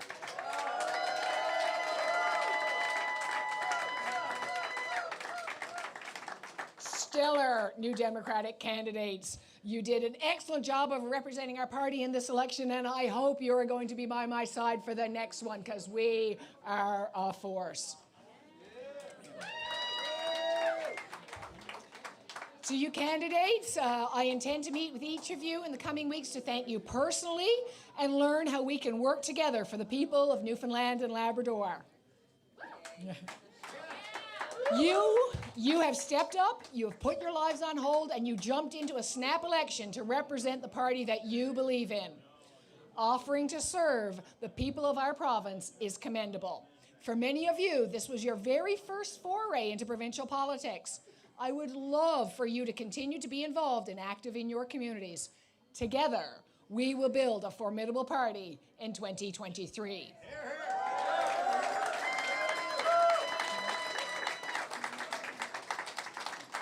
It's candidates like you who help share our values and ideas. We show voters there is a better way. Thank you to Ian, my parents, my brothers, my niece, my nephews, my son. You have been by my side every step of the way. Your love and support has gotten me through this. Thank you.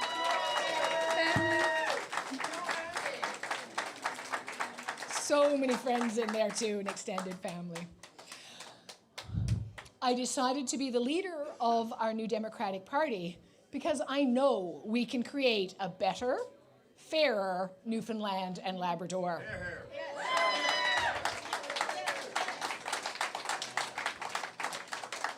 My vision is one of long-lasting prosperity for the people who live here.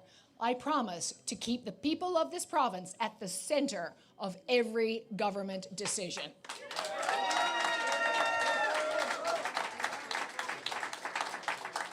We will fight for a province where everyone has an opportunity to get an education and a job. We will fight so people can have access to the quality public services they need to help raise a family and care for their parents. We will place a premium on our environment and our resources. We will make decisions that are good for the people of Newfoundland and Labrador now and into the future. We will ensure education is accessible and affordable. There will be no more boondoggles. There will be no more patronage appointments. There will be no more secret deals. No more giveaways to big businesses.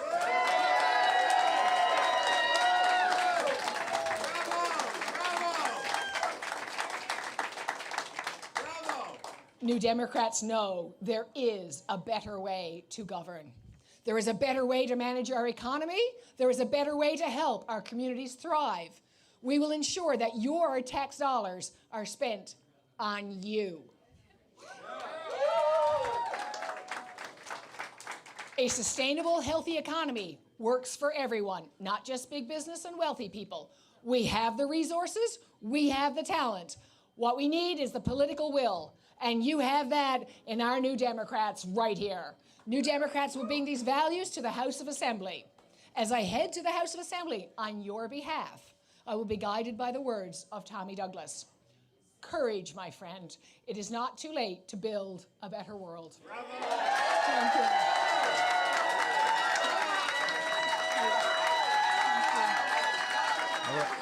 So there you see jubilant Alison Coffin hugging her fellow caucus member from St. John Centre, Jim Dinn. What a night for Alison Coffin. As you can tell, she reaffirmed the fact that she is a high-energy person. You can 3 see months ago, nobody would have predicted this. No, not at all. 3 seats. The NDP tonight, one of the big stories of the night. The second story, of course, the fact that we're looking at a Liberal minority government right now. We haven't called it yet, but it's becoming more and more likely. We're really waiting on the results from just one district, and that's Grand Falls, Windsor, Buckens. But let's take a look at this one. So this is the one that we've been watching all night. Cabinet minister, but more than just a cabinet minister here. This is the difference between minority and majority. So this is critical. And yet Chris Tibbs, 294 votes with 4 polls to go. That is a pretty healthy lead. So we'll keep our eyes, but it's just too close to call in the sense you don't want to say, oh, it's a majority. Oh, no, it's a minority. You really want to watch this one to the end. So Mr. Hawkins, obviously cabinet minister, in trouble. But bigger than that, a majority government is in trouble. So you're watching a historic election. It's only happened once before in our province's history. So this is quite something. I want to get back to the NDP, though, Ariana and Fred. You watch Alison Coffin. You looked at their vote share when it was up, and their vote shares, they've lost 6%, I think it was. Right. And they're up a seat.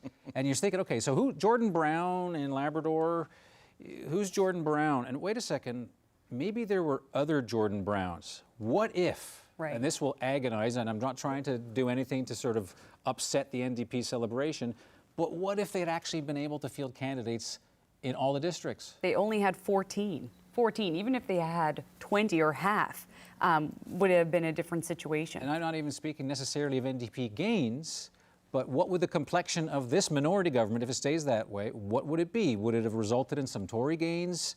Who knows? We'll never know. And maybe in the situation we're looking at with the NDPs with 3 in a minority government situation, that is an oddly powerful position to be for just 3 MHAs. 10,000 fewer people voted for the NDP this time around versus 2015, and they ended up with 1 extra seat.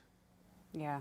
So maybe the strategy is run in fewer districts? I don't know, focus on those, but I mean, it's just an amazing story to come out of this. Aside from the minority, which it appears it will be, the 2 independents, that's only the 6th time, the 5th and 6th time that's happened in our history. Right.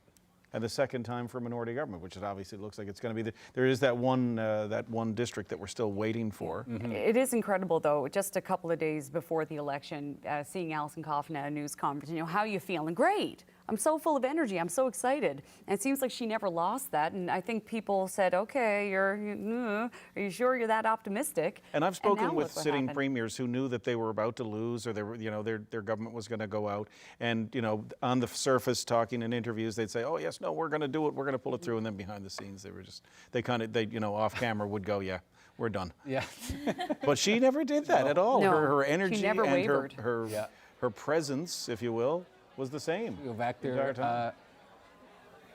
So there you see The NDP with a lot to celebrate tonight. Our Terry Roberts is there, not too far from the podium. Pretty good turnout of people with a lot to celebrate. I mean, one of the big stories of the night is what the NDP has managed to accomplish alongside the question of whether we have a minority Liberal government or a majority. Right now, it looks as though that minority situation is going to stay exactly where it is, which makes for a very, very interesting result. And still looking at this district now, there's still 3-4 polls left to report. But I mean, this would be knocking off a cabinet minister. And Chris Tibbs is someone that the PCs put a lot of faith in. They had hoped he is a first-time candidate, but apparently he really, really wanted it. And that makes a difference too. Leaders? Okay, NDP, ringing endorsement for Alison Coffin. Ches Crosby, also a ringing endorsement for him. What happens with Dwight Ball? That's the big question. Does he stay on? Or does he stick around long enough for them to figure out who's going to be his replacement, or just appoint somebody? They have a leadership. This is not the result he anticipated when he called this election. Well, I mean, there's two ways to look at this, right? Dwight Ball, successful tonight, wins a government. If you're one of the people who thought that the party should have gotten rid of him before tonight, this is a man who has lost a majority government to Ches Crosby. There will be a lot of Liberal insiders going, okay, look, sorry, Dwight, this is not the kind of result that keeps you hanging around as long as perhaps you would have liked to do. So this is a fascinating result on the political level, but also as far as getting anything done. What about the budget? What happens to a budget in this scenario? You know, we're going to pass the budget. Well, maybe not. And if they don't, well, then we know what's going to happen. And away we go. Don't take the desks away just yet. Don't send the crew back. Don't even joke about that, Fred. Don't even joke. We have one of these federal editions to run in the fall as well. Anyhow, we're getting beyond ourselves. Who knows what the future holds? But right now, the future does appear that for the second time only in the province's history, we're looking at a minority government situation. Peter Cowan. Interesting, a little bit of history back to 1971. If we look what happened there, where we had a minority government, it didn't last very long, but one of the first things that happened was everyone tried to play a game of political Red Rover. Who can we get from the other side to come join us in order to give us that majority in order to be able to govern? So the interesting question is, someone like, if these numbers hold, what would it take to get Eddie Joyce to come over and... I'm trying to picture Eddie Joyce playing Red Rover, and it's a Paul Lane. Strange image. Or Paul Everybody moves. Paul Lane has an advantage. Yeah. But you also have to look at, over the course of the last couple of years, the Liberals lost a number of cabinet ministers. For example, Paul Lane was upset with the budget and left. Backbencher, not a cabinet minister. But what happens if one person is upset with the budget and all of a sudden they say, you know what? I'm going to go sit as an independent. Or and now all of a sudden you're not having the numbers in order to be able to pass budgets, pass bills. Yeah. It's not nearly as stable a government. No, it's not stable. It can be more chaotic. On the other hand, to make anything happen, you actually have to build consensus. And one of the things about this result, yes, Dwight Ball has held power, but this is in keeping with, I think, when you analyze these results, this is in keeping with what we've seen in other provinces, isn't it? We don't want you the way you are. We want to punish you. You're an incumbent government, so we've decided we're going to put a really heavy set of training wheels on you, Dwight Ball, because we want you to actually work with people. This will require some consensus government. Otherwise, I can't look at anybody there who actually wants to go into another election. They will have to find a way to get things done, and that may be something that voters want. And I think that that's something that voters have said, and just going across the province with the Liberals for the week that I was on the bus, I mean, one of the messages that they said was these jabs back and forth, you know, taking pot shots at each other, that's not what they want to see anymore. Right. It may be entertaining to watch, but they're not getting anything done. You heard a lot of get her done. Yeah. Right? Get her done, just get her done. That was one of the phrases I heard a lot, you know, stop with all the games, the names, the mud, just get her done. All right, obviously, we've spoken enough about this result. Let's hear from people who are also going to be affected, who are with us on my left here with Bailey White. Right, I think we should game this out a little bit and look at some of these numbers and how this could possibly function. I think an important distinction to make is when we talk about a minority government in 1971, that resulted in a hung parliament. So you had 21, 1, and 20, and nobody could get the confidence. With the numbers that we have here, I mean, Alison Coffin said she couldn't find anything to complain about in the Liberal budget. So if the NDPs back that Liberal budget, back the Liberals, it could be as easy as that. And I just want to pick your brains a little bit. Melissa, how do you see this functioning? Well, you're right that you know, the Liberals have a bit more of an edge over the PCs now than they did in 71, where it was just a seat or two apart. But you know, I think the PCs are going to be trying to get some support from the Liberals, especially if it goes down another, if it stays there. Because remember, Ches Crosby made it very clear, to voters of the NDP that you're welcome to vote for us. They'll feel very comfortable in our party. But you know, as long as it stays at 2021, you take out a speaker, which traditionally would come from the party with the most seats, and you know, the independents are in play, and they could actually, it's still possible that we could have, you know, Kingmaker Eddie or Paul. Those aren't you know, too remote. But I think it's really interesting to note, you were talking earlier about NDP candidates, and now, you know, with the surprise 3 NDP elected, what would have happened if they had a full slate? But I think that's especially true of Nicole Kiley and George Murphy, who both ran for the Liberals. Well, the last time that they ran for the NDP. I wonder if they're thinking, you know, what would have happened if I had stuck with my old party?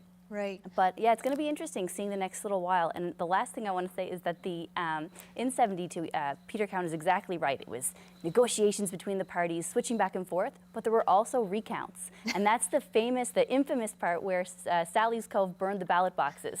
So I think we need to remind everybody not to burn any ballot boxes tonight because it's still close. Okay, put the matches down, everybody. Terry Hussey, what do you see when you see these numbers? Who can work together here? Well, really, it's kind of my dream scenario out of this election, which was a minority government, but it's razor thin. So you're in a situation where a Paul Lane or an Eddie Joyce, I don't believe the NDP are gonna switch over, but they could decide to caucus with the Liberals and essentially give them a majority government. But there's so much at play. Then now we're into that old school politics of horse trading, and I think that if a government uses that to attain majority power, I think the electorate will punish them for it. So I'm hopeful that they'll get the message of the minority scenario here and actually work within it. I want to get Mimi in here now. We just came out of a session where we saw, you know, allegations of bullying and harassment. Do the people going into the House of Assembly even have it in them to cooperate, Mimi? You know, I think we're at a point where hopefully these results show that they will need to. I don't think, you know, anybody necessarily wants to go to, you know, to another election. So I think it's in everybody to try and find some level of consensus. At least I think I know, you know, people going in and voted specifically for an opposition for that very reason, to have some type of checks and balances. And I think this is an outcome that that most people would be happy about, to see that there isn't that. So communication is key, and the other key takeaway, of course, is put the matches down. Sally's Cove. Stop the fighting. It's interesting that I was talking about the budget before and getting things done. I think Alison Coffin had actually said there was really nothing in the budget that she objected to. So if Dwight Ball wants to keep her at her word, he could sort of say, listen now, you said you didn't object. There's 3 of you, 20 of us. For goodness sake, whatever Chess and the Independents want to do, let's just get this budget through. So there is a good chance that the NDP will side on, because let's face it, it was a good news kind of budget. I'm not sure if there's a lot in there for the NDP to object to. This is a huge learning curve, not only for voters who watch what's going on, but for people in government and how they're going to make this work. And I mean, they all just went through this, you know, how to work better together after the harassment scandal. Yeah. Boy, are they ever going to need that training now, and they're going to be leaning on that heavily. No question that's going to be something to consider as they really find their feet in all this, right? Because as we pointed out, this has only happened once before. How long did that last? 6 months. 6 months. So I'm telling you, leave the desks. If they, let's hope they can actually beat that record. And it's interesting. I mean, you'd like to think, you want to know what Paul Lane is thinking now, right? Because he has been a Tory, he has been a Liberal, but he has said recently that if his constituency votes him in as an independent, he will be an independent. And Eddie Joyce, of course, he has said he will not go back with the Liberals if Sherry Gambon-Walsh is there. And as we saw tonight, Sherry Gambon-Walsh has been reelected. So are they going to sway one way or the other? I just thought of something. We may have a fall election after all.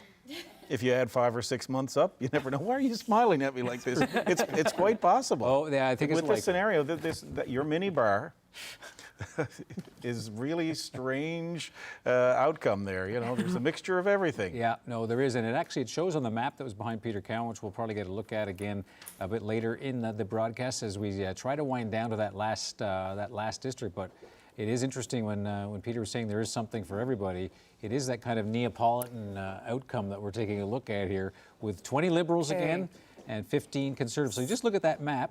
There is everything there for you, as Peter put it. Let's start in the big land. You take a look up there. You got orange, red, and blue.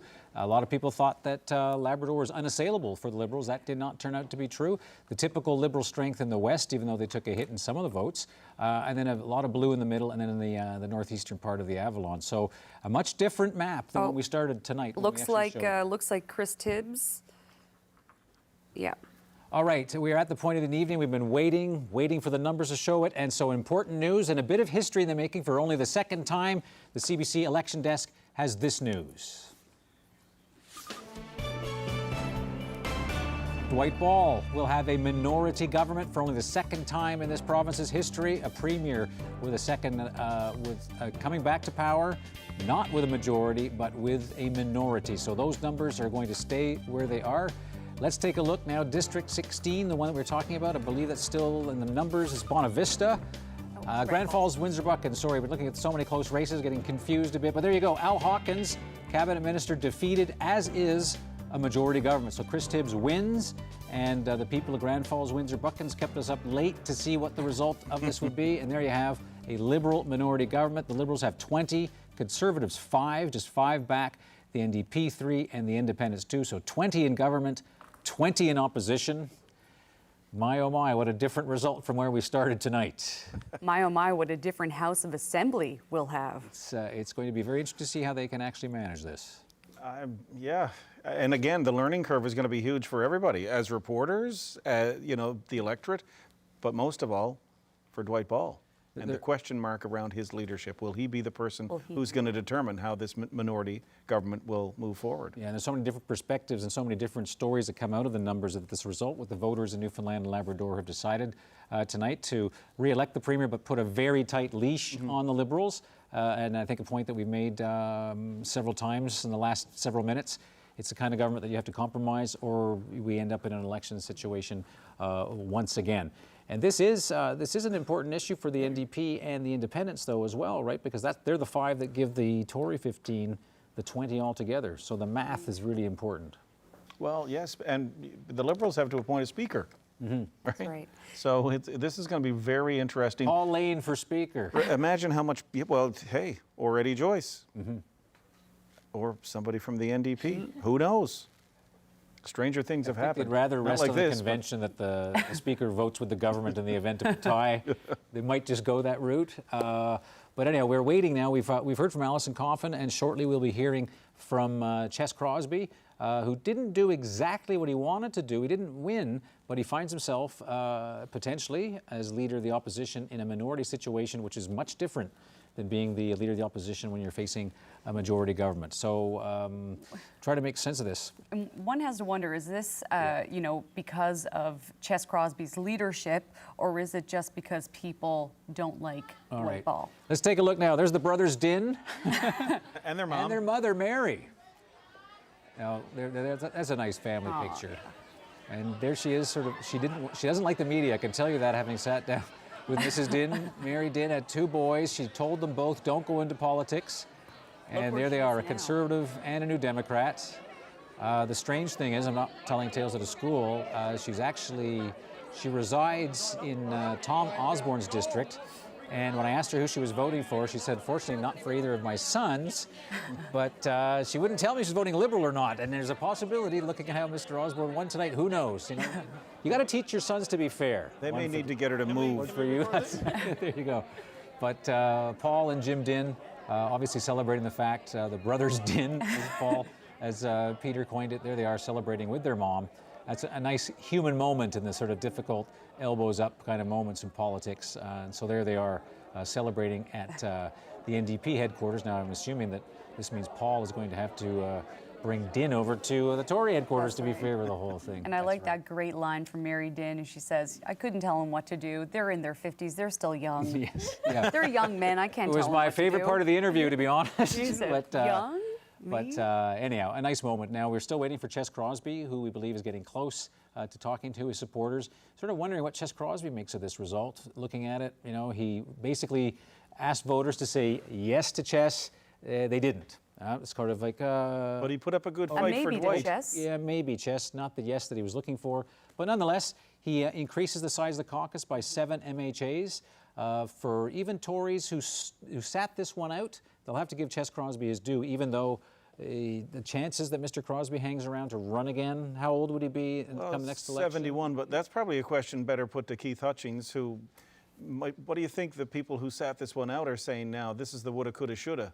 Yeah, and in some districts, we talk to candidates about running, and it always takes some fortitude to step up and put your name on a ballot. And I think there's some progressive conservatives out there who thought about running, who didn't run, are probably saying now maybe I should have. But I think if you look at the results here, and 4 or 5 of the districts were relatively close, and some of those ones we lost were ones that we'd counted on winning. So for a couple of hundred votes here and there, it could have been a different result, but I think it's been a great result for us Did a lot tonight. of people not want to run, though, because it was Chess Crosby who was the leader, and his style is different? I mean, he'd admit that. Yeah, he is, and his style is different. Who knows? But as was mentioned earlier, maybe we get the razzle dazzle of certain politicians, and it's time for a change. But the reality is that we've gone from 8 seats, 2 incumbents left. Tonight we're up to 15. We were very close to being a minority, depending on a few seats and where they would have gone. So I think it's still a good night for us, and it's a good building block moving forward. Well, I've seen you in opposition in that House. It's kind of lonely on that side. With 15 in a minority situation, what's the different dynamic? It's huge, because what you have in terms of sharing the load in regards to critic roles, in terms of different departments, in terms of the budget, doing the estimates, it's going to be significant in regards to sharing that workload. And we have some great new people who are elected with great backgrounds that can dig into various portfolios in question period, debating bills, and certainly in the estimates in the budget. That's not passed yet. All right. Again, if you have not left, and I wouldn't suggest that you do, given the fact that we've got this kind of result with a minority government for only the second time in our history, with 20 Liberals, 15 Conservatives, 3 New Democrats, and 2 Independents. We're still waiting to hear from Chess Crosby, and later Dwight Ball, of course, who is going to be in charge of this minority government. So stay tuned. Peter. We heard a lot about apathy, that this was going to be the election of apathy where people weren't all that excited. I want to point out tonight that the difference between a majority and a minority government is 5 votes. That is, so for people who thought, you know what, my vote isn't going to matter. What's the point in me going to vote? Well, in Labrador West, those couple of votes would have flipped it. The Liberals would have 21, and we'd be talking about a Liberal majority. It'd be a very slim majority, but they'd have it. And it will be interesting to watch how that recount, because there is going to be an automatic recount. It's going to be done by a judge, has to be done within 7 days. So every little spoiled ballot, they're going to be looking at every tiny little X, because you only have to move a few votes from one to the other or get a few ballots thrown out. All of a sudden now we've got a very different result and a very different look in the House of Assembly. So that's how razor thin things are tonight. And I'm just looking at the Elections NL website, just taking a look at some of the voter turnout. Some of the highest voter turnout was in Cape St. Francis, where you had Kevin Parsons, the Tory stronghold, 70%. But we also had some other areas where it was down to just a small amount of votes. Harbour Grace, Port de Grave, they had a voter turnout of 70.4%, and that would have been in an area where it wasn't a landslide like with Kevin Parsons and in Cape St. Francis. And so we consider sort of the efficiency of the vote when we sort of crunch all of these numbers at some point. It'll be interesting to see what the different percentages were, because as you mentioned, the NDP saw their vote come down significantly. They're up.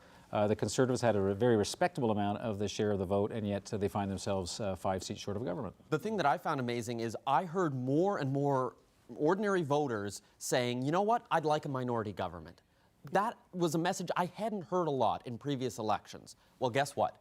They got what they were looking for. That checks and balances on place in a government. And because a lot of people were looking at something like the 2015 or 16 budget and saying, that was bad. If we had a minority government, there would have been someone to sit there and go, you know what, we're not going to support that. And it's a very different dynamic when you have to actually convince other parties to support something, as opposed to being able to rely on that majority to just put any legislation you want through the House. Go ahead, John Fred. Sams, I wonder if you could type your password into your phone and pass it over to me. I want to see what your Liberal cohorts are texting you. Would you mind doing that for 5 minutes? I was looking at Twitter, actually, to be completely honest with you. No, look, this result, I mean, it's obviously we're hoping for a majority, but at the same time, the thing that's kind of rolling through my mind right now as I look at this is that You know, Dwight Ball has been criticized for perhaps not being that Danny Williams, that Brian Tobin, that Brian Peckford, that very fierce leader, very strong and strong opinionated, strong-willed type of leader. Instead, what he is, he's more of a conciliator. He's someone that's willing to work with anybody, including those in the House of Assembly, and I think that will actually be an asset to him as we go through this minority situation. And a purist in me, to be honest, I mean, I'm a Liberal, but I'm Newfoundlander and Labradorian too. A minority government might be a good thing for Newfoundland and Labrador. Will he stay on, do you think? I think so.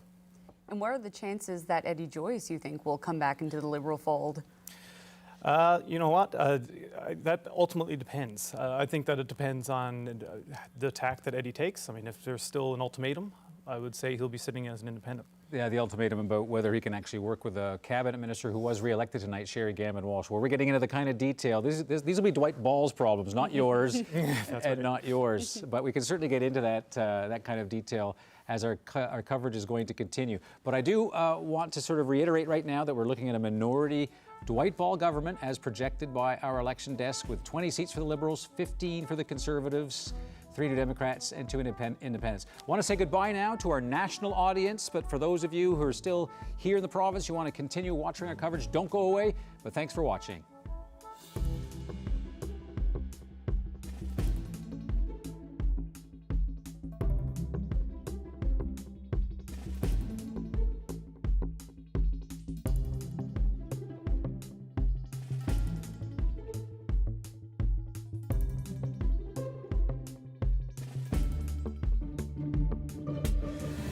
All right, quite the night. The polls closed 2.5 hours ago, and we have a historic result, something that is not seen here, has only been done once before in the province's history, a minority government trying to figure out the various machinations of just what this is going to mean for us as we move forward. We're still waiting to hear from the Leader of the Opposition, or who should be the Leader of the Opposition, unless he has some surprise announcements to make tonight.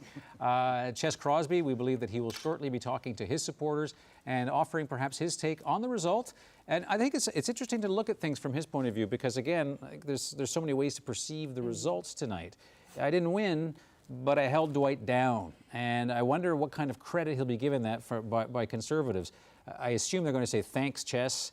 You helped us fix up the shed. Looks really good. Now let us build the house for the next time. Mm-hmm. I think that 30 days ago, if Ches Crosby saw this result, he would be pleasantly surprised. But as we got closer and you were seeing those polls, which were putting the Liberals and the PCs neck and neck, perhaps he was expecting a little bit of a better turnout. And as Keith Hutchings alluded to, there were a couple of races where the Tories didn't win, where it looked like they had some strong candidates, like the Sheila Fitzgeralds up on the Northern Peninsula. So I think it depends on if you're looking at, 30 days ago, I think that this would have been a surprise. I think this is more of a vote against Dwight Ball than it is a vote for Ches Crosby.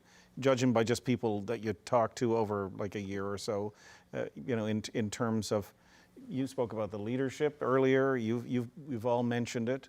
The questions are there. People don't vote these governments in. They vote governments out, and that's almost what happened here tonight. This is a skinnier teeth kind of win. But it does put into question, does Dwight stay on or not? And from a historical context, when you look at the pendulum normally swings very slowly back and forth in this province between the Liberals and the PCs. So I think some Conservatives will look at the fact that, hey, the fact that we were able to knock him down to a minority after only one term, that's unheard of in the province's history. Sure, those terms will keep getting shorter and shorter, but I don't think a lot of people were expecting when Ches Crosby was chosen as leader that he's got to become the next premier or he's out. This was a rebuilding process. So the question is, will it be rebuilt enough for the liking of people inside the party? And the big difference, too, the dynamic in a minority government, something that you and I have spoken about, Peter, the backbench gets emboldened. Backbenchers matter in a minority government situations in ways that they don't necessarily, particularly in large majority governments. You don't push them aside now. No. Every single one will count. And that's also something that you heard from voters, is that they weren't seeing or hearing from their MHAs enough. So speaking with Jerry Dean, who was defeated, he said, but I was vocal. I just wasn't in front of the cameras or standing up in question period because he wasn't a minister. And I think that when you don't see your representative that often, that has an impact. So maybe it is a positive that those backbenchers will be seen and heard from a little bit more. And there are a lot more what-if questions that political observers observers and analysts and political scientists look at a minority situation. For instance, when Dwight Ball came to power last time with a significant and substantial majority, he was in a position when he ran into trouble where he could actually shed a couple of MHAs, right? During the so-called bullying and harassment scandal, he could afford to do without Dale Kirby and Eddie Joyce. In this kind of configuration with 20 MHAs, if you end up in a similar situation where because of reasons of conduct or for whatever, very difficult on principles and procedure to say, okay, sorry, you got to go. You also have to wonder how much of an... Oh, and there's Ches Crosby walking in there now. All right, there you see the leader of the Progressive Conservative Party, Ches Crosby, entering the headquarters there. Loud cheers for him as he Looking makes much his the way. same as he always does. I'm not sure if his pulse rate changes if he wins or loses an election because his composure is amazing. And so there you see him greeting his supporters. Dancing. I think that's his most. Yoga. He's actually dancing there, I think, which is I haven't seen him do that movement before. So there he is, walking with a sense of purpose, heading towards where he will deliver some remarks. To the Fluorspar Mine in Buren, from the Innu Band Council in Sheshatshiu to the Bay St. George Medical Clinic in Stephenville, from Birchview Manor to Creative Learning Child Care Center and every Tim Hortons in between. He did what he does best. He listened. He listened intently and respectfully and thoughtfully about what Newfoundlanders and Labradorians wanted in their government. And he heard you. He heard that we deserve an affordable way of life. He heard that we deserve the best health care with the best outcomes. He heard that deaf children matter. And he heard that we want a bright future for our children and our children's children right here in this province that we love. He heard, yes, with Ches. And we are a renewed party with renewed hope and a powerful voice to hold this government to account like they have never felt before. And this team will do just that under his leadership. Rest assured, they will not mess with Ches. Ladies and gentlemen, our leader, Mr. Ches Crosby.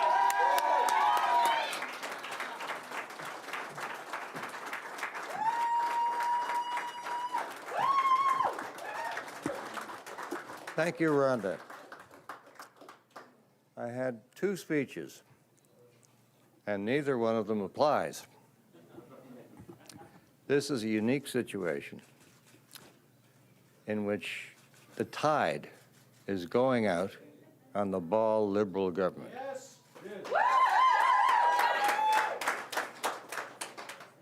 We now have a situation of constitutional instability. Where will this end up? It will not end up with Dwight Ball as Premier of Newfoundland in 1 year from now.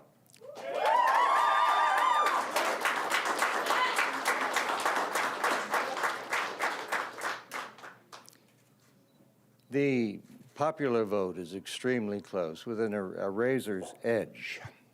The seat count somewhat different. But the people of this province have expressed their dissatisfaction with the Ball Liberal drift, indecision, and lack of direction. The Ball Liberals are on their way out. The tide is receding, and I am not conceding victory to the Liberals. They will have to struggle for the next months and years to hang on to power.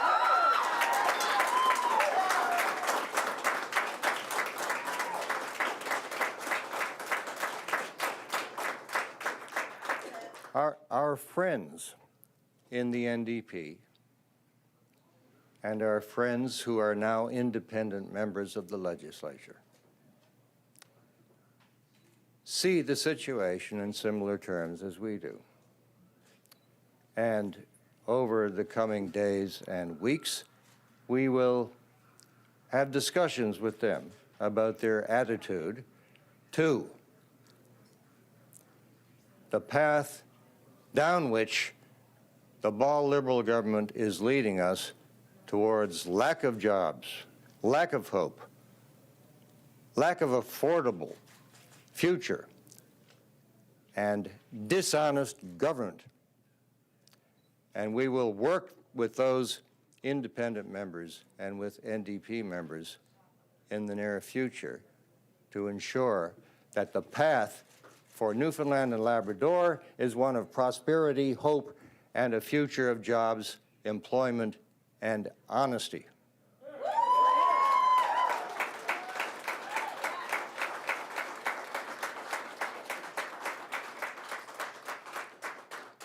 So I leave you with this thought. Newfoundland and Labrador is on the cusp of a major decision. Dwight Ball and his Liberal Party used every possible advantage of power to cut short the democratic process, eliminate competition, undercut the ability of the other parties to organize, pull the rug out from under the NDP's feet and the PC party's feet and the feet of the independents who ran so courageously in this election. Where did it get them? It got them into a constitutional conundrum in which they do not have a majority. So I am appealing to the trend, to the tide, and the future of Newfoundland and Labrador, which has only just begun. The Ball Liberal government will not survive the next year.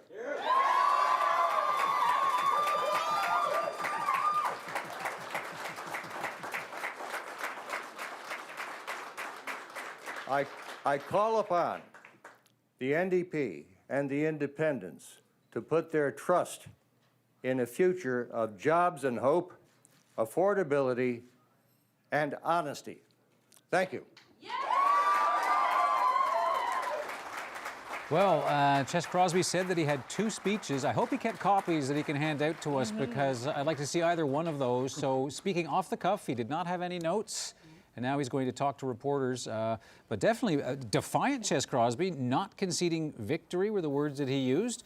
Some people tend to think there's a protocol to these kinds of things. Ches Crosby not apparently giving 2 hoots about protocol there. Won't concede victory, and that you may have noted, how many times did he use the word friends? Many in which times. he was not actually talking about conservatives. It's an ongoing constitutional crisis. And I might mention... All right, he's speaking to reporters. Let's see if we can catch some of this. The fact that the Lieutenant Governor has put herself in a constitutionally compromised position. How so? Because when the Lieutenant Governor has to issue a letter defending herself against accusations of partisanship, it tells you that she has made a big mistake. Do you think she won't be fair in this next couple of weeks? There is a legitimate concern of apprehension of bias on the part of Judy Foote. On whose behalf? Who is concerned? On behalf of anyone who objectively looks at the situation. She has not managed to divide her role as a nonpartisan representative of the Queen from her recency as a political member of the Liberal Party. So what are you going to do about that? Well, we're going to have to see. How do you plan on roping in independents? You made an appeal that you want them to, are you asking them to join the PC party? No, it's not that, but look, they were elected because there's a groundswell of revolution against the Ball Liberal government failure to provide leadership. What makes you think that Premier Dwight Ball, or designate, will not be Premier in the next year? There's tremendous dissatisfaction with Ball's leadership within the Liberal Party and outside the Liberal Party. I'm forecasting he will not survive. Are you going to force an election within a year? I will do what the popular sentiment, what the popular vote dictates that we should do. I am saying right now that Ball is not going to survive the next year. What right do you have to say that? He won more votes. He won more seats. He used every advantage of his incumbency to cut short the democratic process and to prevent it from having its final verdict. He called the election on a surprise basis. He was sneaky about it. You ask Alison Coffin. You don't have to ask me what I think about it. She will tell you how it undercut the ability of the democratic process to organize and provide voters with a legitimate choice. Is there any that sees this as a win? This is a win for democracy in that a first-term government, for the first time in Newfoundland and Labrador, has been denied a majority. Conservatives have been winning time and time again in provincial elections throughout the past few years. The difference between your campaign and theirs is that you've been appealing to socialists in the NDP party. Do you regret doing that, not running really as a conservative? Look, I'm running as a Newfoundlander and Labradorian and representing the majority sentiment. What happened here tonight is the government using every potential advantage that they had to undercut the democratic process. When you say Dwight Ball won't survive, do you mean as leader or do you mean as premier? Are you going to force a new Liberal premier? Both. Why? Because the dissatisfaction with his lack of leadership, his lack of honesty, his lack of vision for the future has come to a boiling point. He's only barely hung on with his fingernails. Even within his own party, there is a revolution occurring, and he will not be able to cling to power. Did you blow an opportunity tonight? I'm sorry? You blow an opportunity here tonight. You say Dwight Ball is unpopular. Shouldn't you have won then? Listen, I only took over as leader a year ago. I've worked close to a miracle with the PC party. I promised to rebuild it, and I've done that, along with the help of many others. And we have now come to the brink of taking power. So I think I've fulfilled my promise to the PC party. What will you and do I'm next? looking forward to fulfilling my promise to the people of the province. What are you doing tomorrow morning? Well, I'm going to have to keep my thinking cap on and and stay sober-minded and talk to some people. You appealed to the NDP and Alison Coffin here. Do you foresee her as being a potential ally in the future when the House resumes? The people of the province voted against the Liberal government. So we have allies in the NDP and amongst the independents, and we'll just have to see where our discussions take us. I've been, involved in my professional career in discussions and settlements, everything I've done. And I have no difficulty assuming that I can do that in the realm of politics. All right, to do it all again, what would you do differently? Thanks, folks. Do you think that your flip-flop on kicking out a social conservative candidate hurt your credibility? All right, Ches Crosby winding down his scrum with reporters there. An interesting speech followed by an eyebrow-raising scrum in which he questioned the integrity of the Lieutenant Governor, Judy Foote, possibly because she would have a role in the event that there is a constitutional issue with who should form a government. I think Dwight Ball's numbers on the screen indicate that won't be. He would get he will be running the government. But I think that the tone and tenor of Mr. Crosby's remarks is what strikes me as being significant. Not wanting to concede victory, predicting that Dwight Ball will be done within a year, that he will not survive. That he will not be the premier of the province. And this, on the one hand, you could say he's combative. On the other hand, you could say he's a sore loser. It didn't go his way. I mean, he wanted people to say yes to Ches, and instead the voters said, all right, Dwight. They settled for they settled for Ball. And I'd like to talk to some of our political insiders about this. And maybe Keith Hutchie, is Ches Crosby a sore loser? Well, first and foremost, I mean, in any election campaign, I certainly acknowledge that Premier Ball ran a campaign. It was a close campaign, and certainly recognize that he was the winner at the end of the night. I think what Ches is referring to, when you look at the split in the legislature and the seats, you have 20 for each side, or 20 for the Liberals and 20 that are divided up for the other parties. And you look at the popular vote, certainly if you added that up, it would exceed what the Liberals have gotten. I assume when he speaks to the government surviving and moving forward. We have a budget coming. A budget was never passed. I would suspect the Liberals today would have wished they had passed a budget some time ago when the House was sitting, because now they have to go into a legislature where they only have 20 seats. They need to pick a speaker, and all of that is going to come full circle in regards to everybody has to stand up in that House and vote for a particular budget. If they don't vote for it, it's the fall of a government, possibly. You think he worked a miracle with your party? I think that's the words he used. A miracle. I don't know how you define a miracle. I think he's done a good job. Well, it's a miracle. It's up there, right? I mean, it ranks a miracle. I think he did a good job, as I said before, in regards to coming in a year ago and where we are tonight with 15. Miracle might be a majority government, because miracles are pretty big, but miracles are big, yeah. I won't dwell on that. I don't know if I classify it as a miracle. He did a good job. All right. Okay. Fair enough. Mona Rossiter, apparently he wants to talk to Alison Coffin because you're friends. Yes, apparently so. Well, I'll tell you one thing. With our seats, that we won tonight, we're going to go into the House of Assembly with our own agenda. And if anybody wants to talk to us, it's going to be on our terms with our agenda, because we're representing a certain point of view and a perspective in Newfoundland and Labrador. And I think the real winner here tonight are the voters of Newfoundland and Labrador, because they said, nope, no more Liberal majority governments acting with impunity. And that's what they really said. No, done with that. Done with governments acting with impunity. So I think it's great, and I think this kind of minority setup gives us leverage in the House of Assembly to advance the things that help Newfoundlanders and Labradorians. Are you a little bit surprised, though, that you got 3 seats? Come on.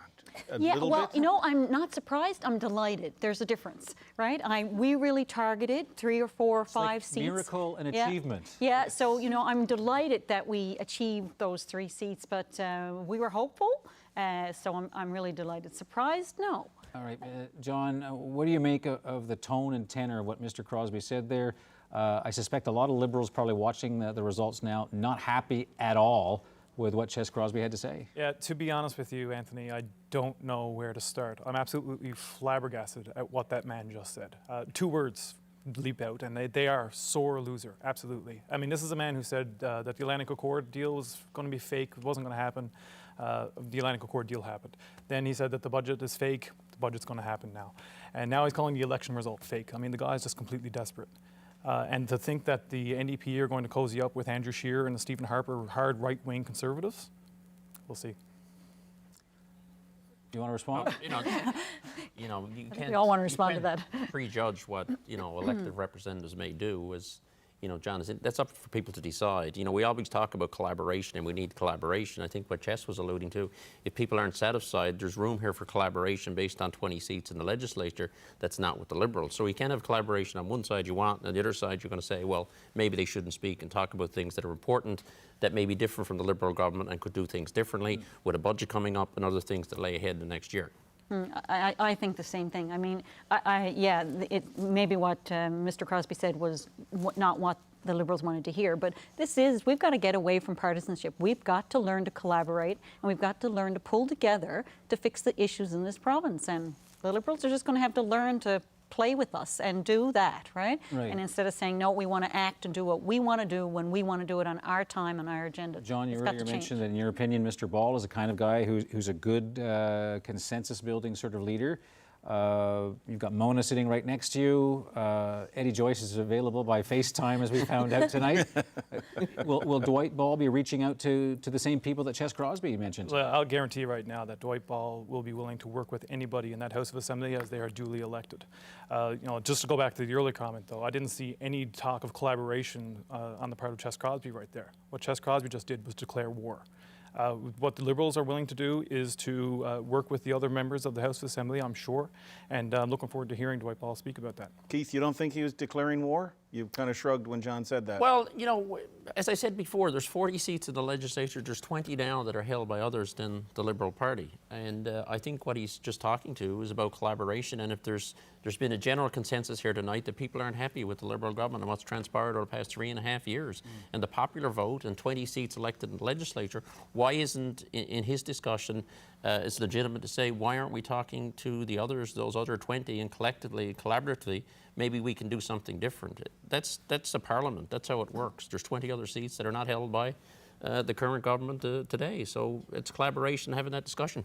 Mona, you know, we heard the word friend over and over. How does the PC party, Ches Crosby's PC party, align with Alison Coffin's NDP? Well, I think if they want to, the PCs or the Liberals want to come to us and talk to us about what is important to New Democrats, then we're certainly open to those conversations. But we have a set of values and a set of beliefs, and we stand up for the people of Newfoundland and Labrador that aren't generally represented well in the House of Assembly. So I don't think we're going to negotiate away who we are. Just so I think that's you know, they can talk to us. Certainly, we're open to collaboration and discussing. But we want to see some real change in this province and some real effort made to make that change. I guess the Liberals only need to make 2 friends, though, right? Like if you have 21, they need 1 friend. They need 1 friend, and they can go ahead and pass that budget. The PCs need 6, and I don't see 6. So how does that work on a practical level? Okay, you make friends with all the NDP and all the independents. Then what? Again, that game of Red Rover? I guess the first step is to elect a speaker, and we'll see where that speaker comes from. The Liberals, I'm sure, are going to be reluctant to have a speaker come from their ranks because it puts them at 19. I don't know what the numbers are at the end, but you have that discussion and collaboration and see if there's a willingness to collaborate. Maybe there's not, but that's something that will be decided, and whether it's 2, 3, 4, 5, or if it never happens, you won't know that till the discussion starts and that collaboration begins.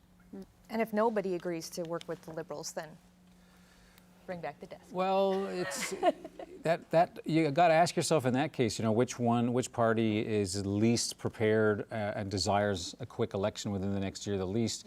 And when I look at the parties, I think the only one that could actually tolerate that without facing absolute, complete and utter burnout is the incumbent of the government. I think that right now is probably a time when the parties will get together secretly away from us and say, okay, let's take a deep breath here. We know we're going to the polls in the fall. Let's try to stabilize things, agree on something resembling the budget that was not such a big problem, get that through, and let's try to buy us a year. I would suspect that that's what the parties will try to do, especially with the federal. In a year where you don't have a federal election in the fall, I'd be less optimistic about that, but that's, you know, who knows? All right, so look, the obvious choice, though, here, the easiest get would be Eddie Joyce, to convince him to come back over to the Liberal side. What does he have to offer to Eddie, John Sams, in order to get him to do that? Well, that's not for me to say, for sure. I mean, that's certainly above my pay grade.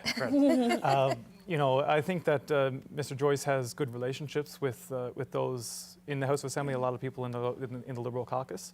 It remains to be seen what happens there, but like I said, I'm sure that Dwight Ball is willing to work with anybody in that House of Assembly, and I'm sure that would include Eddie Joyce under the right conditions. It would be fascinating when we spoke to Eddie Joyce earlier, and I'm saying this not so much to people who are watching at home, but more to the people who have helped us put this special together, but it'd be fascinating to talk and reconnect with Eddie Joyce now by FaceTime. Absolutely. Or Paul Lane. Things are much different than they were, and Eddie Joyce told me if we wanted to talk to him, well, he told me what he tells his constituents, call anytime. So we'll see if we can actually reconnect with Mr. Joyce, because things have changed since we last spoke. But I guess it gets into the machinations of, okay, we've got these 3 and these 2 independents. What are we going to do, and how will things be? I guess on a scale of 1 to 10, how surprised are you, each of you, with this result? Because obviously you look at this differently. An NDP scale of 1 to 10 is probably pretty high for completely different reasons than the other. So walk me through it. Mr. Sams? The NDP result, I think, is a big surprise. I will say that. I think that a lesson for Liberals to learn there is that we probably could have done more on the ground there, and we focused in perhaps areas that we could have reallocated. You know, insofar as the Liberal number of 20, I mean, that was in the back of my mind as a possibility for sure. But the bigger shock, I think, for me is the NDP getting 3 seats. All right. Mona, music to your ears? Music to my ears, yes, for sure. We're delighted with that result. We'd like to see more and more NDP elected. But, you know, you call a snap election with a leader that's in for 7 weeks during a time when you're heading into a holiday season, no budget passed, I think that was really unprecedented in Newfoundland and Labrador, and I think the results tonight reflect what Newfoundlanders thought about that as well, right? So we would have had a full slate had we been given an opportunity. A lot of people wanted to step up but couldn't because of, family commitments, work commitments, and so on. Right. So I think 2023 is going to be really interesting. Now, the question that came up with us before also, Mona, is part of you thinking, if only we could have run a few more candidates? Because Jordan Brown's victory, I mean, it's very telling. Had the NDP done what candidates or what parties hope to do, run a full slate of candidates, Yeah. it's a big what if for the New Democrats But to be who asking knows what the themselves. results would have been tonight, you know? And I think, you know, the real losers when governments act with impunity, and that's what the Liberals did, are the voters. You don't get the opportunity to have that choice in front of you. So that really has to stop. We need to fix that fixed date election legislation so that you can't drive a truck through it. And it's either we have a fixed date election legislation or we don't. And then we have to, you know, do what's right for the electorate. Give choice, give the opportunity, give fairness, level the playing field. Those are the things we need to be doing, and we have to do that. And minority governments are better at getting at some of the stuff that we really need. If they can get anything done, that's the other side of minority government. Keith Hutchings on this subject. Voters were asked to say yes to Chess. They didn't say yes. It was kind of a polite no. I mean, how do you interpret this result? What does this mean for Conservatives? Yeah, I think, you know, it was the old adage is, you know, oppositions don't win, governments lose. And I think there was some of that we saw in regards to some of the backlash against Dwight Ball in the budget of 2016. And since then, you know, Chess, as I said, you know, he's got his style. Maybe that didn't resonate as much as some of other leaders in the past, and some of those results were there. But I do want to congratulate the NDP because I think that was a surprise. We didn't have 3 seats. Ms. Coffin was elected as leader and then had a very short window, as we all did, but certainly she did as well, and got those 3 seats. For us, too, in ours, we had 3 or 4 other seats that we thought we'd probably take. And that was a bit of a surprise. We didn't do that, but certainly pleased with the 15 seats we did receive. Okay, appreciate that. I should mention that Chess Crosby, sorry, not Chess Crosby, I'm talking to Keith Hutchins, but Dwight Ball, his advanced team has actually gotten into the ballroom. The ballroom, I suppose. But Katie Breen, of course, we'll touch base with her once Mr. Ball actually arrives. It'll be very interesting to see. Now, I'll ask you this. I'll ask you to sort of conjecture a little bit. So, Chess Crosby said that he had 2 speeches. And then he said neither of them applied, and then he spoke off the cuff. How many speeches did Dwight Ball prepare for tonight, and what do you think we can expect? I'm willing to bet it isn't the one he's going to give now. Yeah.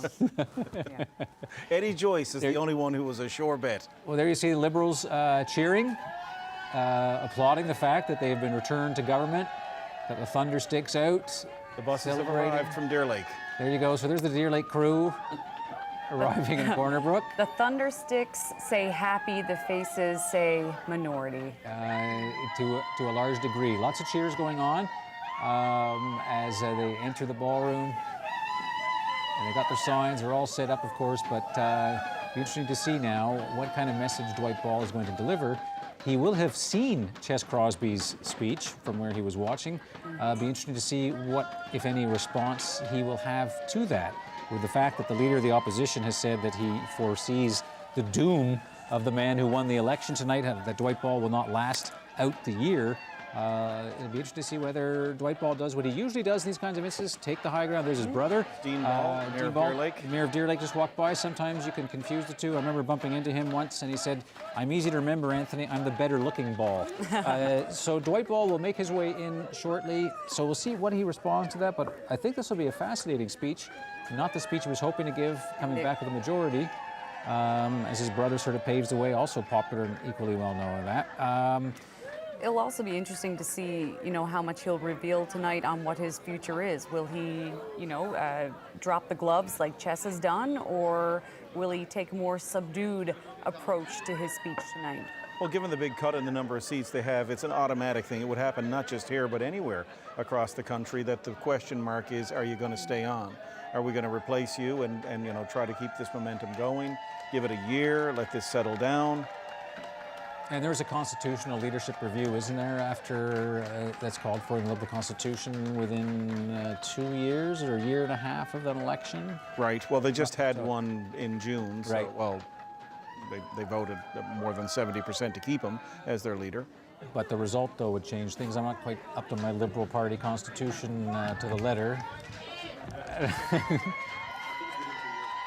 All right, so we'll see. That's yet to be seen. So you saw a little bit of topsy-turvy camera work there because that always happens in the campaign rooms when they're about to give their victory speeches, and I'm sure he will tonight.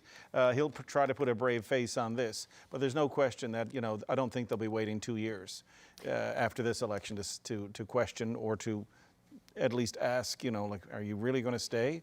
Either you make the decision or do we make it for you?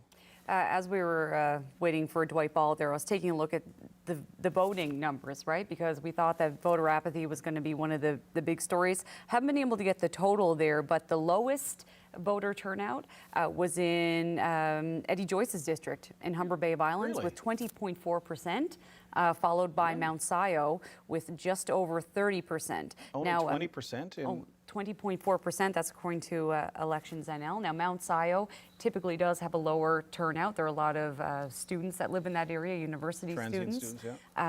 But if these numbers are true and 1 in 5, I mean, if that's something you see in a few districts, that would bring the average down, so we'll make sure to check that. The highest would be in Harbour Grace Portagrave with just over 70, and with Cape St. Francis with just over 70. Okay, well, we'll see if we can actually get that final voter turnout figure for you before we head back to the West Coast. Of course, that was a big concern. We were sort of talking about that in a sort of conjecture sense in an election like this, where there's so much concern about the leadership. What would voter turnout be? But I guess, you know, when it actually comes to governance, we spend a lot talking about the game of an election night, but in terms of actual policies, the fact is there are some very serious issues facing this province. You think about the population issue, with a dwindling population, more people dying than being born, the debt, which we talked about. There are some fundamental problems. And so coming to what some of the members of the panel said, maybe a minority government, I mean, I hate to be completely Pollyannish and optimistic and idealistic, but maybe this is a good scenario to sit down and say, listen, we have to deal with the debt. We have to deal with our population problem. Maybe a minority government has that potential. It makes life a lot more difficult for the governing party in this position because they just can't ram through and push through whatever their agenda is. They got to get a lot of consensus. It's going to take a lot more time, and you know, it complicates things. It's complicated, Anthony. Yes. Very complicated now as a result of this. But I think the bigger question is going to be whether or not Dwight Ball, you know, what he says now in the next 5 minutes when he speaks is going to be indicative of where we're going to go in the next 6 months. All right, now that the votes have stopped coming in, Peter Cowan's a bit like the Maytag repairman over there waiting for a call. So I'll bring you into this discussion, Peter. I hope I'm a little more interesting than the Maytag repairman. Usually. You were asking Eddie about Eddie Joyce, and colleague Lindsay Bird was just speaking with him, and Eddie Joyce told her that he will not join any party even if they ask. He says he was elected independent and he'll stay that way. All right. Now, if the right offer came along, if he felt it was in the best interests of his constituents, if he went out and consulted them and they said, please join the party, things can change, but don't expect tomorrow morning all of a sudden Eddie Joyce is going to pop up and say, haha, I'm a Liberal again. And it would also be a bad look if the voters voted him in as an independent, and then, you know, an hour later he says, well, if I get the right offer.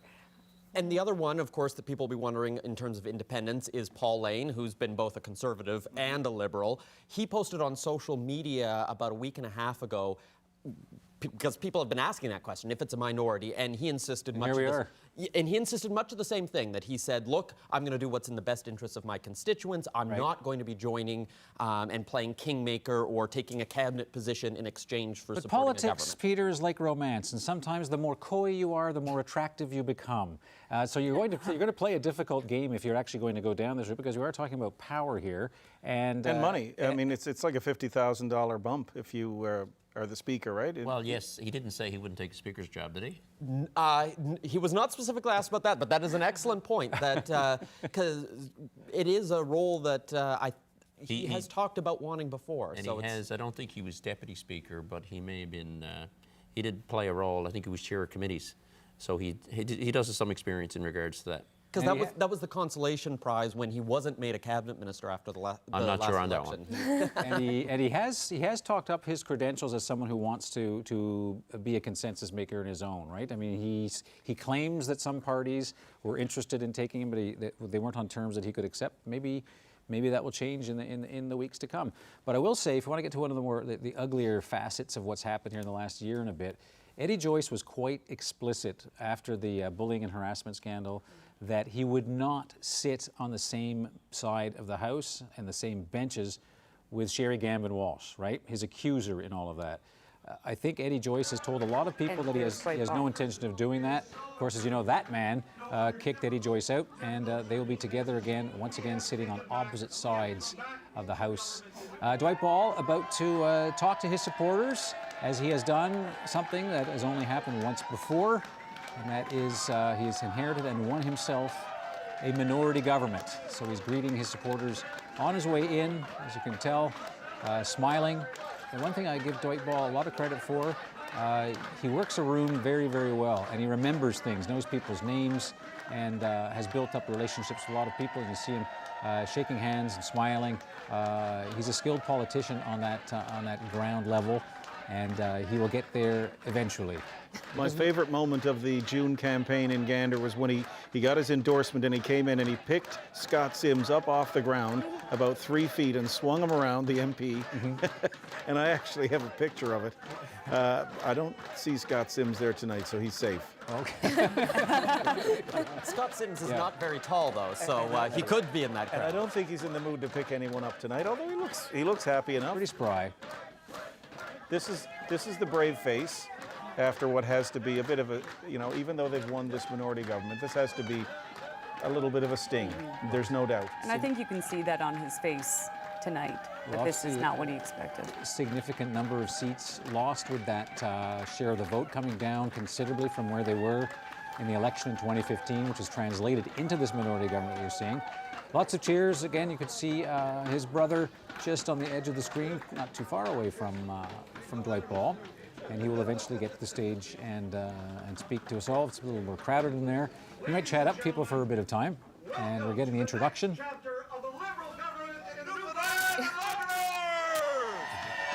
Jerry Byrne, one politician who does not usually need a microphone. Can be counted on all the time.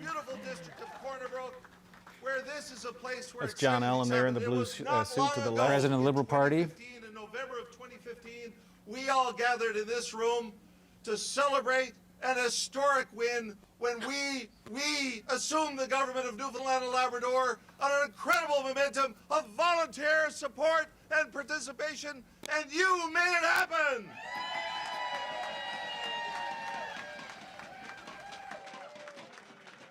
Think back to those times. Think back to those times when we formed a government. You know something, we had difficult things, we had difficult times, we have difficult challenges that we met them head on. We had a $2.7 billion annual deficit. We had the legacy, the incredible negative legacy of Muskrat Falls around us, but we had one thing going for us. We had a province that wanted to succeed, we had a province that wanted to grow and advance, and we had a premier, a brand new elected premier that knew the challenges but also knew the opportunities. We had a premier in Premier Dwight Ball.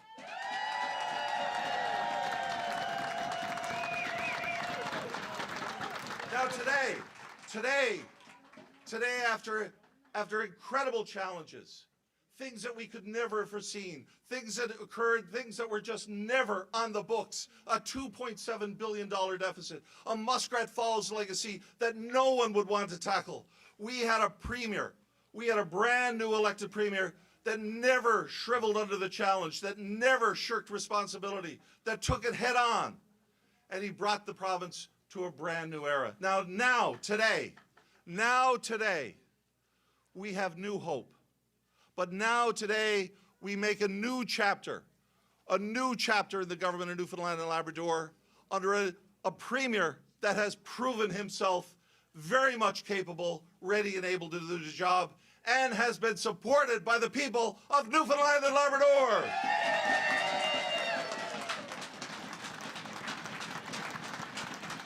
When we had those challenges, we had to trim our sails. When we understood, when we learned exactly what the circumstances were, we had to trim our sails. We had to adjust.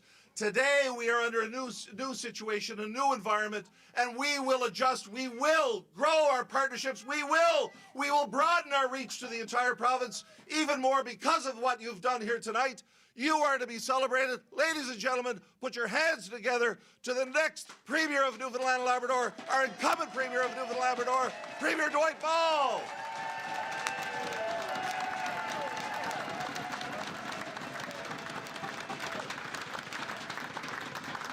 Well, thank you, Jerry. No one can say that my political life has been boring. I am so grateful to to run in the district of Humber Groves Mourne, and I want to say that they've been remarkable over the last month in putting our election team together. So thank you very much to the people of Humber Groves Mourne. Also, I want to say thank you to every single Liberal candidate that we have had throughout our province who ran and put themselves on the ballot in this election. I'm so grateful for the campaign team that have worked so hard over the last month along the 9,000 kilometers that we've traveled across our province.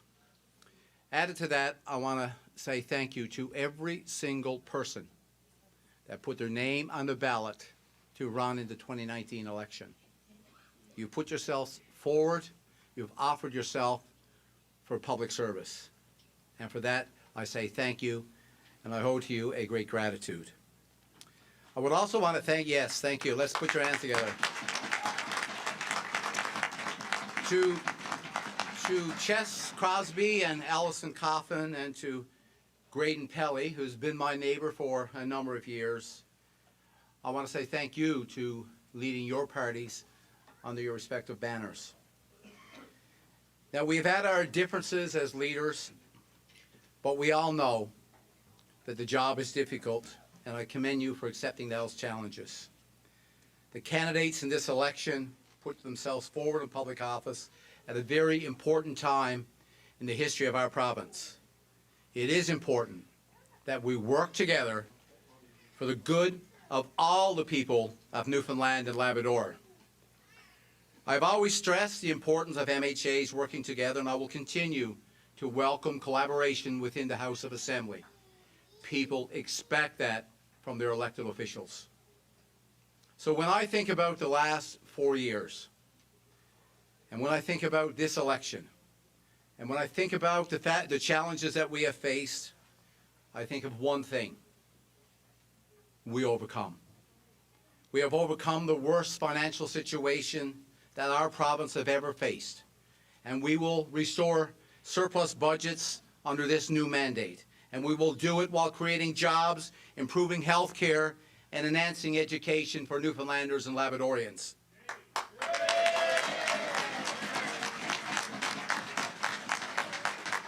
We have overcome disastrous mistakes of Muskrat Falls, and in this mandate, the project will be completed, and the people of our province will be protected from the cost impacts on their electricity rates. And we have the opportunity to achieve so much when we work together. The people of our province want to see hard work, they want to see partnerships, and they want to see humility. It is a great honor to be the Premier of Newfoundland and Labrador. I see more opportunities and I see challenges when as a group that we work together. It is a great honor to work with business leaders, with community leaders, with cultural leaders, with Indigenous leaders to create a shared vision for the betterment of all Newfoundlanders and Labradorians.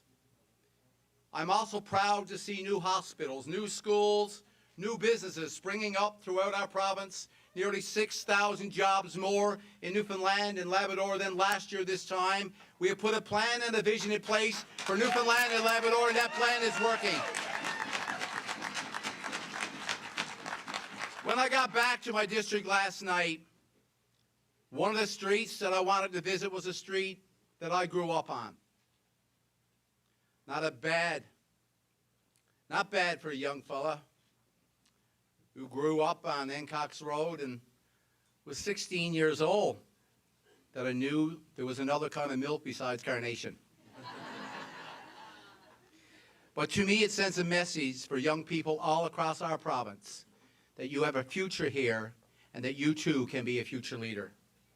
So I commit to all of you that in the next mandate I will stay humble, and I will humbly hope that I will be joined by all MHAs. No matter what stripe, no matter what political stripe, what we need is a commitment to make this province a better place to live and a better future for Newfoundlanders and Labradorians. Newfoundlanders and Labradorians are better than cheap shots, better than mudslinging. We are better than robocalls. We are better than partisan politics, stopping and interfering with progress. I will keep working with every single member of our House of Assembly, and I will keep partnering. And our Liberal government, made stronger with new members and experienced veterans, will keep moving Newfoundland and Labrador forward. And I look forward in the coming days and months in the new era of Newfoundland and Labrador politics. Ladies and gentlemen, thank you. This is a victory for the Newfoundland and Labrador Liberal Party. Thank you very much. Premier Dwight Ball concluding his remarks before his supporters in Corner Brook as he has basically won himself a minority government, making a reference there to a new era of politics for our province. And some key words that I took from what Dwight Ball had to say there. Probably the most important thing is that he's going to stay humble, which can often happen when the electorate takes away 10 seats. That's a quarter of the seats in the House of Assembly. That, by its very nature, is going to make any political leader somewhat more humble. It'll be interesting to see. Now, you could actually hear him actually reaching out. You see him there kissing his granddaughter. Very different speech than what we heard earlier from Ches Crosby, and no mention there of comments made by Mr. Crosby earlier about Ball not surviving the next year as Premier of the province. Right, does not appear to be hanging around the way Dwight Ball usually does, and might reasonably expect it to do had this been a significant and respectable majority. So he's leaving his supporters there to celebrate the Liberal minority that he has won tonight. What did you make about his, I think Ches Crosby was pretty blatant in his appeal to the New Democrats and the Independents. He took the high road on that one. Certainly did. Completely. The one word that stood out to me, well, something that stood out, he said, we've overcome the worst financial crisis. The thing that I was thinking at that point in time is, has he seen the books? But I think what he meant is when he first got into power and the situation was as bad, the more than $2 billion deficit. Because we still have a pretty dire financial crisis, in my opinion. But he mentioned partnerships several times there. That is not so as overt as Ches Crosby was in saying, come on, Independent, come on, NDP. We'll welcome collaboration, we'll Let's work do together. This. His is more like partnerships are what people want. They want humble leadership. They don't want the mudslinging. Ches was pretty defiant. He pushed the envelope tonight with his speech and with the scrum afterwards. I suspect there'll be some, Dwight Ball took the high road. I suspect we'll be hearing from some other Liberals who were elected tonight who will take less kindly. Certainly Jerry Byrne is one person who I suspect will have a lot of words to share with what his thoughts are with what Mr. Crosby does. I had to say, Jerry Byrne outspoken about certain tactics that he alleges the Conservatives used in this campaign. The Premier did make one brief reference to the robocalls, which was referring to some of the tactics that the Conservatives have been accused of. But by and large, he tried to look like a leader, took the high road, as Fred Hutton put it. And now we are entering into this new era. That was classic Dwight Ball there tonight, though. Ches Crosby doesn't show a whole lot of emotion. Dwight Ball normally doesn't either. He sometimes shows a little bit of excitement. He could have come out tonight, guns blazing, firing back. But he knows his wings have been clipped, right? John, you're nodding in agreement there. Sorry to interrupt you. Just before we get John to answer that, just going to let you know that we might break away from our discussion to try to engage the Premier as he speaks to reporters at that headquarters. But please go ahead. Obviously, it wasn't the victory speech he was hoping to give tonight. Well, the first thing I'll say is that he looked like a premier. But not only that, further to the things you were saying, there's one thing that I know about Dwight Ball, and it's that his heart rate stays the same no matter what's happening. And that's part of what you saw right there, and I think that's a benefit that he'll have in managing a minority situation. Mona, you were shaking your head in disbelief when you were listening to Dwight Ball. Why? Well, two things. Well, I'm happy to hear a little humility because that was not on display while they had a majority government. And I'm not sure what election results Jerry Byrne has been looking at, but that was just bizarre.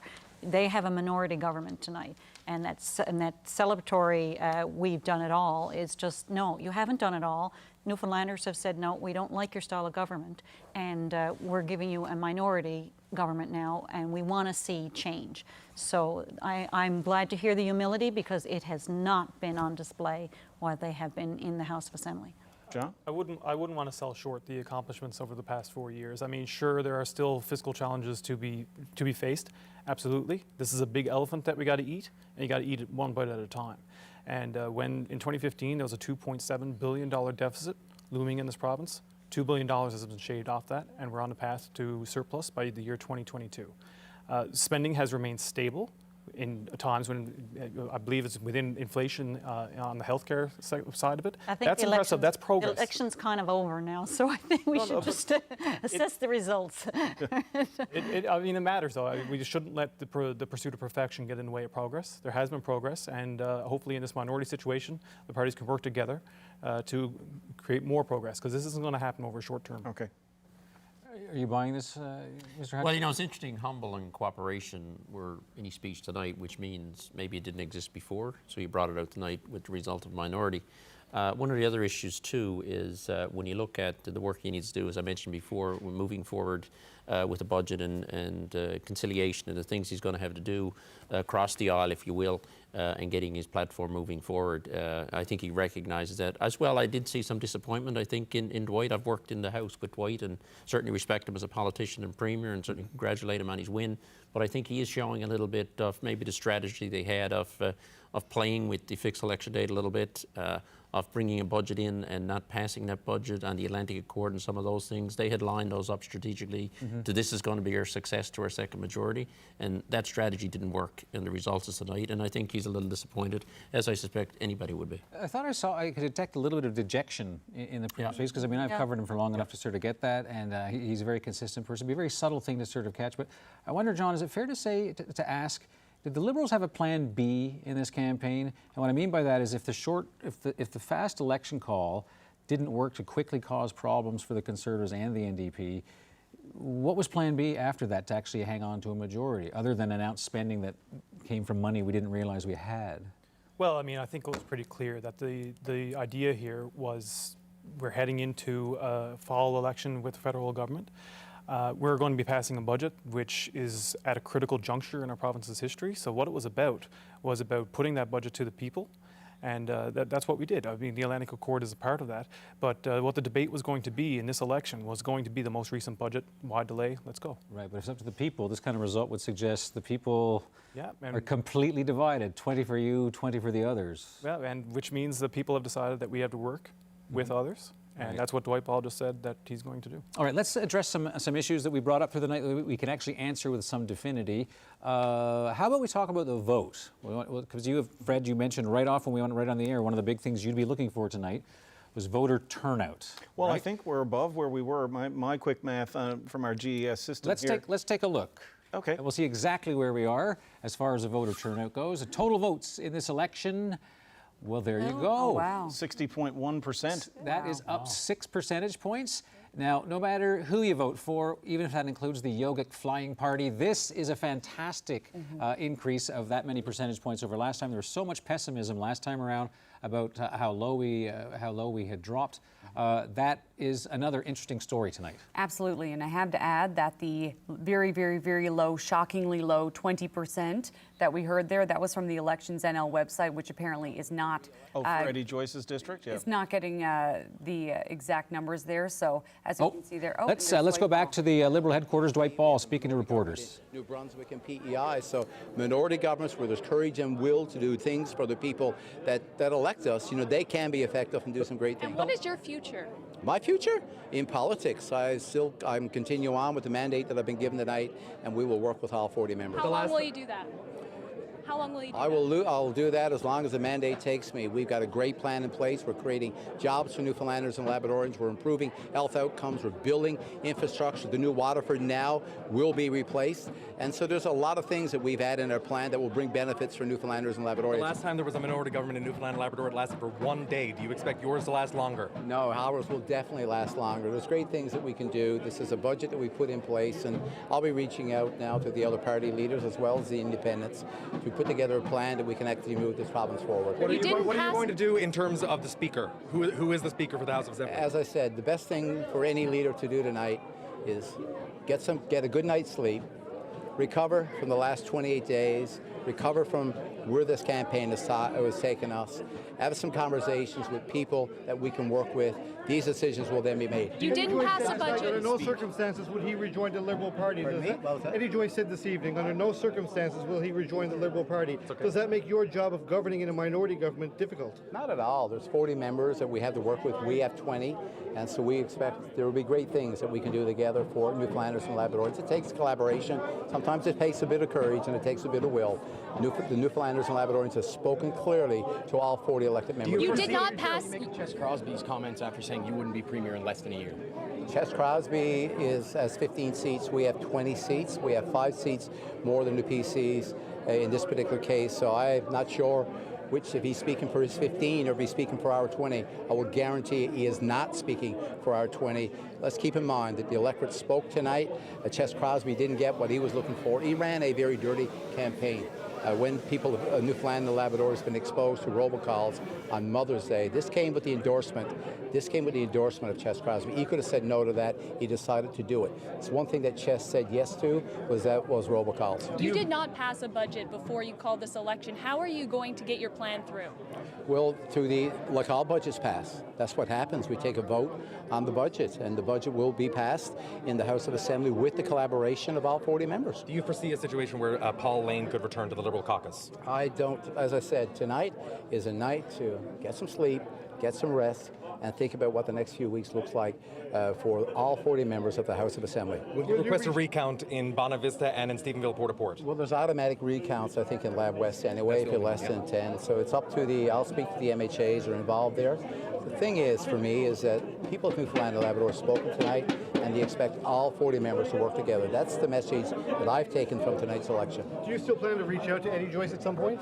You know, I'll be speaking, and I expect all 40 members to do what's best for Newfoundlanders and Labradorians, to do what's best for the constituents that they represent. You said today that you were expecting a majority, and now it's. You said earlier today you were confident you were going to get a majority. Obviously, this is a minority. What do you make of the NDP getting 3 seats? Great. It's great. I think the NDP and what they've been asking and what I accept the will of the people of our province. We have 3 NDP MHAs tonight. We have 2 independents. We have 20 Liberals, and there's 15 PCs. The people of Newfoundland and Labrador have spoken. I think all of us must accept what Newfoundlanders and Labradorians are telling all 40 MHAs tonight. And the message there is, I think, they want us to work together to their benefit.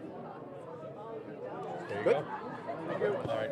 Thank you. There you go. Reporters ran out of questions, which is always a sign that things are over. It looked as though Dwight Ball was willing to answer some more.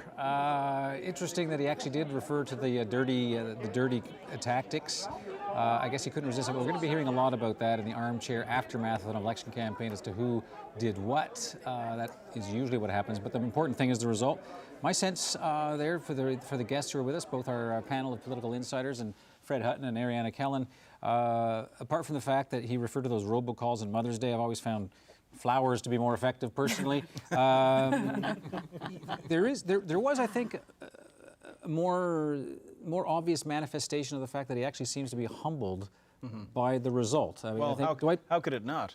Humbled and tired, too, after, No question, campaigns are grueling, but the language that he used, his tenor, seems, other than the fact that his voice raised about 4 octaves when he talked about his future, it seems to me as though both Ches Crosby, although perhaps with a little less class than the Premier, are trying to sort of set the ground for, okay, look, let's take a deep breath, let's all get a good night's sleep.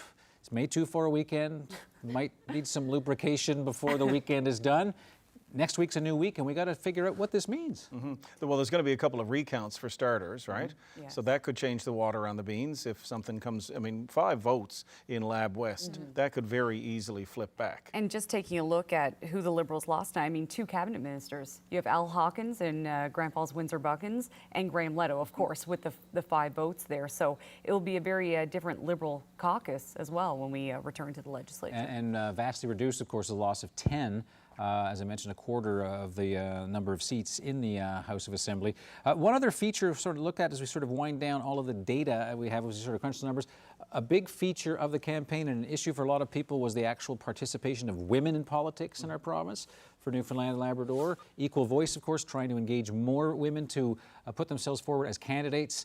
Not great news, but I suppose it could be worse. There is one fewer female MHA involved in the House of Assembly than there was, so that's not the kind of trend that a lot of people wanted to see. A bit of gender diversity increased in the House. That has actually gone down. So voter turnout was up, but we have fewer women by one inside the House of Assembly. And a lot of people will say that is because of the early election call. We've heard Equal Voice and other groups saying that a lot of candidates and female candidates couldn't get ready in time. That's the argument that they're making. But of course, anytime you see, 9 out of 40. Yeah, Good news. we're also less than a year out from the harassment and bullying scandal, and a finance minister who was a powerful businesswoman in this province saying like there was gaslighting.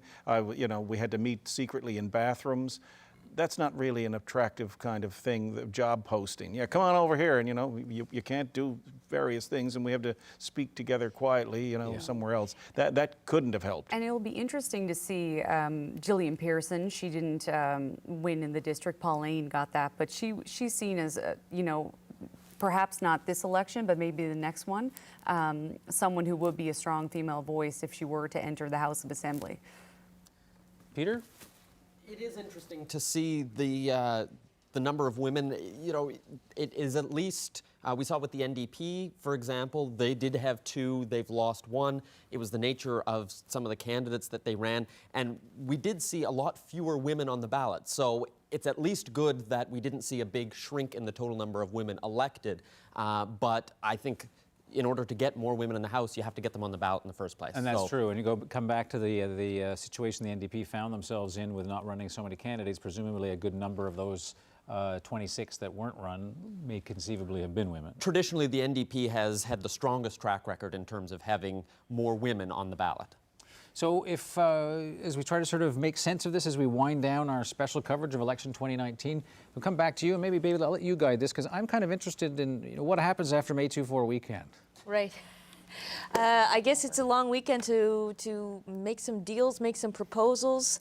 Mona Rosser, why don't we start with you? The NDP are going to be very important in the next few months. So what will you be looking for from either the Liberals or the PCs? Well, I think we're going to be, well, first of all, everybody's going to take a break now. I think there's been a lot of campaigning, but I think we're going to look to see that our platform, the things that we had in our agenda, are met with some interest, and that we compromise, and that the legislature works for the people of Newfoundland and Labrador, and it is less partisan and more cooperative. Because I think, quite frankly, young people don't get involved in politics anymore because they look and they think, I don't want this, right? So we have to set a new tone and a new way forward for this province, and it'll benefit everybody if we do that. So we'll definitely be looking for, things that address the issues that we know people of Newfoundland and Labrador really need. Keith, the Liberals are clearly trying to plant this seed that the PCs are closely aligned with federal Conservatives and more right-wing movements. So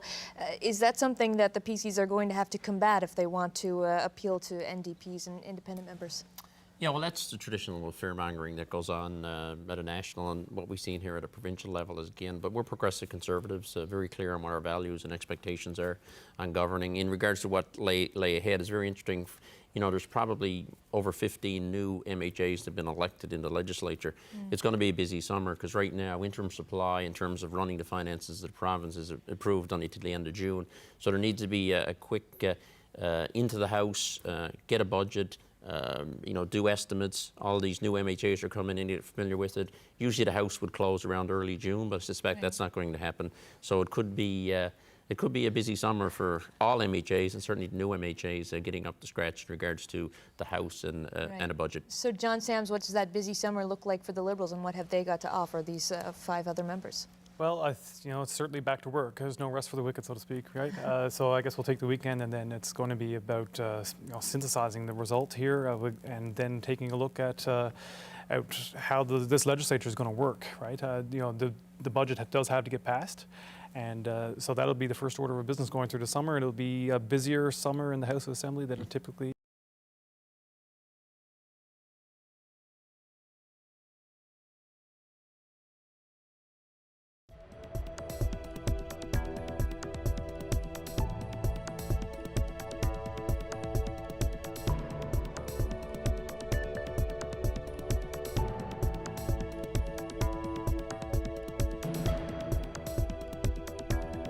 behavior to happen before it becomes a serious problem, right?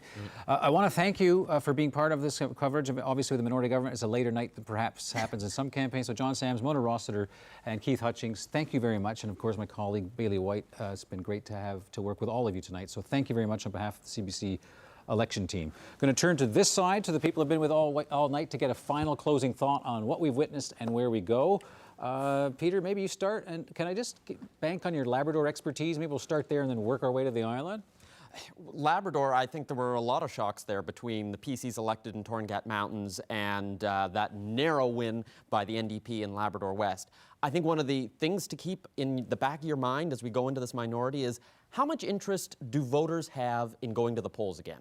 Right now, I don't think that's very high, and that's going to encourage the parties to work together, because anyone who forces an election right now, I think the voters would punish them. And the organizer burnout, of course, a factor. Fred? We saw history here tonight. This is an historical election in Newfoundland and Labrador. We haven't seen anything like this in 48 years, and I think we're going to be doing it again in 6 months. All right, and Ariana Kellen? Yeah, there are just so many shocks from the voter apathy, what we thought was voter apathy, and we're up 5 percentage points right there. The fact that the NDP not only kept their 2 seats but added 1, and minority government. So many storylines to start chasing tomorrow, right? For us. There have been many. We are going to be busy, of course. As Dwight Ball said, everybody needs to get a good night's sleep. I won't. He's humble, but he's morning wise. show tomorrow morning. Are you doing the morning show tomorrow? I am. 6 a.m. We'll be on the air live. All right. Well, in that case, you can help us pack. You don't have to help us put the set away tonight. Just sleep here. Fred Hutton. I want to thank all 3 of you very much. Peter Cowan, Ariana Kellen, pleasure as always. All right, we're going to sign off and say goodnight and send you to a different contact sport. Boston Bruins 2-0 lead over Carolina heading into the 3rd. Thank you so much for watching. Off to the hockey now. We'll see what happens next week. Good night.